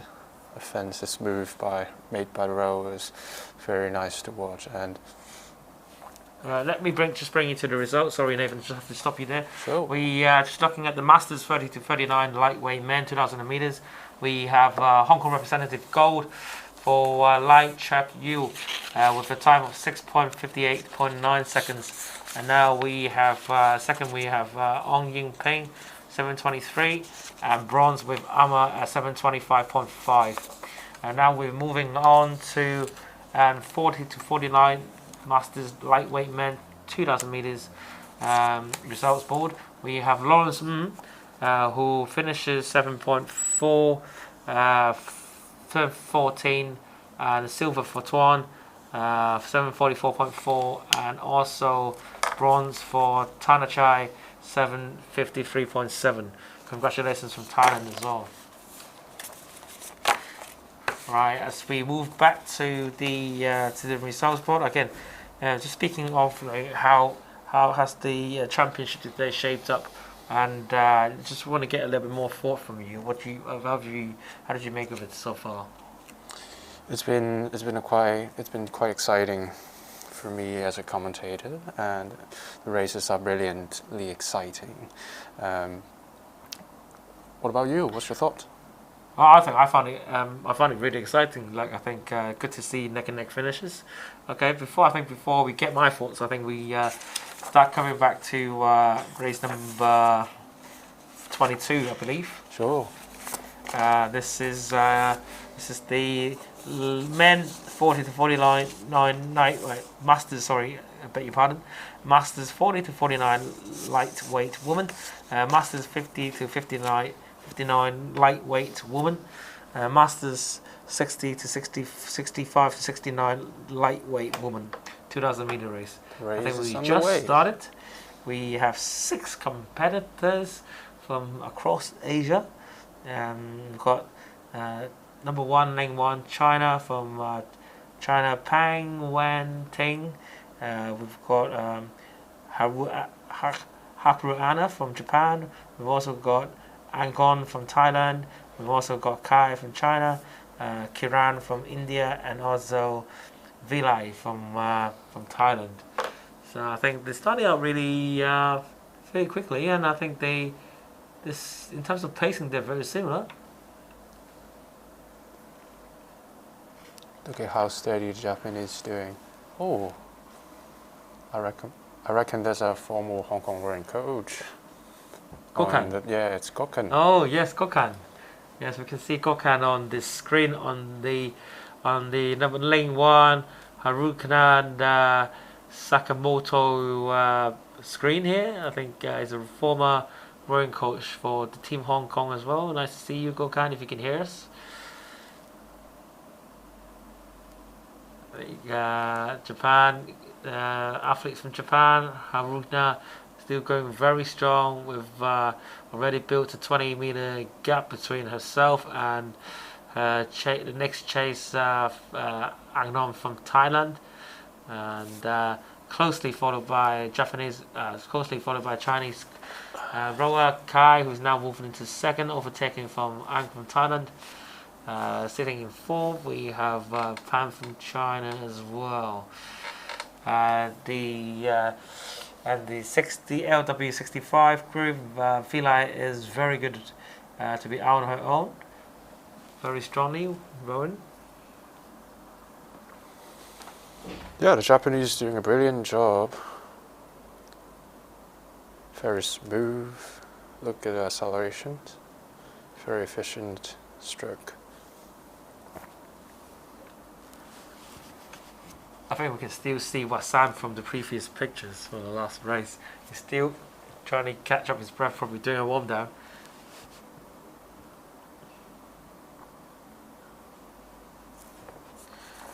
Here we go, the Japanese are going really strong.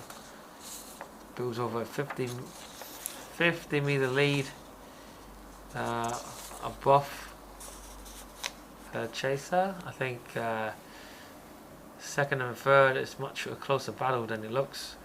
It's about 5 meters between them.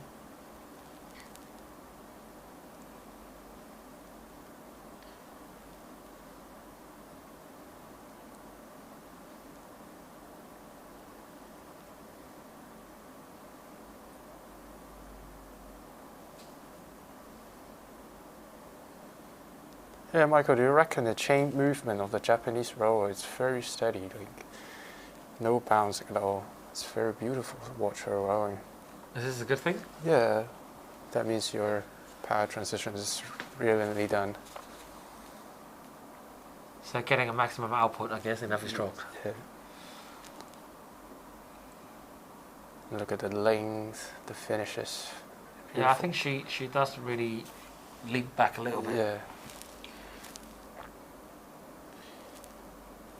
I think she's got now. She's putting about 100 meters on her kind of butts. That reminds me of the race of Chifeng just did. Yeah, he was quite significantly ahead, wasn't he? I think he put 100 meters on Shun.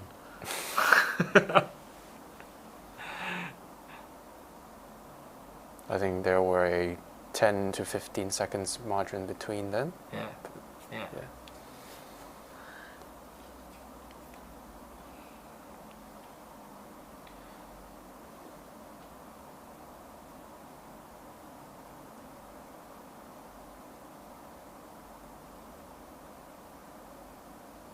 Yeah, now she's put on just over 100 meters on her second place, Kai from China, and about 140-50 meters from Angnong from Thailand, and close to 200 meters from Pan from China.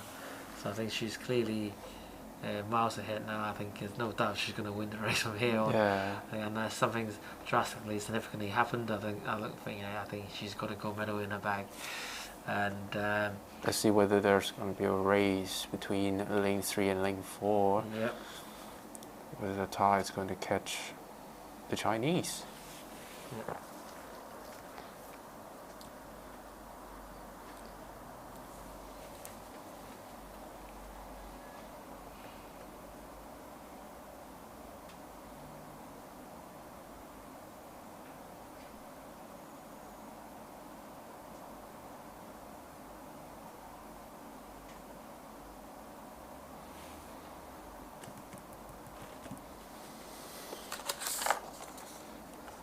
Well, Japan, Haruna Sakamoto, she is now have a lead of almost 250 meters ahead of counterparts now, and Vilai from Thailand, who is still going very strong as well. She is just crossed it over the 1,000 meter mark, not too long to go now. She is rowing a piece on her own.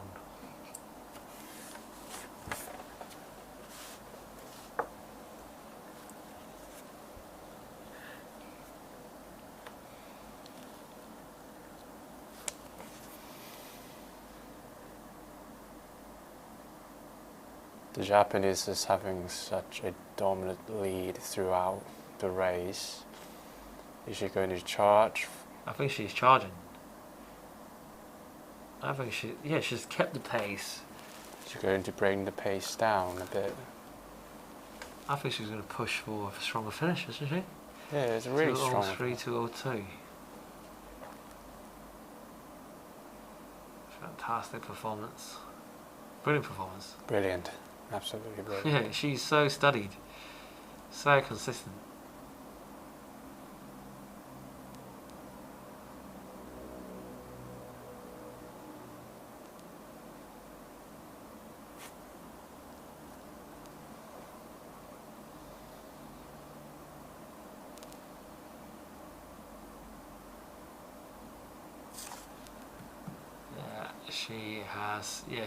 I think she's pushing it.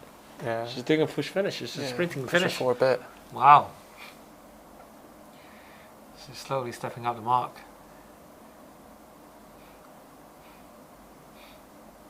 Now she's charging. She is definitely charging. Wow.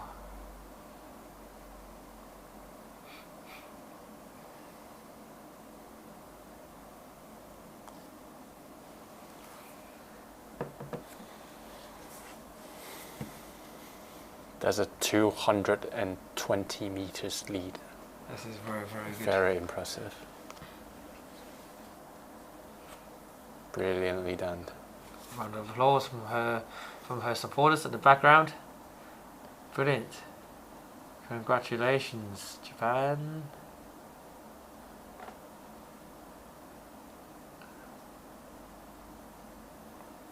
We are just waiting for the rest of the cruise to finish.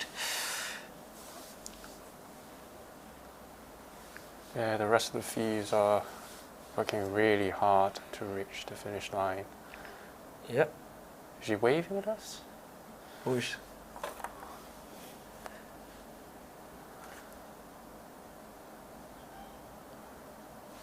Congratulations. Congratulations, Hakuna.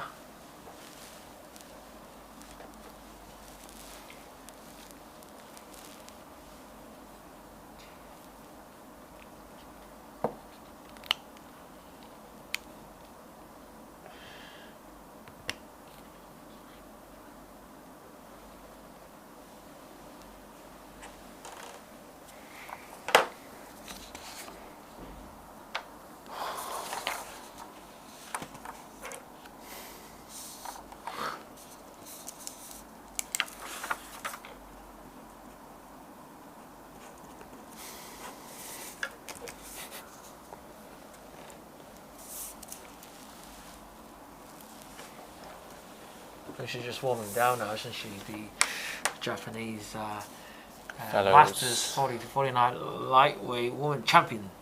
Congratulations. I think we might be able to get an interview if you can hear us. Hakuna, are we able to speak to you? Gokhan. Hello, Gokhan. Gokhan. Hello, Gokhan, can you hear us? Fantastic. Congratulations. Congratulations. How are you feeling? Very good rowing there. Hello, Gokhan, can you hear us? Congratulations. Congratulations. How are you feeling?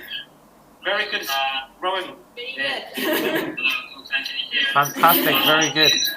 Right, congratulations on the time. I see you've got very good technique. Is Gokhan been your coach so far? Very good. Fantastic, very good. Right, congratulations on the time. I see you've got very good technique. Is Gokhan been your coach so far?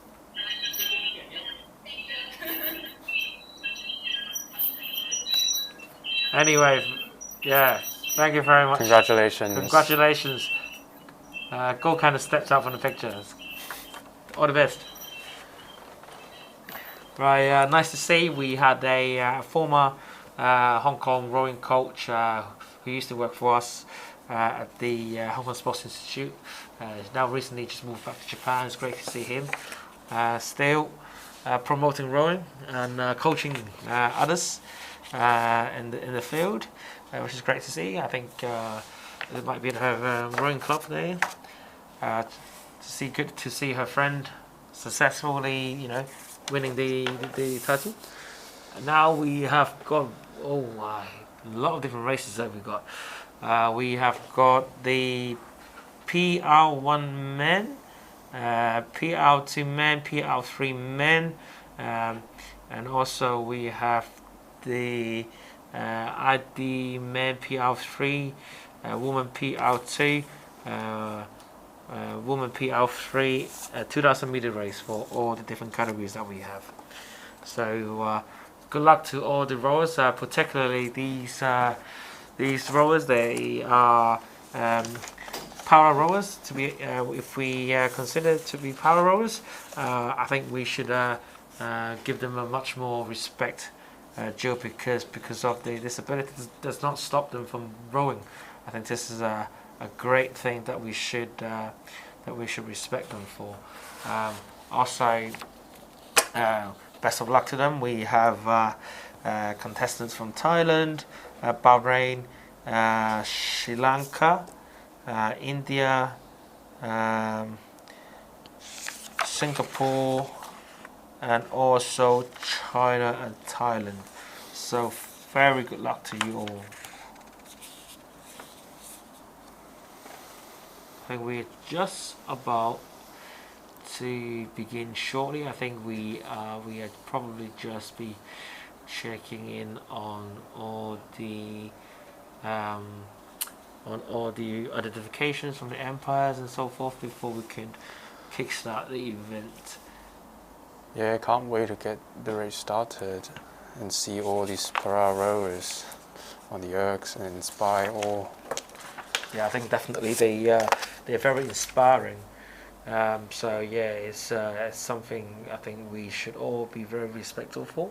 It really do gives you a lot of. Here we go. We see them. Fantastic to see all of you. I think we're just getting ready.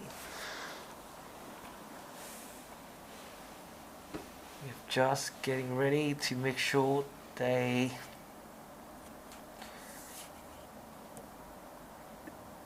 Yeah, there's 2 more to start rowing, and then before we can just start. Fantastic.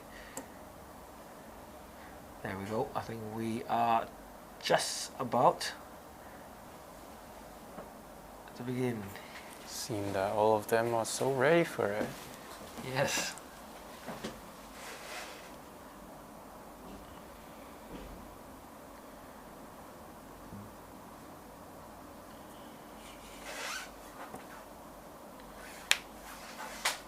I think we are. There we go. I think we have just started. Yeah, there we go. We've just started. There's a very clean start. Very, very clean start.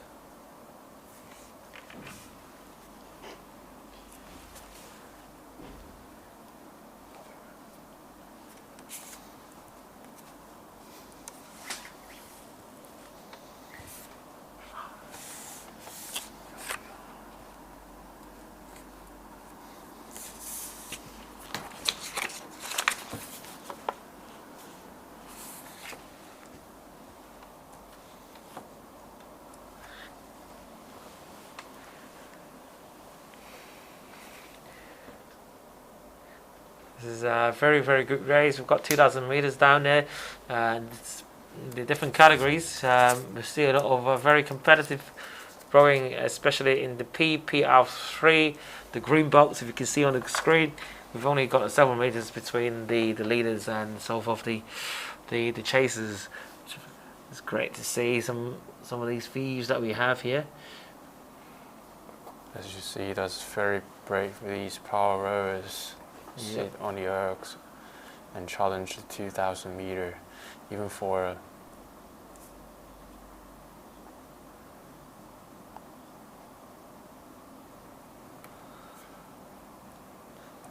yeah.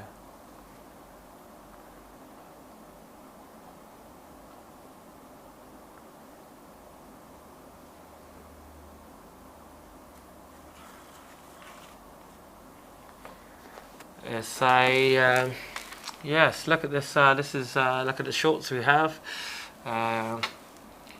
It's just finished, I believe. The L50. This is the previous results. We just have to look at the screens that we have. And we see a lot of people rowing from Bahrain, I believe. Yeah, loads of them. Yeah. I believe there are 5 on the screen. Yep, I agree.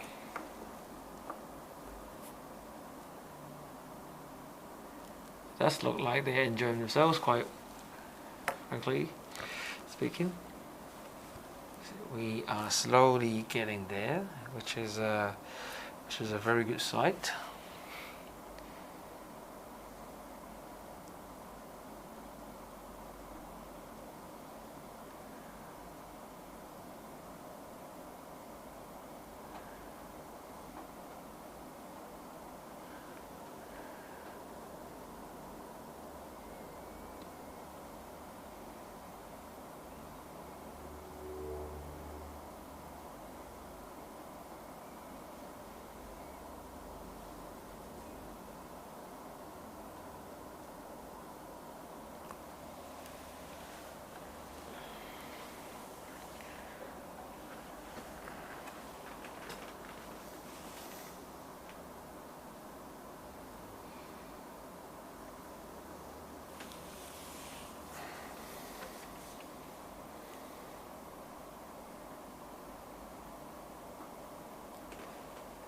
I believe there's a relatively tight race between the men's PR3 group. Lane 12, lane 17 and lane 11 are fighting for the second place at the moment. And following by the Thai, who's working so hard to catch his rifles.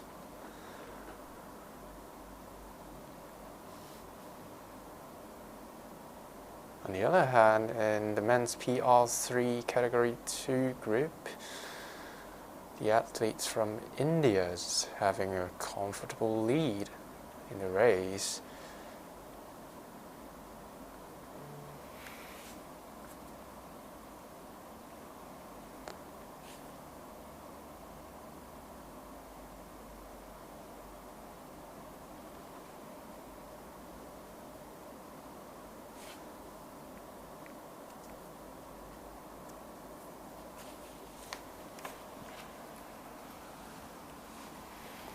We have about 750 meters to go for the different rowers we have here.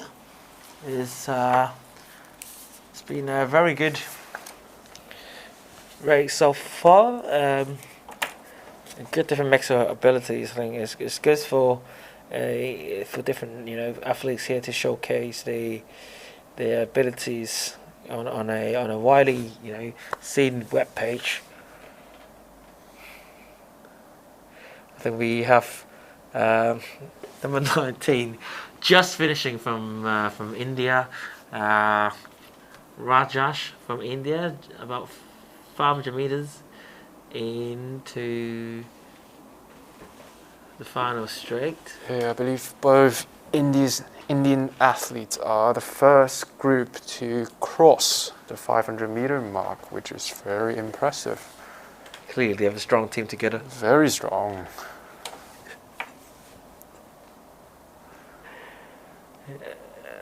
Very well done. They're working out very, very hard.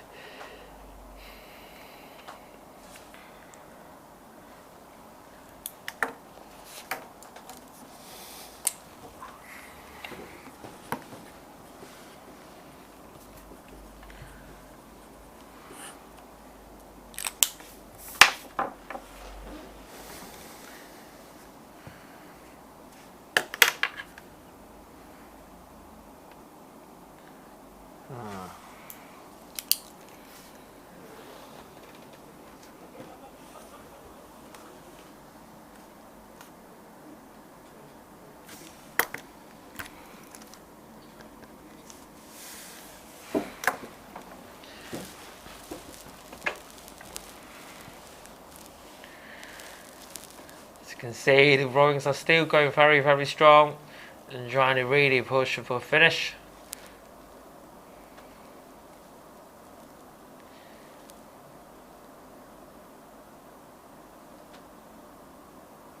see the left middle screen here. We've got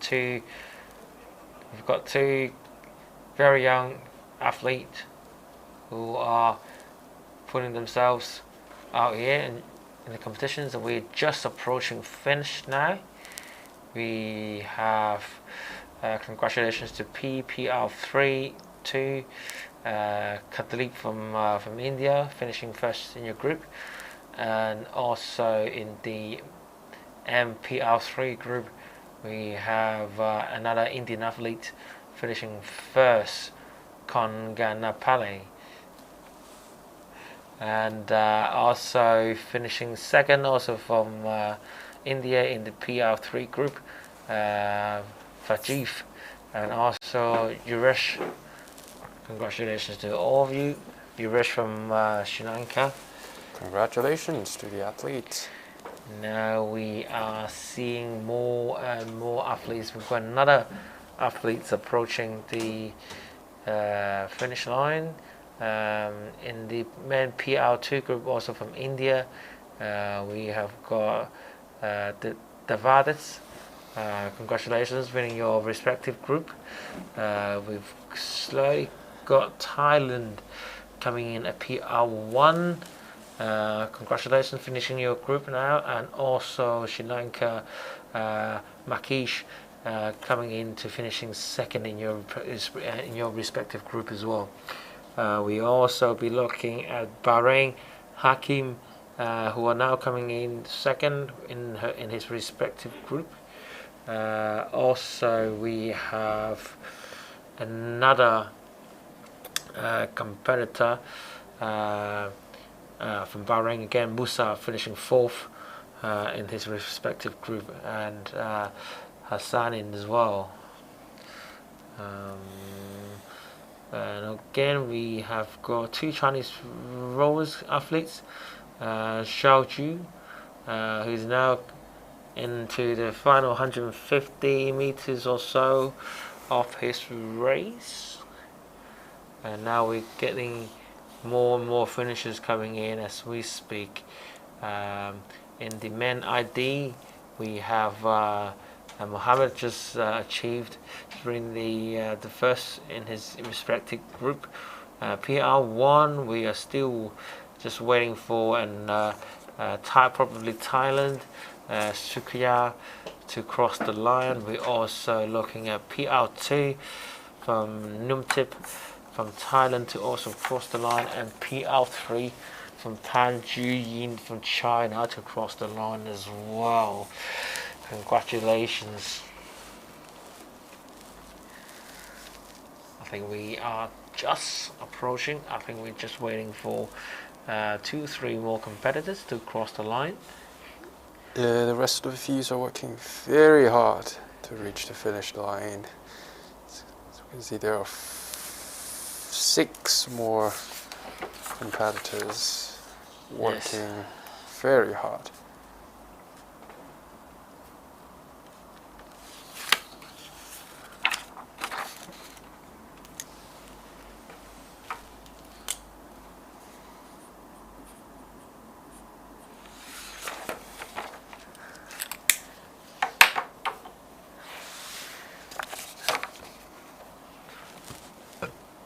Excuse me.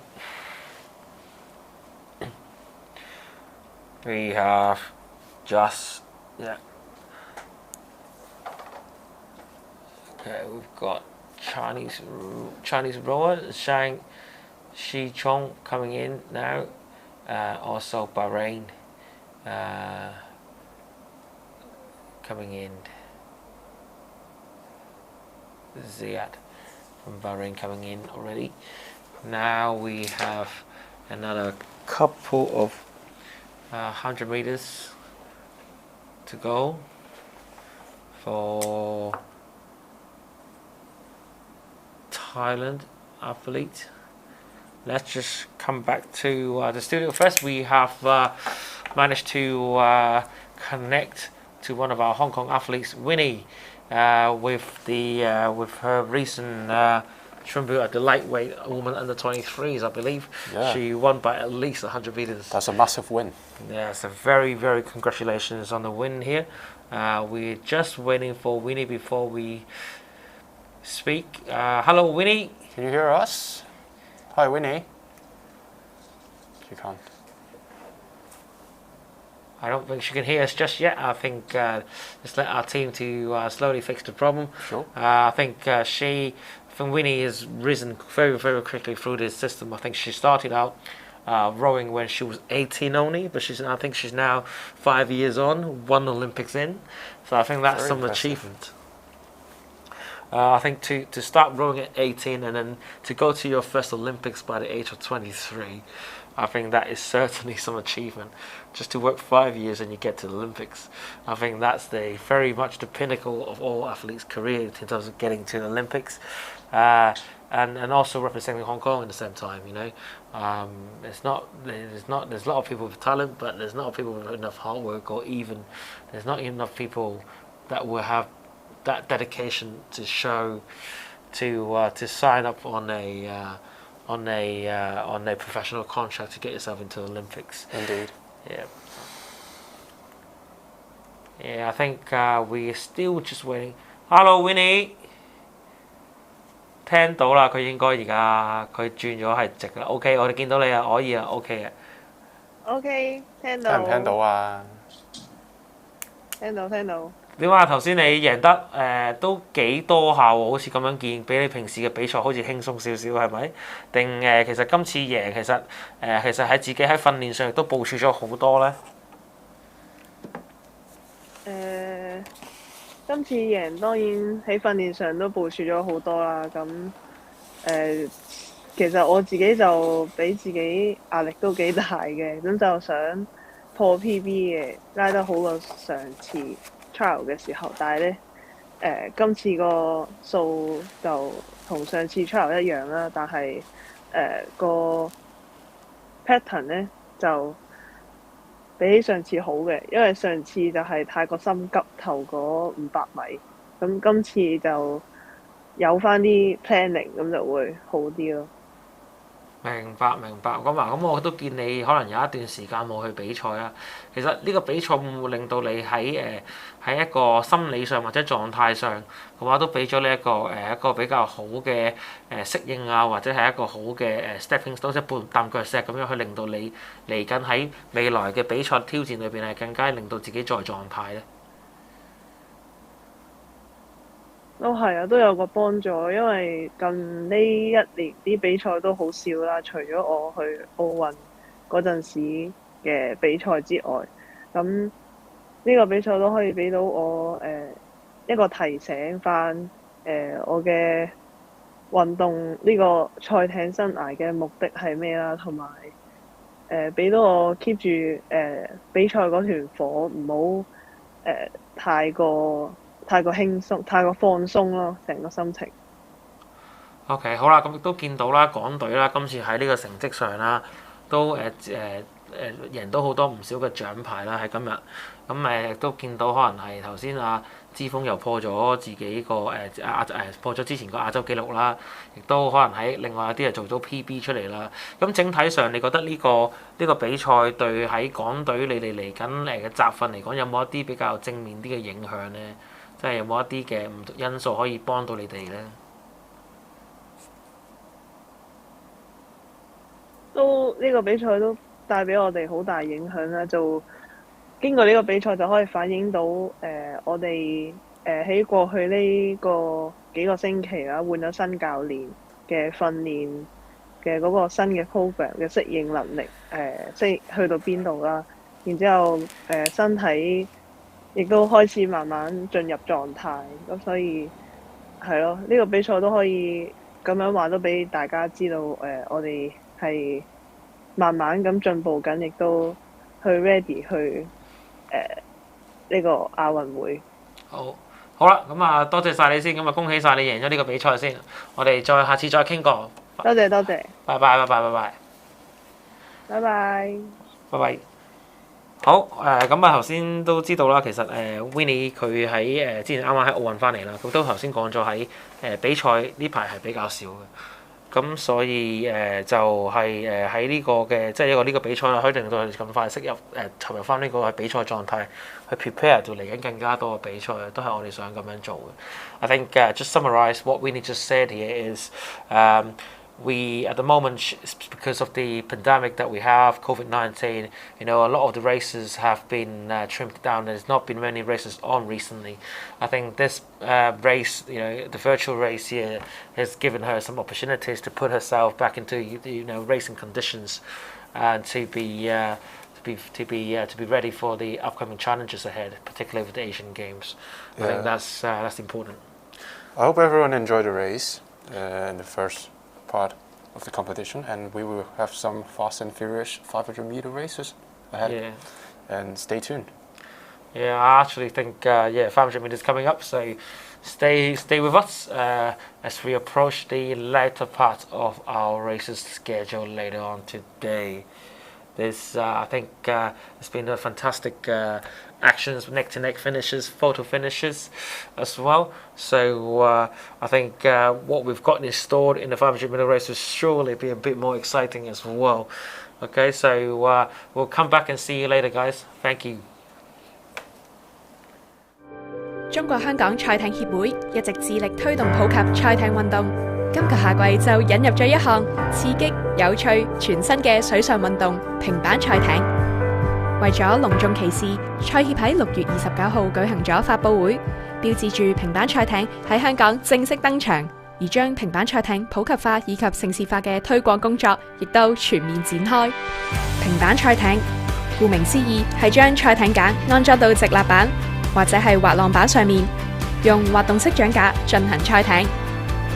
平板賽艇有3大特色：容易、好玩同埋可達度高。即使係初學者，亦都好易上手。至於深度玩家，就可以喺唔同波浪下搭配不同技術，過程刺激有趣。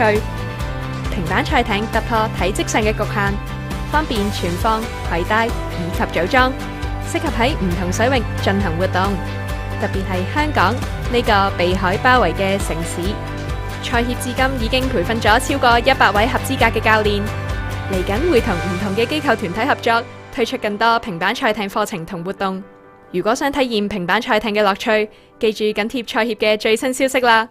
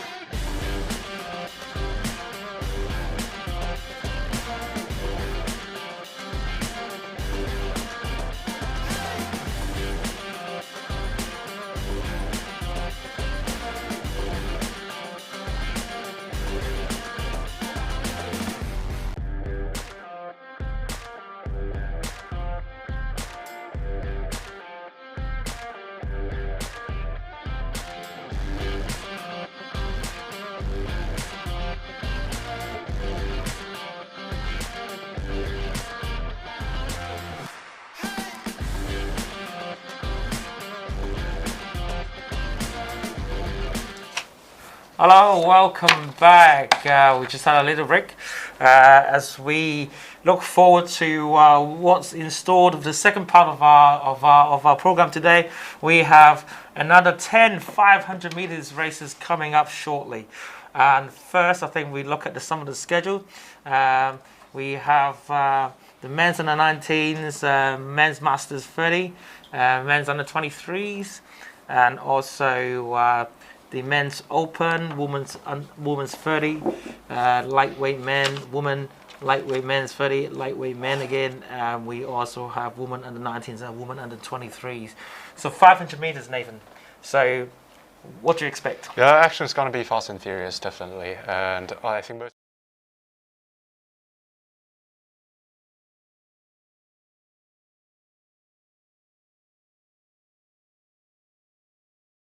be what we've called a sprint. sprint. A sprint from start to finish, no longer pacing. It's not the word now. It's all about sprint, isn't it? I would say no to this, but you still have to pace yourself at the 500 meter piece. Try not to blow yourself up in the first 20 to 30 strokes, yeah, because it's like 50 to 60 strokes in a 500 meter piece. So yeah, pacing is the same idea, but in a relatively shorter distance. Right, this is what to be promised to be a very fast and furious actions installed as we start looking at the lineup for the under 19 men. We have altogether 36. Yeah. Oh, 36 rowers together. This is big crowd, isn't it? This is a big pack. This is the largest one we have so far today. Mixing up with we've got China, Kuwait, Thailand, India, Pakistan, Saudi Arabia, Bahrain, and Singapore, I believe, and Iraq. That's the lined up. I think the contestants are almost ready. They are all in place, as you can see in the screens that we just popped up, that we just showed up. Again, we have a lot of different places. The boathouse, a balcony, I believe, a room in the gym maybe somewhere, and a park in the outdoor. Right, I think they're almost getting ready. So they look tense. Some of them look very, very tense, in fact. Yeah, look at their shoulders, look at their facial expressions, everything. Yeah, they are very, well, very focused, in another word, to describe it. One certainly looked more relaxed in the white t-shirt on the right, I believe from Thailand, on the right-hand side in the middle of the screen. Yeah, once they set ready, they will keep looking at the screen, and once the attention sign pops up, and you're ready to go. Yes, this is 36 rowers. Have you ever been involved in a 36 rowers race, pack race? Not quite, Michael, but I'm sure that's going to be exciting. Fantastic. All right, this is what to be very interesting. What's the what sort of finishing time we're looking at here? Probably a minute or so. I believe we're within a minute and a half, as I said. Maybe 125 to 125. Yeah. 130 onwards. Numbers like that. So a minute and a half of full throttle action. But you also have to pace yourself, apparently. So yeah, you have to the pace yourself. next to me. So you have to pace yourself even in the 500 meters race. So don't burn out in the first 100 and 200 meters. Yeah, you will see people. Let's see. So, I think this will be very interesting to see. It will certainly be a bit more fun, or a bit more challenging for our commentators to keep up with the speed of the action. So looking at the lineup, we have boat number 3 from Thailand, number 4 from India, number 5 from China, number 7 from Thailand, number 8 from India, number 9 from China, number 10 from Saudi Arabia, number 11 from India, number 12 China, Chan from China, number 15 we have ARIC from India, number 16 from China we have Yang. From Pakistan, number 17, we have Rayan. Also number 18, from Thailand, we have Pang Yakron. Number 19, we have Lu from China. Number 21 from Thailand, we have Phampanat from Thailand. Number 23, we have Sikai from China. Number 24, we actually have a Hong Kong contestant, Wong Chung Tong. Okay, and number 25, we have India, ARVIC from India, and also 26, China Jin.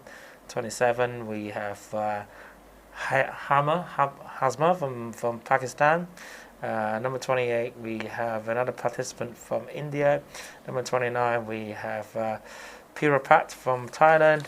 Number 30, we have Hamza from Pakistan again. And number 31, we have Singapore representative, Mayan. 32, we have another competitor from India. Number 33, another Indian participant again. The race just began. Yeah, be really careful and keep your eyes on these athletes, because anything could have happened in this a minute and a half time. Right, they're roaring really fast. You can see it right in the middle of the screen here. We've got the Indian competitors. They are going at it really, really strong. Let's see if they can keep the pace up from the very beginning to the very last minute. So at the moment we've got the number 32 E from India in the lead, closely followed by his fellow countryman Akrash, just a meter behind him. And also we have Thailand in third, Ryan from Pakistan in fourth. I think we're slowly seeing some gaps being built with 100 meters left to go. Let's see if we can make it all the way to the end. We've got the Indian couple who are a meter apart from each other. This is going to be a neck and neck finish, I think. We've got Igrash and Akrash at the 1-2 positions, and we have finished first. Congratulations to the winners. Men's under 19 from India, Akrash Sai from India, finishing first with 125.6, closely followed by his colleague, teammate, 126.0, and finishing third we have a representative from Thailand, Wacharaf, finishing at 126.2, and also Ryan from Pakistan finishing fourth at 127.1. Congratulations to all of them. As you can see, the time from 125 stretching to about 135, so within 10 seconds that we finish the race. So you can see the tightness, that the competitiveness of the scores that we have. Clearly a sprint. That was absolutely exciting to watch, and everything just happened within a blink of your eyes. Yeah, clearly a sprint to the finish, and very good to see the Indian rowers have managed to sprint from first to the start to the end. And now we move on to the Masters of men, 30 to 39, 40 to 49, 50 to 59, and 60 plus for men's. This is another interesting lineup. It's because just before we had the juniors, basically the under 19 men's, and now we have the Masters men. And let's see how the time differentiates between the two set of the rowers in terms of different ages. It'll be interesting to see whether the men's, the Masters can keep up with the under 19s, looking at the 130 mark, right? And maybe sometimes I think they maybe go a little bit quicker. Yeah, maybe when it comes to compare different people in a different age group, it's always interesting to find out the numbers that they will be performing. So we got competitors from Singapore, Iraq, Saudi Arabia, of course Hong Kong, and Kuwait, China, and Malaysia, also India and Thailand. As you can see the screens, I think most of them are ready, if not almost there. It will be fascinating to see how they lined up against each other in their respective categories. I think they're almost ready now. See who will. There we go. Here comes to begin. A very, very good start from Hong Kong, number 5. That's really strong, 1:15. Was leading the race now. He looks effortless though. Yeah. On the top right screen, he looks effortless. Maybe you turn on the slow-mo function. Maybe he looks a bit effortless. Yeah. It's clearly in the lead now. So 1:18 finishing. Oh, the split is 1:18. That's very that's quick. Very quick. And I mean, if he hangs on, it's going to be another Asian title for the Team Hong Kong. Yes. And I think he might just hold on to the end. 200 meters to go now. Closely behind him is 10 meters apart from Saudi Arabia, Khalid. We've also got Singapore, who is about 40 meters behind. Oz. Yeah, 15 strokes to go. Come on, Wang. I think he might have just put himself, slowed down a little bit, 125. So as his rivals. Yes.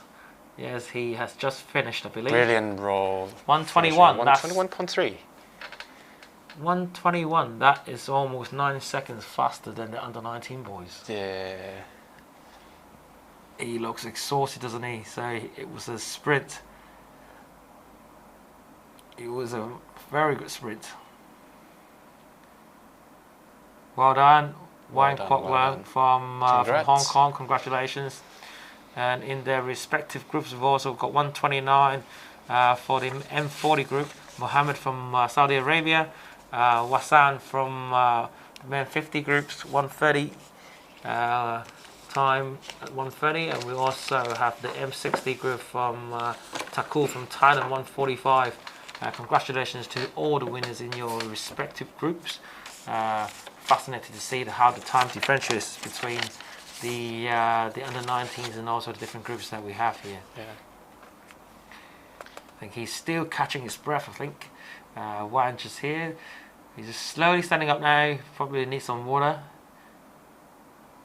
And let's just take a look at the recap on the race. This is very good times, like we said before. 129.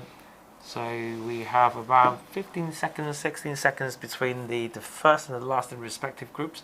I think this 500 meters doesn't really tell the story of how competitive it is, though, doesn't it?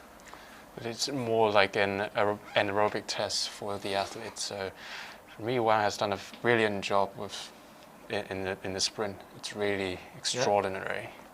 Yeah, I think this is brilliant to see. So now let's just take out the results table for the Masters 50 to 54 lightweight men 2000 meters.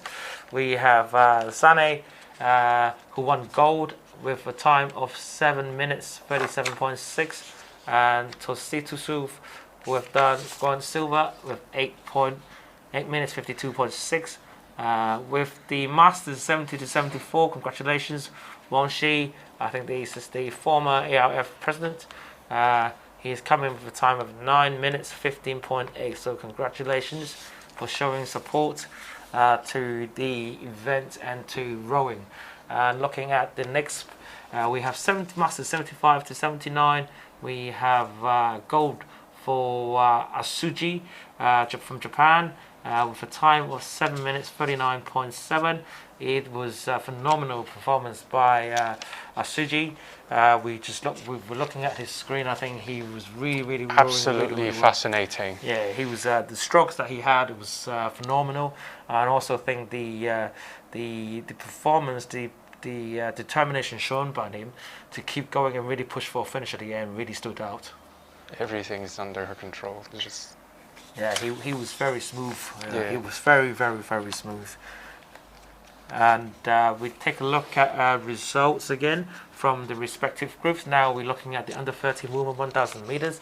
We've got Hakrim finishing at 4 minutes 06.4, taking gold. Shu from China finishing 4:08.4, taking silver. And also from China, Geng, who is taking bronze for the time of 4:18.2. Congratulations to all three winners there in the women 1,000 meters. Also looking at under 16 women 2,000 meters, taking gold is Iman. We have 8 minutes 11.9 seconds. And also taking silver, we have 8 minutes 16 seconds exactly from India, I believe. And also under 16 for bronze, we have Tang Pak Lam from Hong Kong with a time of 8:16.4. Congratulations. Moving on to the under 23 women's, we have 2,000 meters. For Winnie, obviously winning by quite a margin for 27 seconds margin with a time of 7:20.6. Coming into second is Christine with 7:47.8 seconds, and in bronze third positions we have Payamong finishing time with 7:52.3. Congratulations to all the winners again. And now we're looking at lightweight women 2,000 meters. We have another Hong Kong representative for 1-2 finish. Gold goes to Wang Shenyi with 7:27.2 finish. About a second later after that, we have Leung King Wan with 7:29.9 finish. Congratulations to Hong Kong 1-2. Again, finishing bronze, we have Shakiba by 7:34.7 on a bronze medal. So congratulations to all the winners in all the respective groups there. So all the different winners that we just announced, congratulations to them. I think they did put in a really good performance, didn't they? Yeah, they performed brilliantly. Yeah, I think they were really good in terms of how. Remember what we said about pacing. So all these winners here, I think they had a common theme is how they paced themselves and how strong the end, the finish was. You know, I think we see a lot of sprints start lead and then they started to fade away, but then those who have been able to keep their pacing up and also manage their races well are the ones that are stepping onto the podiums. I think they show a very strong ability to control the race and try to apply the strategy that they've planned ahead. And yeah, they performed really well, no matter before the race, after the race, throughout the race. Brilliant. Fantastic. Again, like I think these are all the 1,000 and 2,000 meters. It's all about pacing, but now we're moving back into the 500 meters. I think we're on race number 25. I think we just finished race 25 actually, so we've got 26 coming up. 25 was just won by Hong Kong in the respective group, and now race 26 we are looking at the men's under 23 and lightweight men's under 23s. So this is going to be fast and furious, I believe. I believe this will be one of the fastest race? Fastest race and most exciting one. So looking forward to the performance from the athletes. Right, brilliant. I think if we look at the lineup here, we've got we've got about 10 competitors in the men 23s, and then we've got another 14 to 15 competitors on the under 23 lightweight men's. We're all getting ready now. They all look very much into it, in the zone. Some of them are very relaxed, laughing. Some of them are fairly focused. Yeah, it looks like they've got a lot of supporters. Yeah. Looks like they do have a lot of supporters with for the top left and the middle right. They have a lot of supporters. I mean, the crowd is growing throughout the day. Yes. And lots of supporters are coming to give them a cheer. This is going to be very fast and furious. I can guarantee you. Yeah. I can foresee it now. I think what times are we looking at here? Probably 124. Under 124. Under 124. Maybe 122. Oh, okay. Or maybe 120. Who knows? Especially for the open under 23 men's, I believe they can go under 120. Oh, 120 for 500 meters. That is some speed. That is some speed. In terms of what world records, do we know the world records of this? I believe the world record of open men it's 1:15. 1:11. 1:11. That is very quick. Very fast. I could never do that. I think I'll be okay with a score of 145 or something, you know. Yeah, that just goes to shows you, you know, how the difference between like really elite performances and the general public, you know, it's just because of the constant training that they have. It puts them on a very good good condition for like really sprints like these.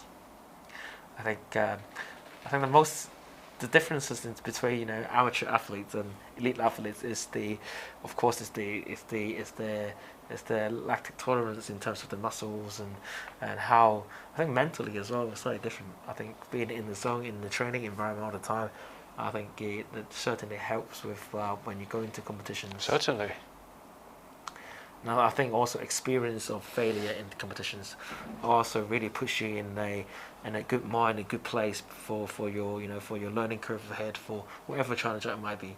Even for competitions, going in, you know, losing one competitions and then going into another competitions, facing your rival, for example, who's beating you, I don't know, maybe 5, 6, 7, 8 times beforehand, but then it's just that one chance, one match that you perhaps will win a medal in that match, that you beat them, that you come back stronger. I think that's part of the learning process that everyone needs. Sometimes athlete needs to help them to get to the next level. I think and in a 500-meter race, it's very common for the athletes to lose the seats or lose the handles, but by far we didn't see anything happen. So yeah, let's see if it happens, how the athlete's gonna handle it.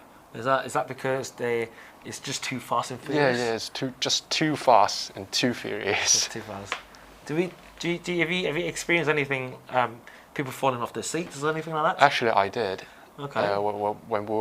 When I was doing a relay for the 500 meters relay, so I fell off. I think we're about to start. Just the false start again, number 9, false starts. Okay, I think we have to come back and restart again. So carry on. Sorry from your fell on the on the ARIC. So what happened? So we have to change like every 500 meters, right?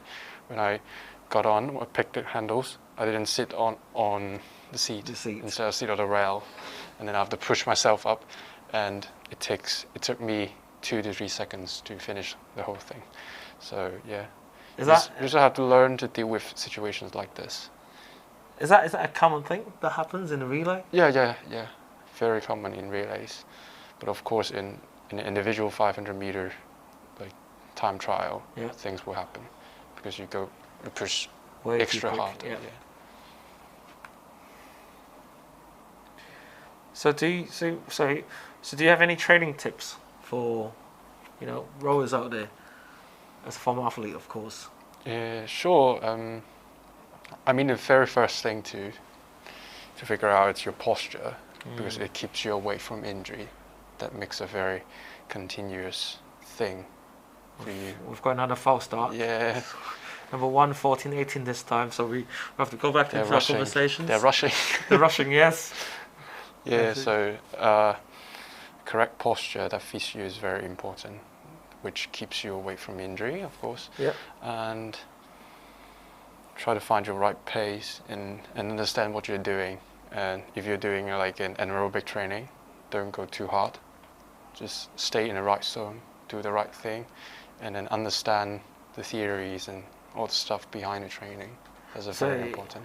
So you're looking at it from the outside. Do you know, obviously, if you want to be, you know, training your anaerobic threshold, do you guys do interval trainings? Yeah, we do loads of like a minute and 30 seconds on, and then 45 seconds off, or maybe a minute off, 30 seconds off, things like that. I would say that's a really effective way to train up. So, or sub-maximal exercise, I think. Yeah. Look at this, boys. These are from Iraq, I believe. Under 23 men's. Good luck. Abdullah. Just before we had Abdullah Kias. Do we have a false start this time? No, we don't have a false start. That's a straight clean into one. it now. Struck me 75. What I just saw. 116. 117, 120. Slow down a little bit. Yeah, possibly the majority of this group will be finished within 125, I guess. 118. We've got 118. A young fella from India. It's very strong at the moment. got a 122 in the under 23 men's, under 23 lightweight. 120. Wow, they are quick. Yeah.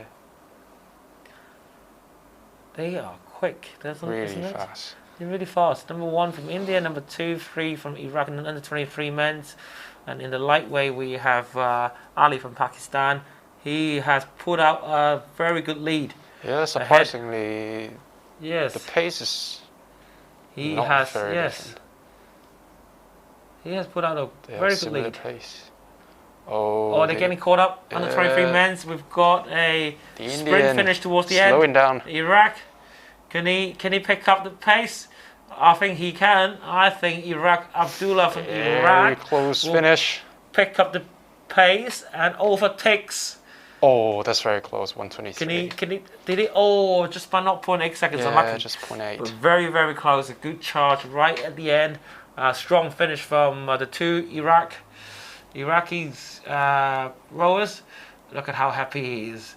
He is sweating and he is breathing very, very heavily. Ali. Well done.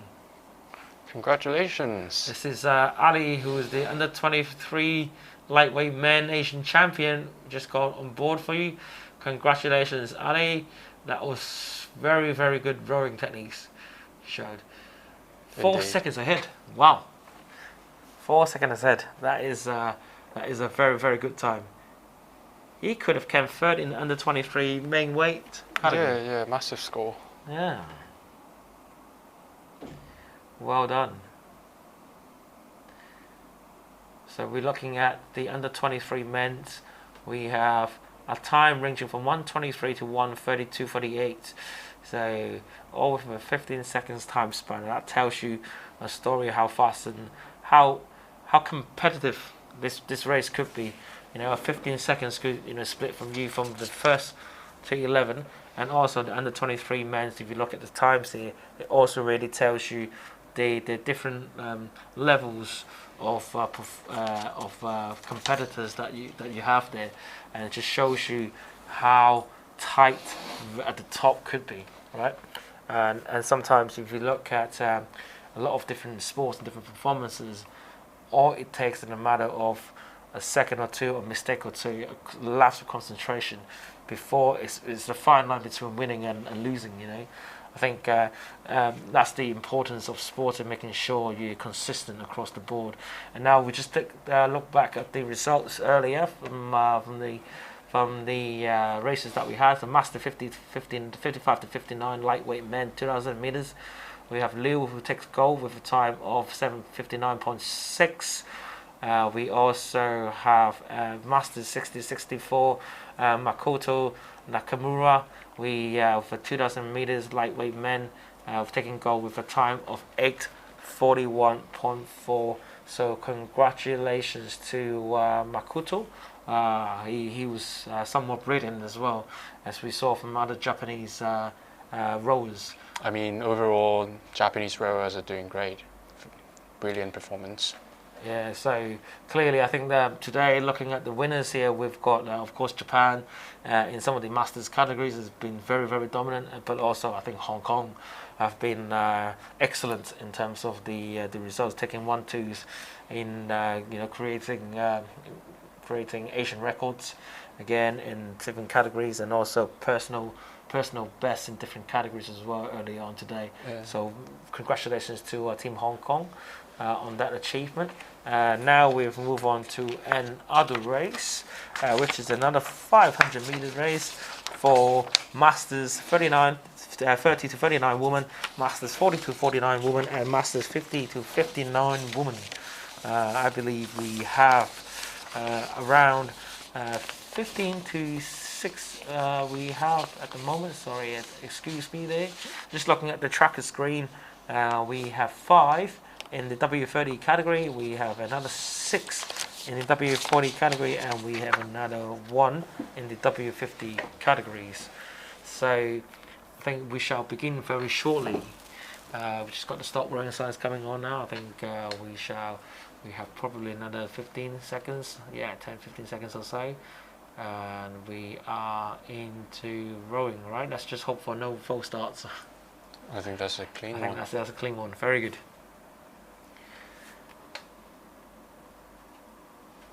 Very good to see some competitors there going really, really strong. Let's have a look. We have Bahrain. Mariam from Bahrain, Issa, stood out. Who's now in the lead. Followed closely by India, who are 3 meters just behind her. And also, if we look at the W40 group, we have Svetlana from Kuwait, who are currently in the lead, and we have Aparna in the W50 group, who are strolling very nicely as she makes her way into the 250 mark halfway.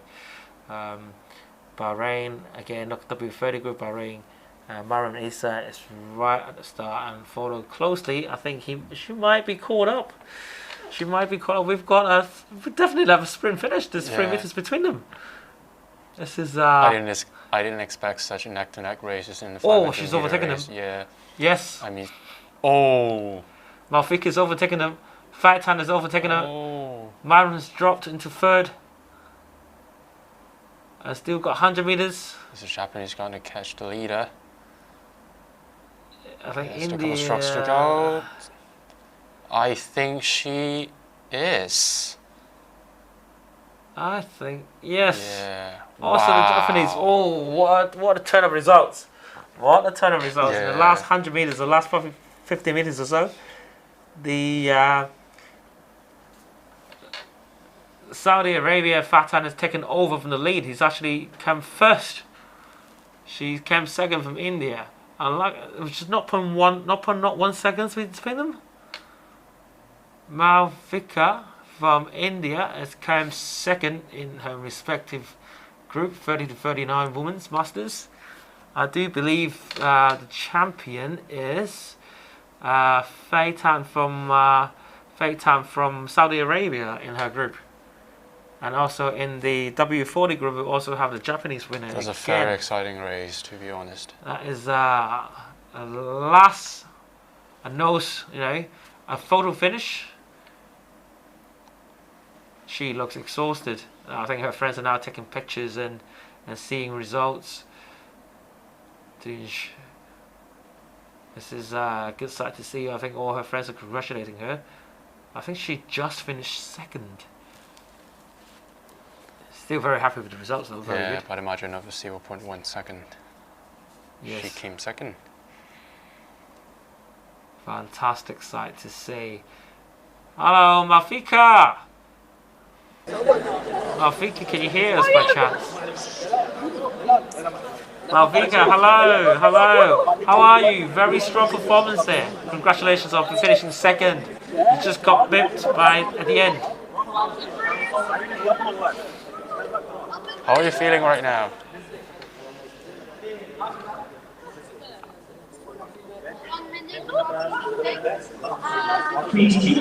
How are you feeling? How are you feeling?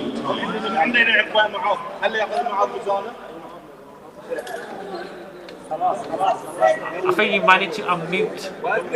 I can't quite hear you. But yes, congratulations on your performance. It was stunning. You caught back. Thank you. Yeah, I can hear you now. Thank you. Yes, congratulations. So, yes, it was a very tight race. Thank you. Yes, how do you feel? Yeah. Tell us how you feel. Just this. You're good. Feel good. Good to know. Brilliant. Right. Thumbs up. All right.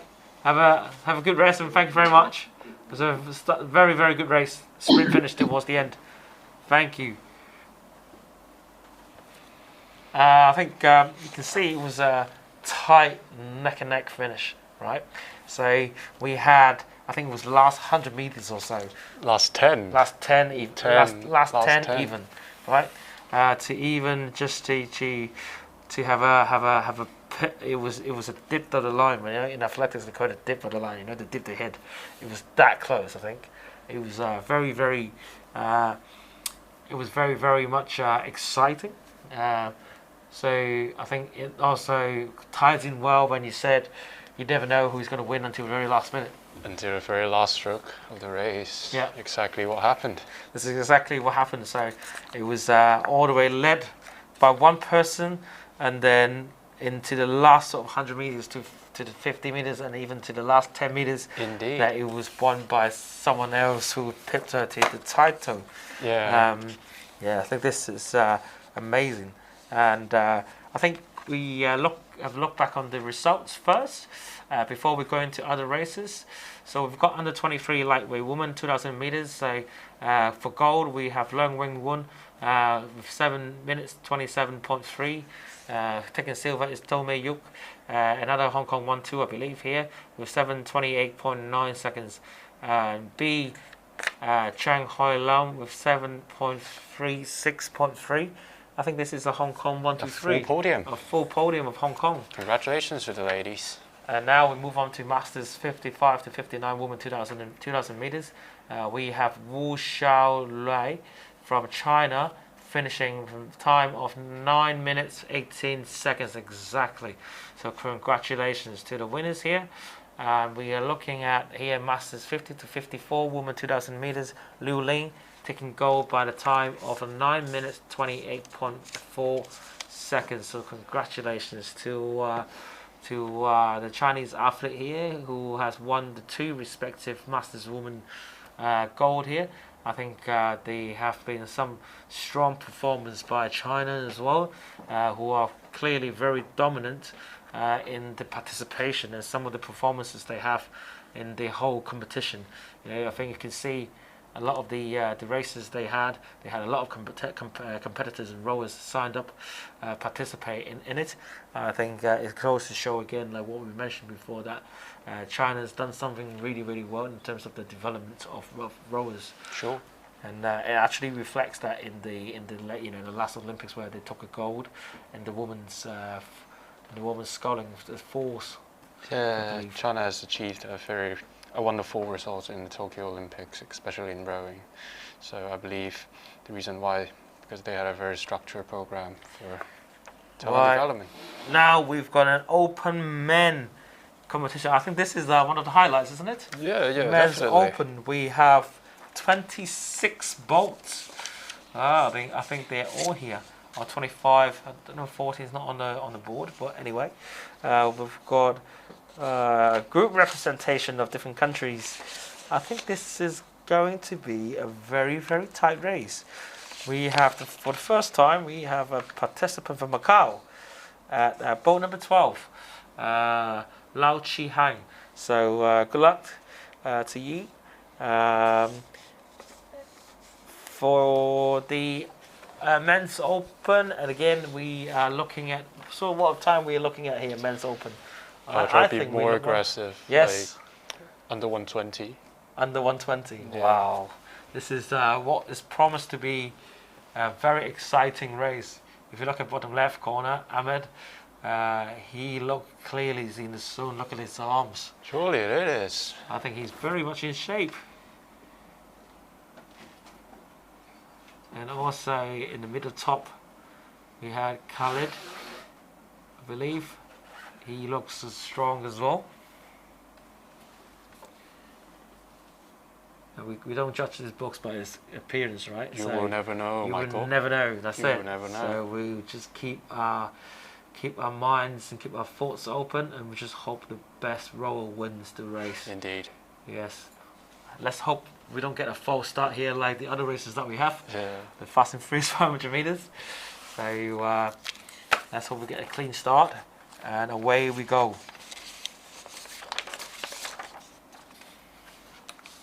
So here we go. I think we're just starting in about a couple of seconds. Just bear with us. So 120 mark is the time that we're looking at this men's open race. 500 meters, 120 mark. Surely is yeah. very, I believe fast. there will be some of them hitting that magic number. Could we go? 120. 120 is the magic number for 500 meters rowing. Yeah. So what about 118 maybe? Yeah. Yeah, is that good enough? Would 118 be enough to win it? Indeed. Right. Okay, the sign is up for. Let's have a look at this. Maybe 118. Let's hope we get a 118 results here at the men's open 500 meters race that we have. That'd be fantastic to see if we get a 118 or even close to 118. Some scores. All we're hoping for is a tight and neck-to-neck race, a sprint finish from start to beginning.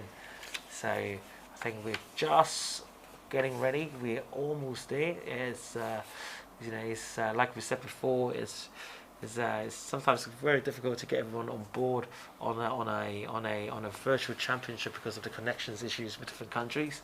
We're still trying our very best to put the event on. We hope the race can start soon. I think looking back at the contestants, they're all eager to start now. They're all waiting, handles ready. Some of them have got the handle on their hands, some of them haven't. Some of them are looking very relaxed, just sliding with a dog behind next to them, which is always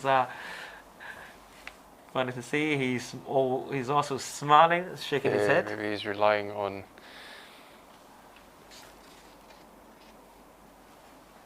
Interesting to say. Yes, we have. I think they're almost ready now. Yes, there we go. We are back.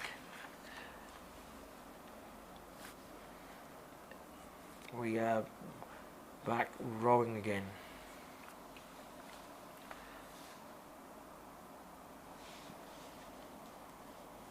Brilliant. Here we go. We have Harvinder from India, boat number 11.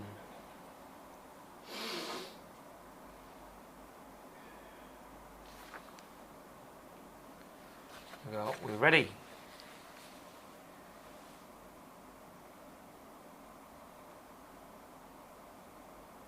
Here we go, a very clean start.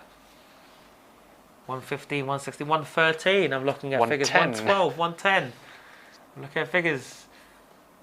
It's pulling by the rower from Bahrain. And this will be over before we know it. Yeah. Oh. Right, this is very, very fast. Wow. We've got Bahrain crossing the line at the moment schedule 117, 116, and followed closely by Malaysia, Joshua Flood from Malaysia. I think he's going to overtake. Very strong second half. Yes. Of Joshua. Oh my God. Oh my God. 116, I think. 20 strokes left. Wow. 46 strokes per minute. That is very, very, very quick. Iranian is fading. Come on.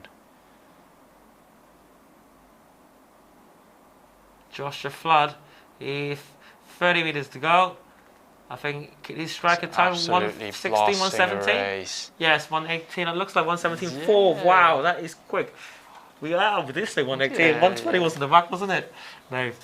Wow. Congratulations. Congratulations. Joshua Flood, well done. Fantastic performance, 117.4. That's brilliant. That's very, very, very impressive. He's got over almost 2 seconds What a big ahead. guy. Congratulations, Congratulations, Joshua. How are you feeling right now? Cheers, guys. Yeah, I can hear you. How are you feeling right now? Oh, that's classic. It was a good race. Yeah, the guy who was second went really quick. Right from the start, he was really quick. So it's about no. Yeah. And then you came back stronger. That was probably. Yeah, well, the secret is to try not to take them out. I think the gentleman second really went out to set the pace. And the key is not to panic. And stay calm and keep discipline throughout. You stick with a friend. Cheers, guys. Yeah, Good luck. Congrats. You had the dog behind you, so that bring you good luck maybe. 117.4, congratulations. Massive. Thank you. I think your season big in. Yes. All the very best from Hong Kong. Take care in Malaysia. Hello to all my Malaysian relatives, it's alright. Hi guys. Right. Fantastic to see Joshua finishing first. He did explain the key is not to burn out in the first Pace half yourself. of the race. Pace yourself. Okay, and he came back really strong. Or maybe the silver medalist has dropped off because he's actually suffered a burnout. Maybe. Yeah, maybe he's never saving know. power for the second half of the race, but that he was burnt out. very quick Yes, at indeed. 117.4. That is very impressive in that regard, and very much a deserved winner, I would say. Yeah. He looked really strong right from the beginning. He was in there from the tussle and hustle right at the end. And let's take a look at the results from earlier. We have the Masters woman 40 to 49 2,000 meters.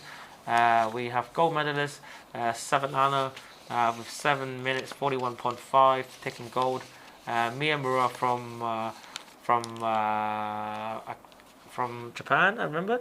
If not, from Japan taking silver with 8 minutes 13.9, and bronze for Ji Li from China taking bronze for a time of 8:51.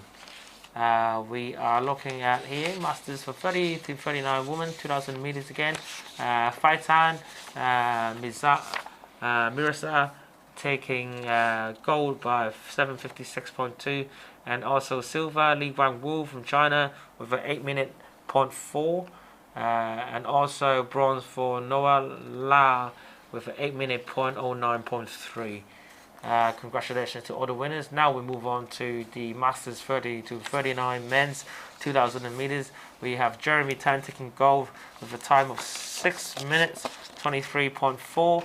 Also silver for Shang Wang Yan with a 6 minute 26.8, and bronze for Khalid 6 minutes 34.6. Congratulations to all the winners here. So clearly today we have some very good times for the different competitors out there, and I also think the times that we had are still very top. Is that correct? Yeah, indeed. And how does that feel watching the 500 meter race compared to the 2,000 meter one? Is it good? Relatively shorter and more intense.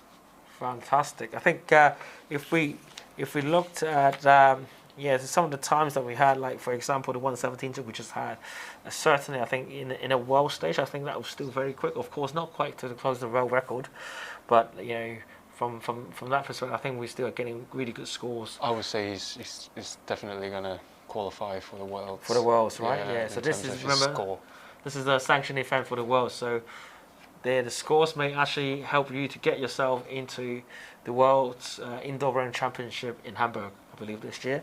So good luck to those who can qualify for Hamburg, and we wish you the best of luck in those races as well if you're participating.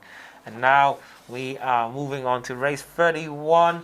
We have Masters 30 to 39 lightweight woman. Masters 40 to 49 lightweight woman, Masters 50 to 59 lightweight woman, Masters 60s plus lightweight woman, 500 meters. We also have a representative from Hong Kong at bowl number 2, Card Kit. So very good luck to you in the race. And we also have participants from China, Thailand, India, and also Singapore. So good luck to you all. We wish you very best. So in terms of timings, what sort of times are we looking at? 1:25 maybe? Yeah, I would say under 1:30. Under 1:30, still under 1:30. That is a very quick. Yeah, still a very quick score for this group. Let's have a look.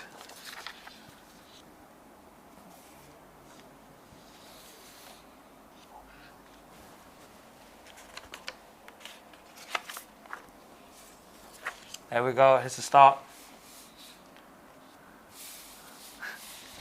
Here's the start. With the Masters 30 to 39 lightweight men, Masters 40 to 40 lightweight men, Masters 50 to 50 lightweight men, and Masters 60 plus lightweight men. So this is going to be a very interesting. Hong Kong is taking the lead in his respective group with 5 meters ahead. Scheduled time to finish at about 1:23 mark. And also in the 40 to 49 group, we have Thailand in the lead. And then in the 50 to 59 group, we have another Hong Kong in the lead, 6 meters in front. Scheduled finish time at about 1:30 mark. And also with the 60 plus group, we have Thailand in the lead, I think, or China in the lead. I think we're right in the last 120, 200 meters now.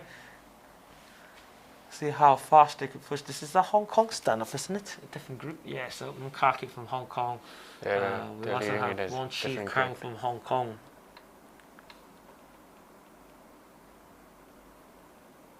I think we're all finishing now. I think these are very congratulations. I think Mukakit in the men's 40 to 39 category, and also Wong Chi Kang from in his respective category as well. I think these are both firemen, I believe. Yeah, they usually perform really well in the Hong Kong Indoors Championships. So congratulations to two representatives from Hong Kong. Hello， 嘉傑 hello， 恭喜晒。Hello， 阿傑聽唔聽到？恭喜晒，恭喜晒你哋啊！好快喎，見到你挖得到頭先。係啦，睇下佢哋嗰邊未必收到我哋嘅信號啊！等多陣先，我哋可能要係啦，唔緊要，我哋再陣間去嘗試下再聯絡佢哋嗰邊啦。咁係啦，咁都見到啦。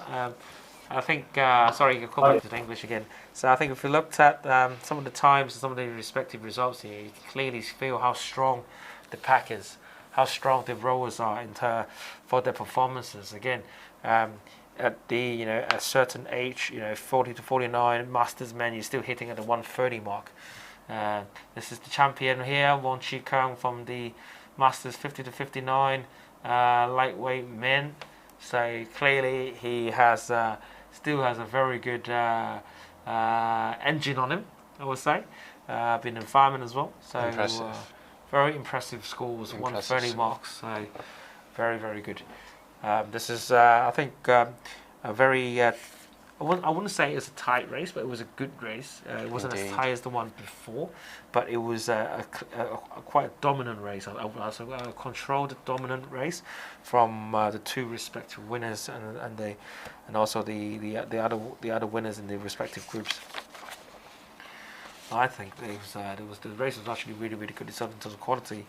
It just basically shows you how consistent you need to be throughout the 500 meters. They didn't have the rush as much as the previous group. They had a more of a consistent stroke. Yeah, they just gone off the first 10 to 20 strokes, and they paced themselves really well. Yeah, and all until finished. Yeah, let's take a look at the results. So congratulations to all the winners. Masters 40 to 49 men, 2,000 meters.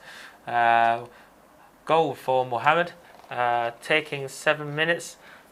For 3 seconds and 0.7. Congratulations. And silver for Mohammed Sakpiti. We have finishing time of a 7 minutes 16.5. And bronze for Rikia for 7 minutes 7:42 4.4 seconds. And now we're moving on to Masters 50 to 54 men, 2,000 meters. Congratulations to Wasan, finishing time from Thailand.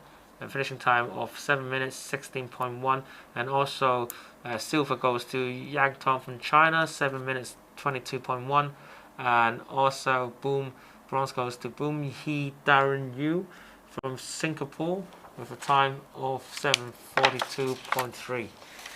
Congratulations to all the winners, and now we're moving on to the 55 to 59 men 2,000 meters.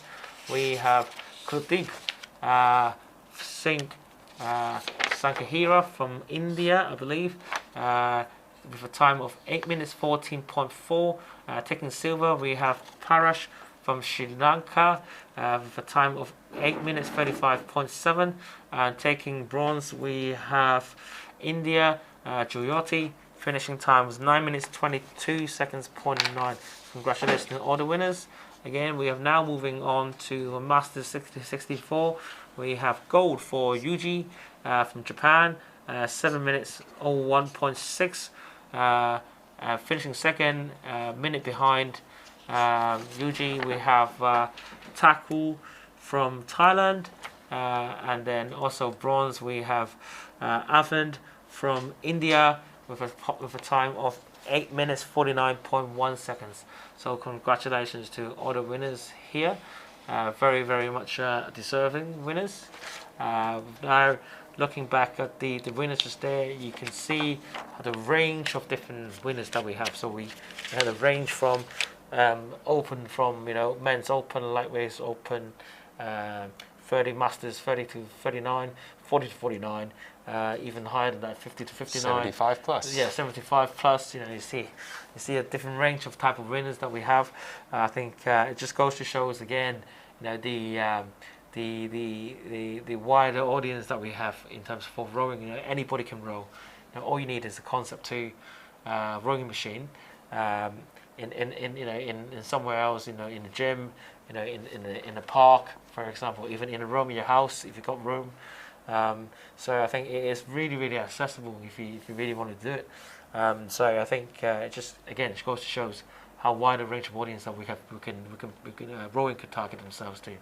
So another great achievement for those winners who have put in a performance of a kind for today. I think we can only wish them the best of luck in the future competitions coming up, right? Okay, I think we're moving on to our another race, race number 30, I believe. Another exciting race. Yeah, another very exciting race. I'll let you describe this time. Here comes the women and lightweight women's 500-meter race. We got competitors from Saudi Arabia, Thailand, Philippines, Singapore, China, of course, Hong Kong. And in the lightweight women's group, we got competitors from Thailand, India, Pakistan, China, Kuwait, and Singapore. So this will be a highlight of the women's race throughout the day. So I'm really looking forward to the performance. So what sort of time are we looking at here this time then, you believe? I believe they can, for open women, 140. Yep. For lightweight women, maybe 145. Oh, okay. Let's see if we get a magic number of 138 or 143 this time, right? Yeah, sure. We did predict that in the men's open. It's like in the men's open, 117 was quite a surprise to me. Yeah, let's have a look. I think they're getting ready. They're getting ready. Yeah, as you can see, most of them are doing the competition at their houses or some outdoor areas. Yeah, fantastic. Let's have a look, see if they could produce another stunning results. I think they're just setting up.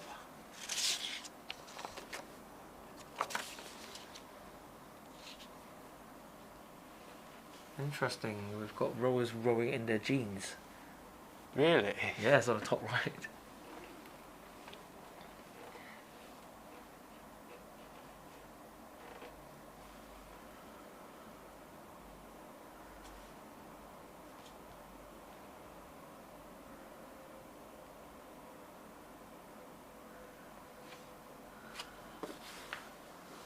So we still got 1 more minute until the next race kick starts. Yeah, I think we are running it close. I think. Yeah, there's the signs. It's up. Let's see how these woman gets on. We've got number 13, lightweight woman, in our screen from India. Afikta. Good luck.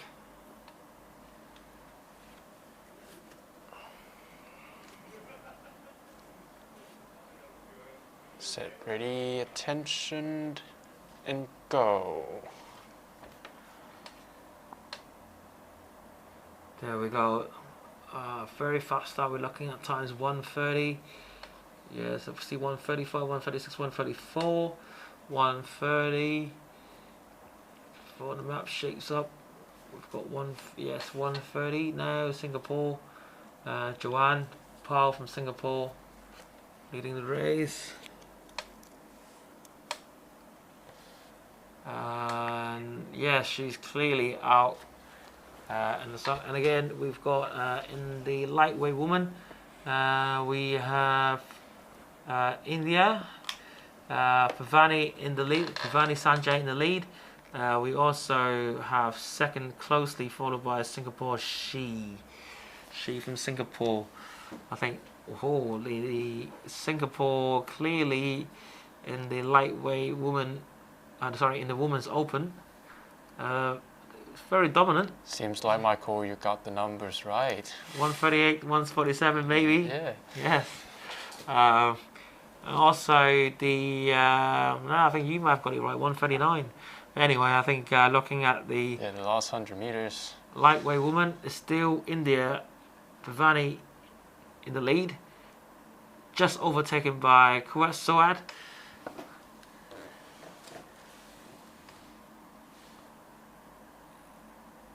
Like I think into second, just crossing the line, we have Joanne from Singapore finishing first. 1:36.7. 1:36. Wow. Impressive. That is a very, very good finish. So we had a close up on Joanne Paul from. We've got Pavani Sanjay. We can stop now. I think he just won. She's still rowing. I think. Yeah. She has just won, I believe. So 1:36, 1:43. Very, very good results from across the board. Congratulations, Pavani, Sanjay. You've won. Well done. Absolutely fantastic. Score. Look at her family. I think family members, her friends. Impressive. Very impressive. She looks very. She looks very relieved. Congratulations, Pavani, Sanjay. Congratulations from we are linked up with you. How are you feeling with the win? Thumbs up. Please keep the home race connected page in view at all times. Fantastic. Congratulations all the way leading from the front. So very good performance. Thank you. Did you not stop? I see you carry on rowing after the race finished. You kept on rowing. You didn't know the race was over? We can't tell you. Please keep the home race connected page in view at all times. You kept rowing before the race was after the race was over. Is that because you didn't realise it was over? Well done, Jenny Lakes. What's the felt? Yeah, Jelly Lakes. How Please are you feeling? keep the home race connected page in view at all How are times. you feeling with the win? I feel great. Brilliant. Fantastic. Brilliant. What did you carry on rowing after the race stopped? Why did you carry on rowing after the race stopped? Is it warm down? Perhaps. Please keep the home race connected page in view at all times. Well, anyway, I think we'll have to come back to the studio. But thank you very much, Pavani there. A thumbs up for you. Yeah, congratulations on winning your lightweight woman open category. Exciting. 500 meters race. Races, eh? Very exciting. I think clearly, I think the standards are quite high. Yeah. What did you make of the performance by the women's? It's brilliant, especially the performance by the Singaporean girl. It's really impressive. 1:36.4, which is massive score. Yeah. Could you do better than that? Of course I do, but yeah. Right. Brilliant. So we are just, looking at the next race ahead of us. Any more special standouts for you? In this race? Next one coming up, yes. Okay. So We have, well, I think we have the lightweight masters. The masters lightweight woman, 30 to 39, 40 to 49, 50 to 59. So there will be only 60 plus. one competitor in the lightweight 30 group. So I back her will be the fastest. I see. Anyway, let's take a look at the results again. We have masters 40 to 49, lightweight woman 2,000 meters. Finishing first, we have Harakuna Sakamoto with a time of 8 minutes 13.5. Finishing second, we have Ka Shirin, where finishing time is 9 minutes 11.8. And finishing third, we have Pang Wang Tang of 10 minutes 8 seconds, 0.0. The next result we have is Masters 65 to 69 lightweight woman, 2,000 meters.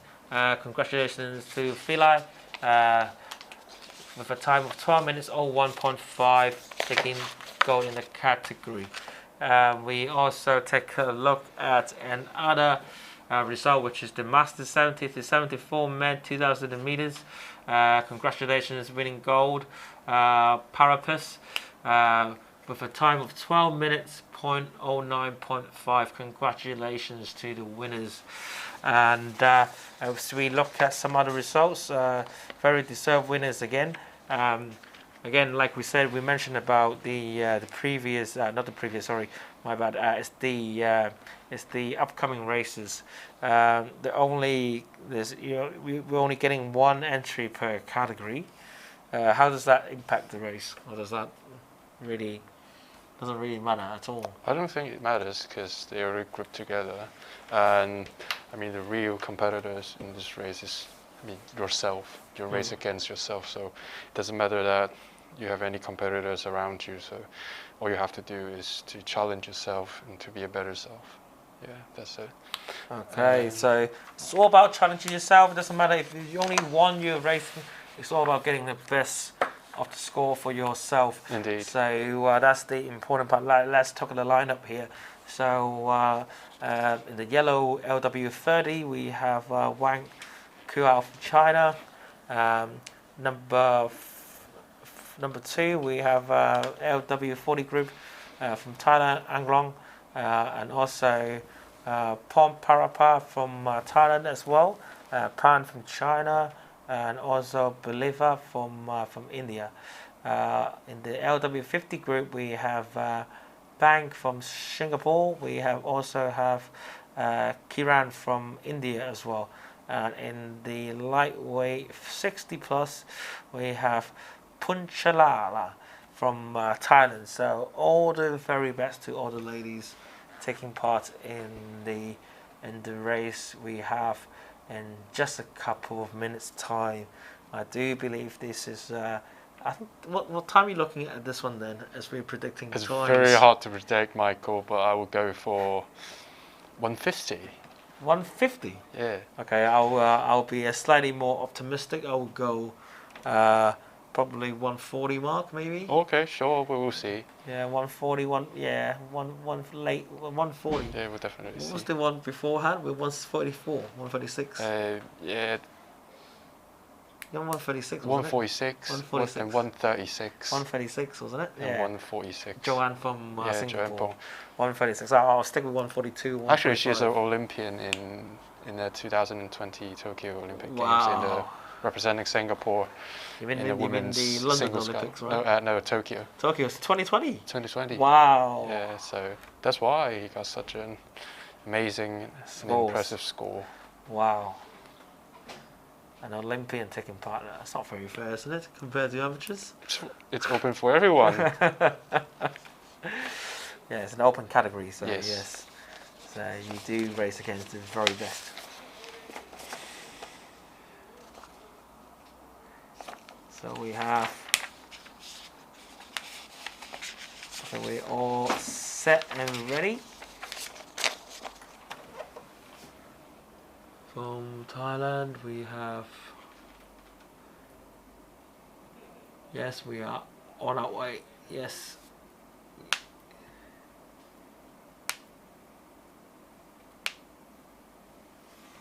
We are off our way. Yes, we are off. 1 minute 44, 1:56. Let's see figures. 2 minutes. 1:45 now. 1:49. Oh.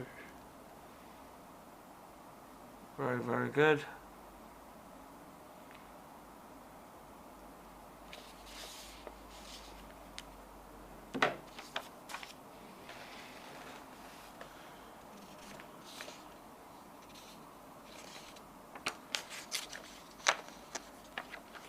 This is a very close race between the Thailand counterparts.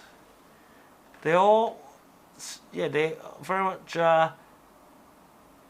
stroking the same speed. Yeah.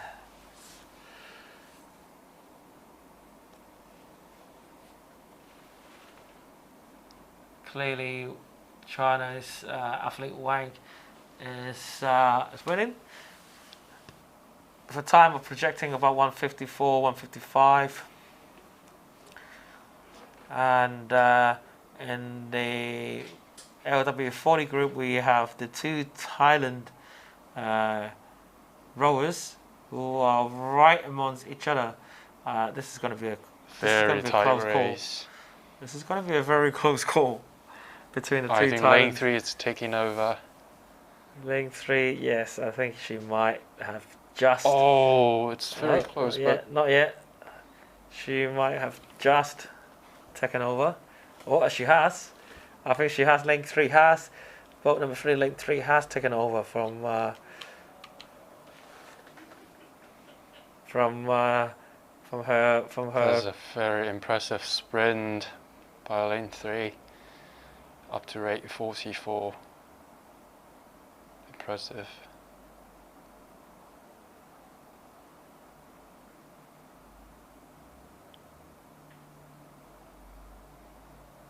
Congratulations.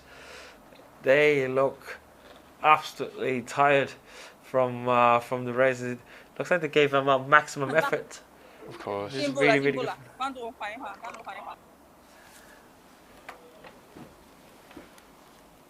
不错 not bad, eh? Fantastic. There's one more competitor. One more competitor. Working very hard. Yeah, working very hard to finish. Just 150 meters or so to go.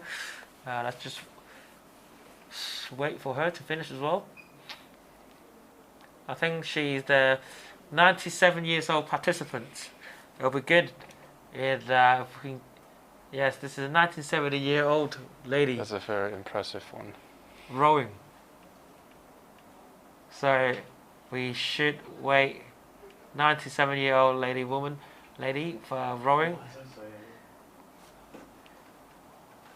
So she's just approaching the last sort of 60 meters or so now. So congratulations, I think. Well done.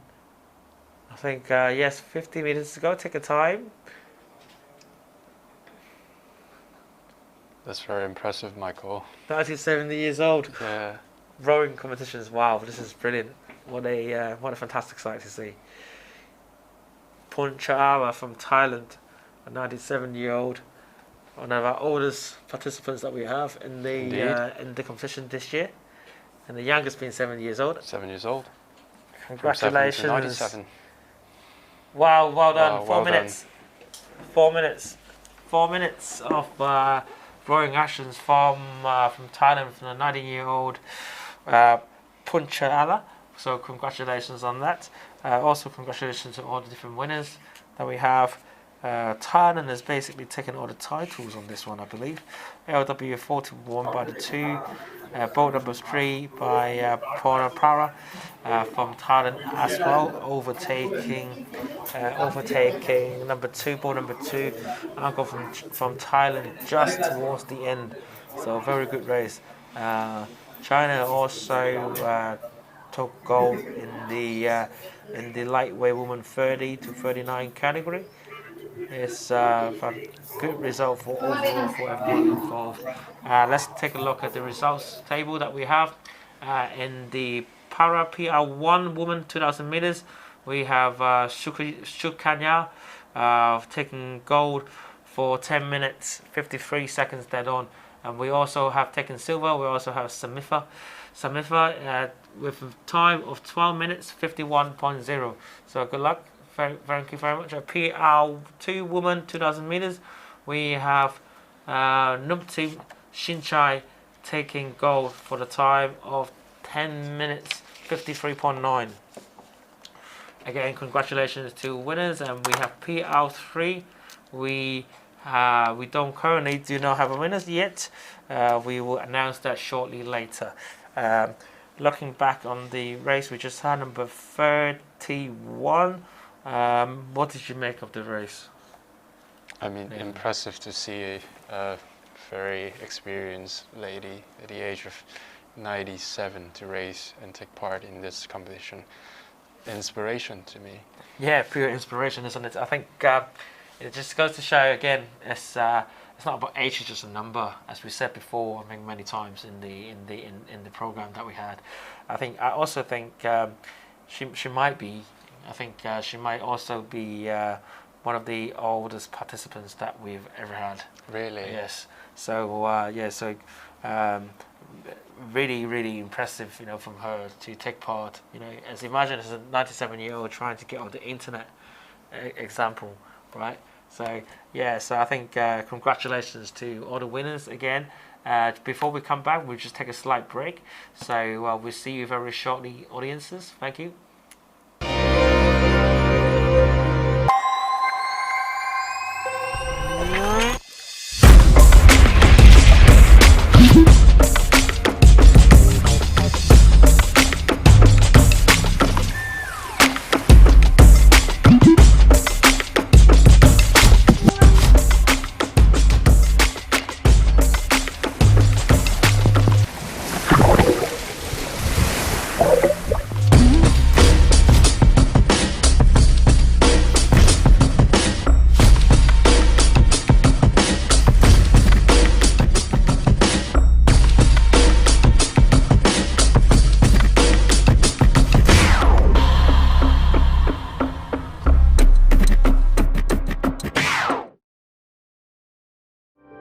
中國香港賽艇協會一直致力推動普及賽艇運動。今個夏季就引入咗一項刺激、有趣、全新嘅水上運動——平板賽艇。為咗隆重其事，賽協喺6月29號舉行咗發佈會，標誌住平板賽艇喺香港正式登場，而將平板賽艇普及化以及城市化嘅推廣工作亦都全面展開。平板賽艇顧名思義係將賽艇架安裝到直立板或者係滑浪板上面，用滑動式槳架進行賽艇。平板賽艇有3大特色：容易、好玩同埋可達度高。即使係初學者，亦都好易上手。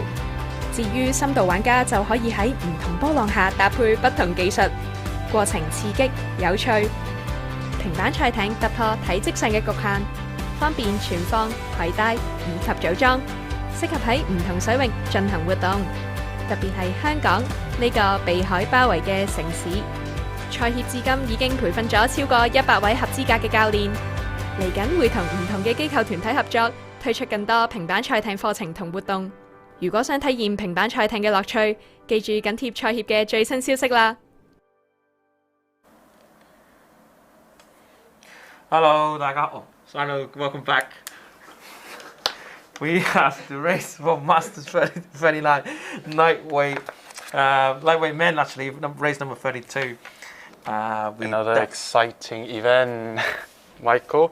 So we have competitors from India, Thailand, of course Hong Kong, ARIC, China, and Pakistan, or Singapore, India, Macau, Bahrain, and the Philippines. I think representative from Hong Kong, Wong Chi Sing, on the top left corner is also a fireman, I believe.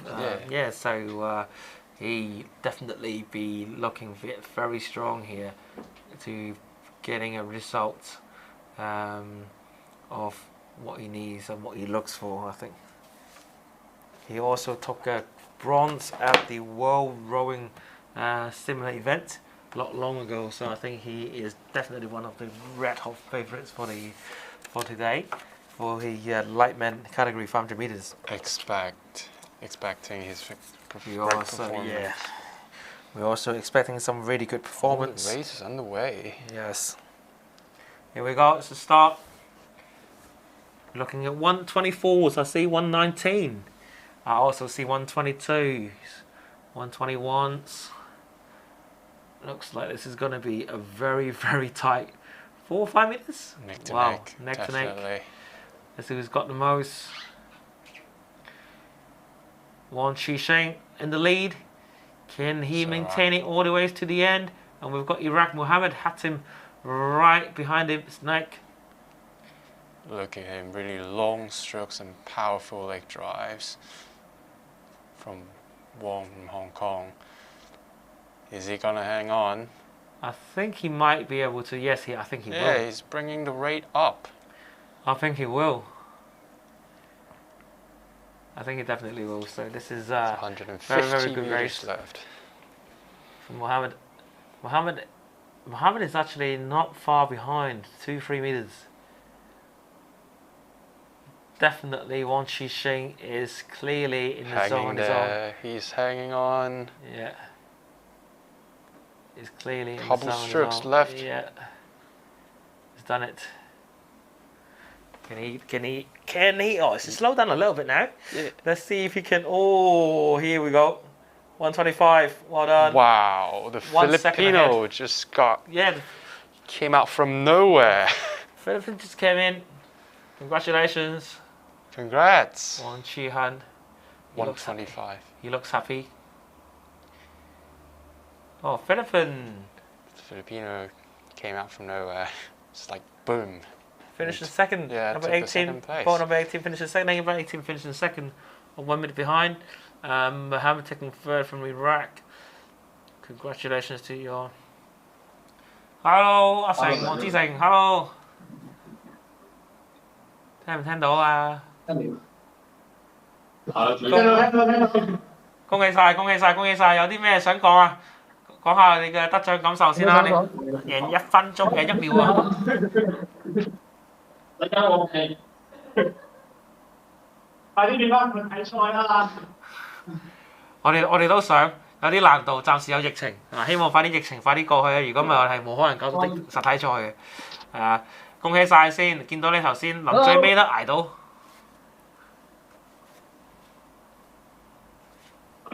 你可能行埋少少會聽到啲，我哋清楚少少，唔好聽到你哋講嘢。行埋少少。係啊。係啊，咁樣。喂 ，hello， 辛苦晒。頭先見到你都跑得好快啊！最尾爭少少俾人追到，但係冇事。係啊，掛住香港個名啊嘛。恭喜晒，恭喜晒，恭喜晒！我見到你之前都喺 ARVIC 嘅比賽度贏過銀牌噶嘛，所以都好犀利啊！見到你知道，其實你平時有多唔多練艇嘅咧？都有少少練習咯，關於艇嘅話。定話做開其他運動，可能去行下山、跑下山嗰啲嚟㗎，好犀利喎！你個引擎。到後邊嗰個，我都係跑山嘅，跑山練力咯，有時都。OK。嚟緊會唔會備戰呢個世界嘅 virtual 賽艇錦標賽啊？盡自己能力啦，係啊，拉多少少臨尾300-400米嗰啲速度啊，臨尾都跌得多。係啊，因為嚟緊3月啦，希望你今次成功可以 qualify 到去世界賽啦，世界 indoor 嗰個ARVIC 嗰個喺漢堡舉行個比賽咯。希望你都如果可以 qualify 到，亦都可以參加到啊，繼續啊代表香港爭光啦。希望我哋可以。哇！咁犀利！好啊，多啲俾多啲資訊我哋，即係唔止我哋一個人拉，即係我哋好多都可以參與到啊。好啊，冇問題啊！我哋同事聽到你講嘢嘅，冇問題，收到嘅信息。再次恭喜你啊！再次恭喜你啊！好，我哋遲啲見。Okay, so obviously it was a good race. It was good to see Hong Kong winning another in their respective category, taking another gold medal. Yeah, we got so many medals in our pocket. Yeah, I think he was pushed all the way.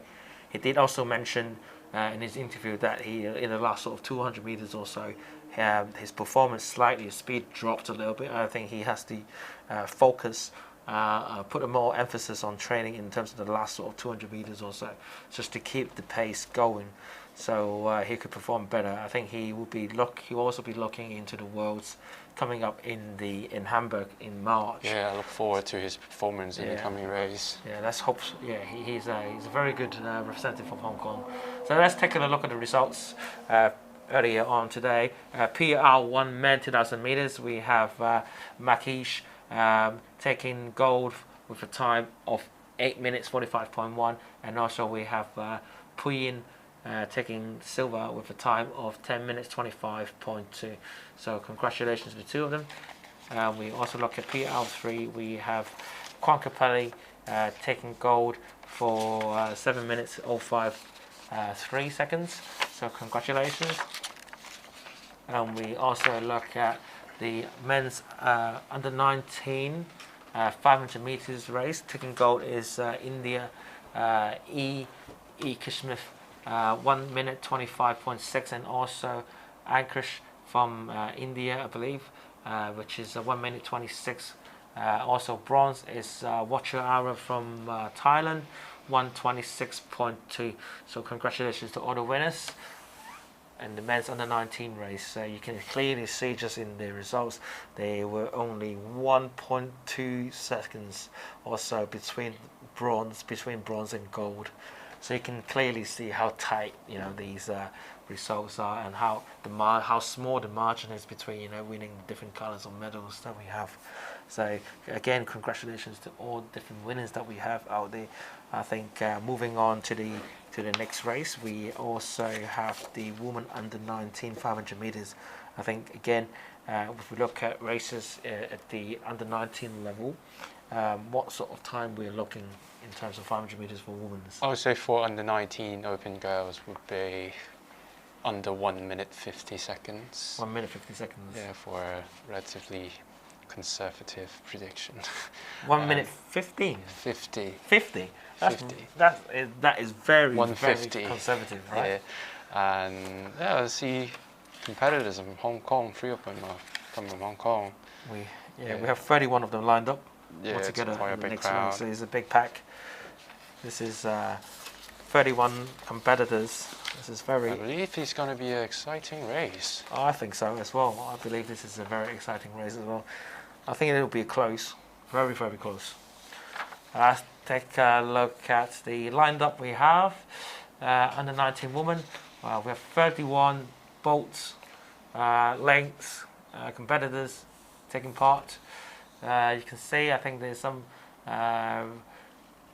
familiar names from Hong Kong. We have Hillary in lane 5, and Chiu Anman in lane 6, and also in lane 30 we have Wong Heyman Madi. So good luck to you all for representing Hong Kong in this category of races in the 500 meters under 19 women races. We also look at, there's a strong field of Thailand participants, and also India participants and Pakistan participants in this group. So we see a lot of common theme here, where the main rowing countries are more Asia's here, right? So you see Thailand, India, China, slightly less in terms of Japan, but we also have like Bahrain, Singapore, Kuwait, etc. etc. So it does shows certain countries have more competitors involved. Certain countries might not so. So yeah, it's just nice to see how different. Here we go. As we can see, they're all lined up in their respective cameras and in their respective places. As top right, we have from Thailand, I believe. Bottom left, we have from India. I think we're just getting ready now.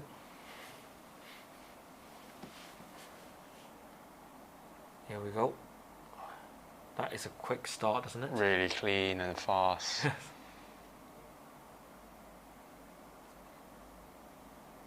As you can see, the pace goes up all the way to 137, 139, and for now... Are you saying 150? Did you say 150? Yeah, 150. I hope you're correct. Yeah. Conservative guess, right? Very conservative guess, and the leader from India is pulling a 137 pace at a rate 45. Yeah, I think she's right in the middle of the screen. Yeah, now he drops back to rate 40 and the pace remains 139. 139. Mastica.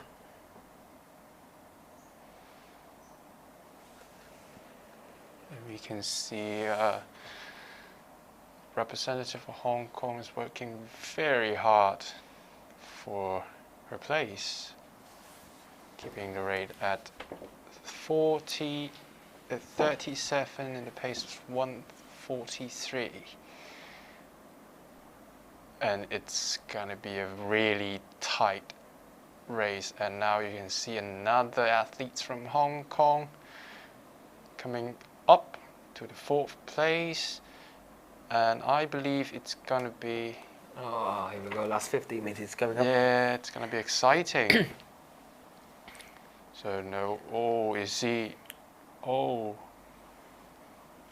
Hillary got it. Now she's in the 3rd place. Can she manage to stay in 3rd? Ah! Oh, hit him! Oh, just it's a double. Joint 3rd. A joint 3rd. Yeah. A joint 3rd position for Hong Kong. Congratulations. Congratulations. And importantly, congratulations to Thailand, boat number 2, Nakicha. Very strong performance. 2 seconds ahead of 2nd place from India Rose. Congratulations to the 2 winners here.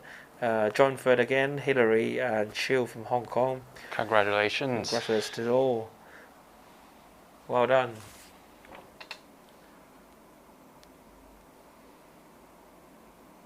Some looks not quite happy with the performance. Yeah, things like that's happened all the way. Some are clearly very happy.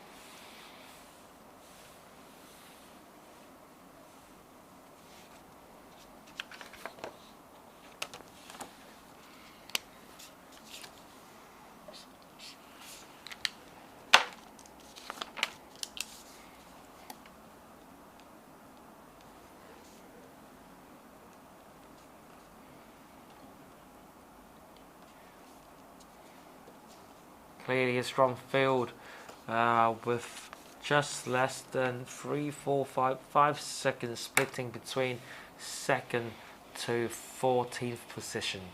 So this just shows you how tight the competitions are. So 4 seconds, yeah, 5 seconds, sorry. About 5 seconds that splits you from top 3 to 14th. So very strong competitions out there again, like we said before. So yes, and again, congratulations to the different winners. And also we have another finish for Hong Kong, I believe, in the 18th from Mandy.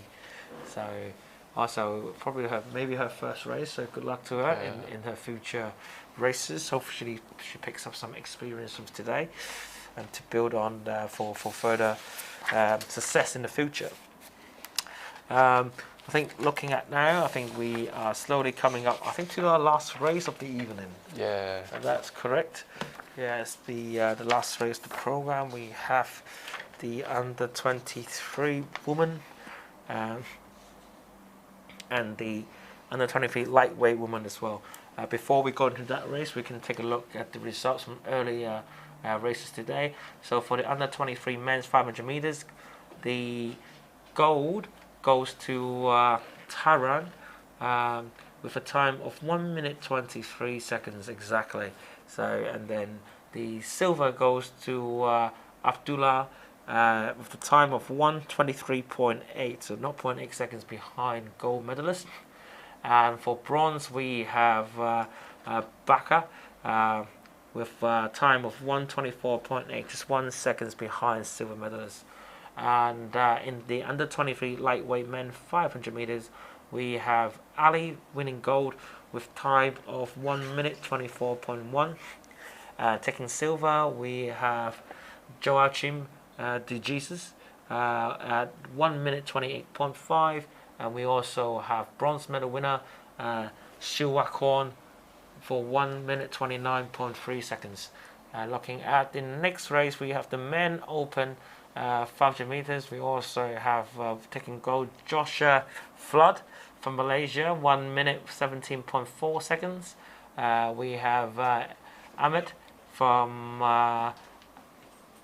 Bahrain, I believe, okay, taking 1 minute 19.3 seconds. And we also have bronze for Chao Minglei for 1 minute 20 seconds point 1. Congratulations to all the winners again. So looking again, so congratulations to all the winners. Just had the announcement of the results, but we're looking ahead now to our final race of the day. We have race number 34, the under 23 woman and under 23 lightweight woman 500 meters course. So Nave, I'm going to ask you one last time for today. What's your prediction of the times today? Oh, it becomes a bit tricky because I didn't quite make it right in the last one. So for the under 23 women, I'll say 140. Yeah, maybe we'll just come back in a minute. I think we're coming into a break now. 140. Yeah. 140. Let's make a guess. For light women, maybe 145. We'll see you shortly. Sure. 中國香港賽艇協會一直致力推動普及賽艇運動。今個夏季就引入咗一項刺激、有趣、全新嘅水上運動——平板賽艇。為咗隆重其事，賽協喺6月29號舉行咗發佈會，標誌住平板賽艇喺香港正式登場，而將平板賽艇普及化以及城市化嘅推廣工作亦都全面展開。平板賽艇，顧名思義係將賽艇架安裝到直立板或者係滑浪板上面，用滑動式槳架進行賽艇。平板賽艇有3大特色：容易、好玩同埋可達度高。即使係初學者，亦都好易上手。至於深度玩家就可以喺唔同波浪下搭配不同技術，過程刺激有趣。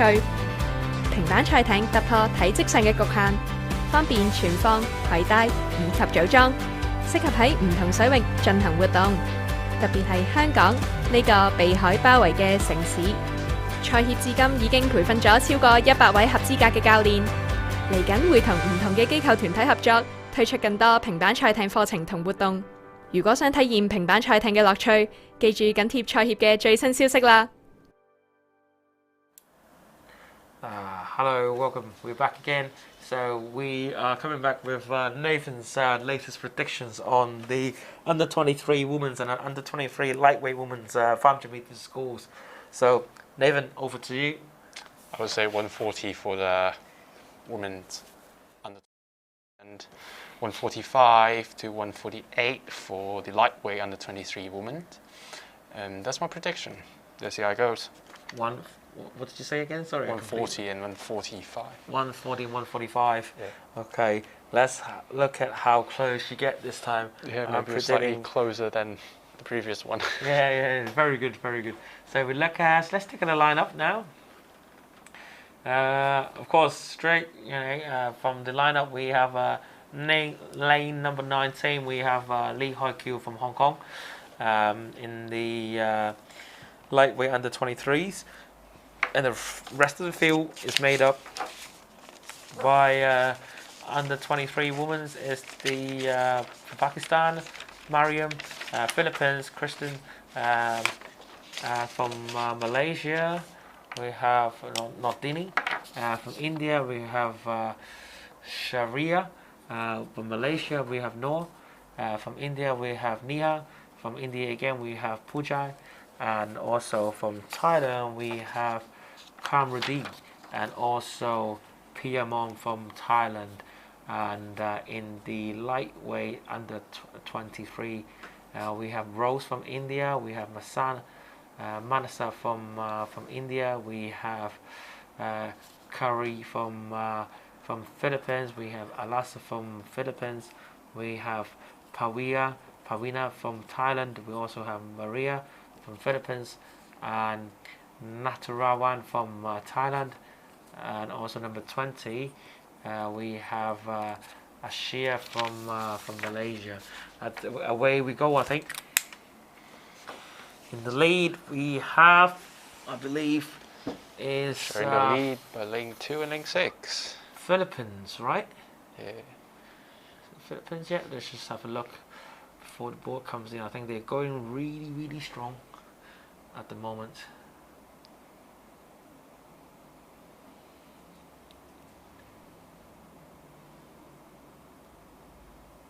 Seems that I get it closer this time, Michael.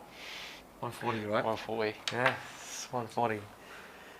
We have first from Piaman from the Thailand representative. Clearly in the lead. I think she's a strong finish to be within 140. I think you can look at her coach pushing her on the bottom left of the screen every stroke of the way. And we also have India, Rose from India, number 12, taking the lead in the lightweight under 23. I think they are both quite comfortable. I think followed by second in Philippines, Kristen, and in third in the women under 23s, neck and neck. I think we are going to be close to, I think we're slightly getting pulled away now. Yes, I think. Yeah, 141. Yes, I think we're 1, 2, 3. Yep. Hong Kong came fourth, unlucky. Well done, Thailand. Well deserved. Her coach was very good. Yeah. Just as agonizing as her.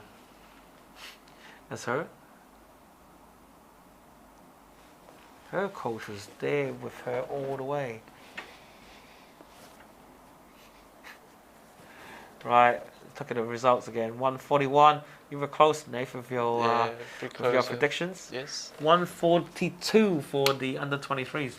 3 minutes, 3 seconds off, maybe, or was it 144? Did you guess? Here comes the lightweight woman from Hong Kong. Just missed out on the podium positions. Here we go. Here we go. Under 23 woman. When? Oh, somehow I probably lost the signal. We'll come back onto the tracking screen. This is again. We look at the results here. Congratulations to all the winners. I think this is the last race today.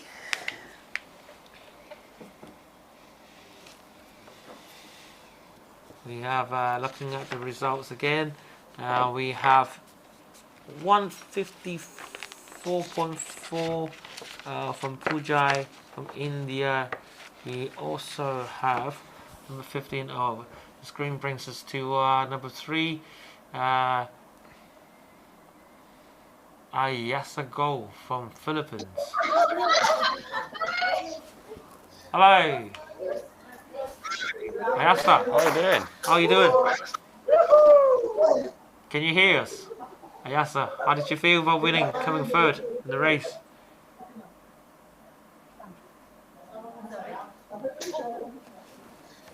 Hello, Ayasa.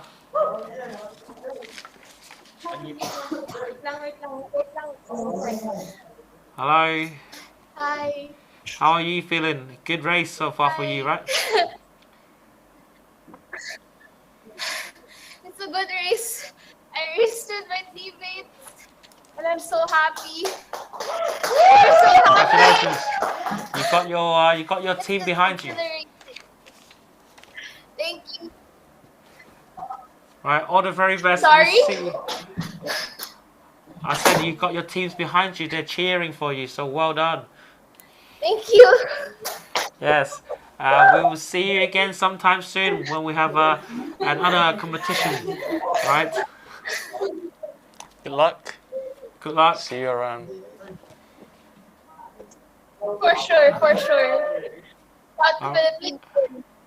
All right, Happy New Year.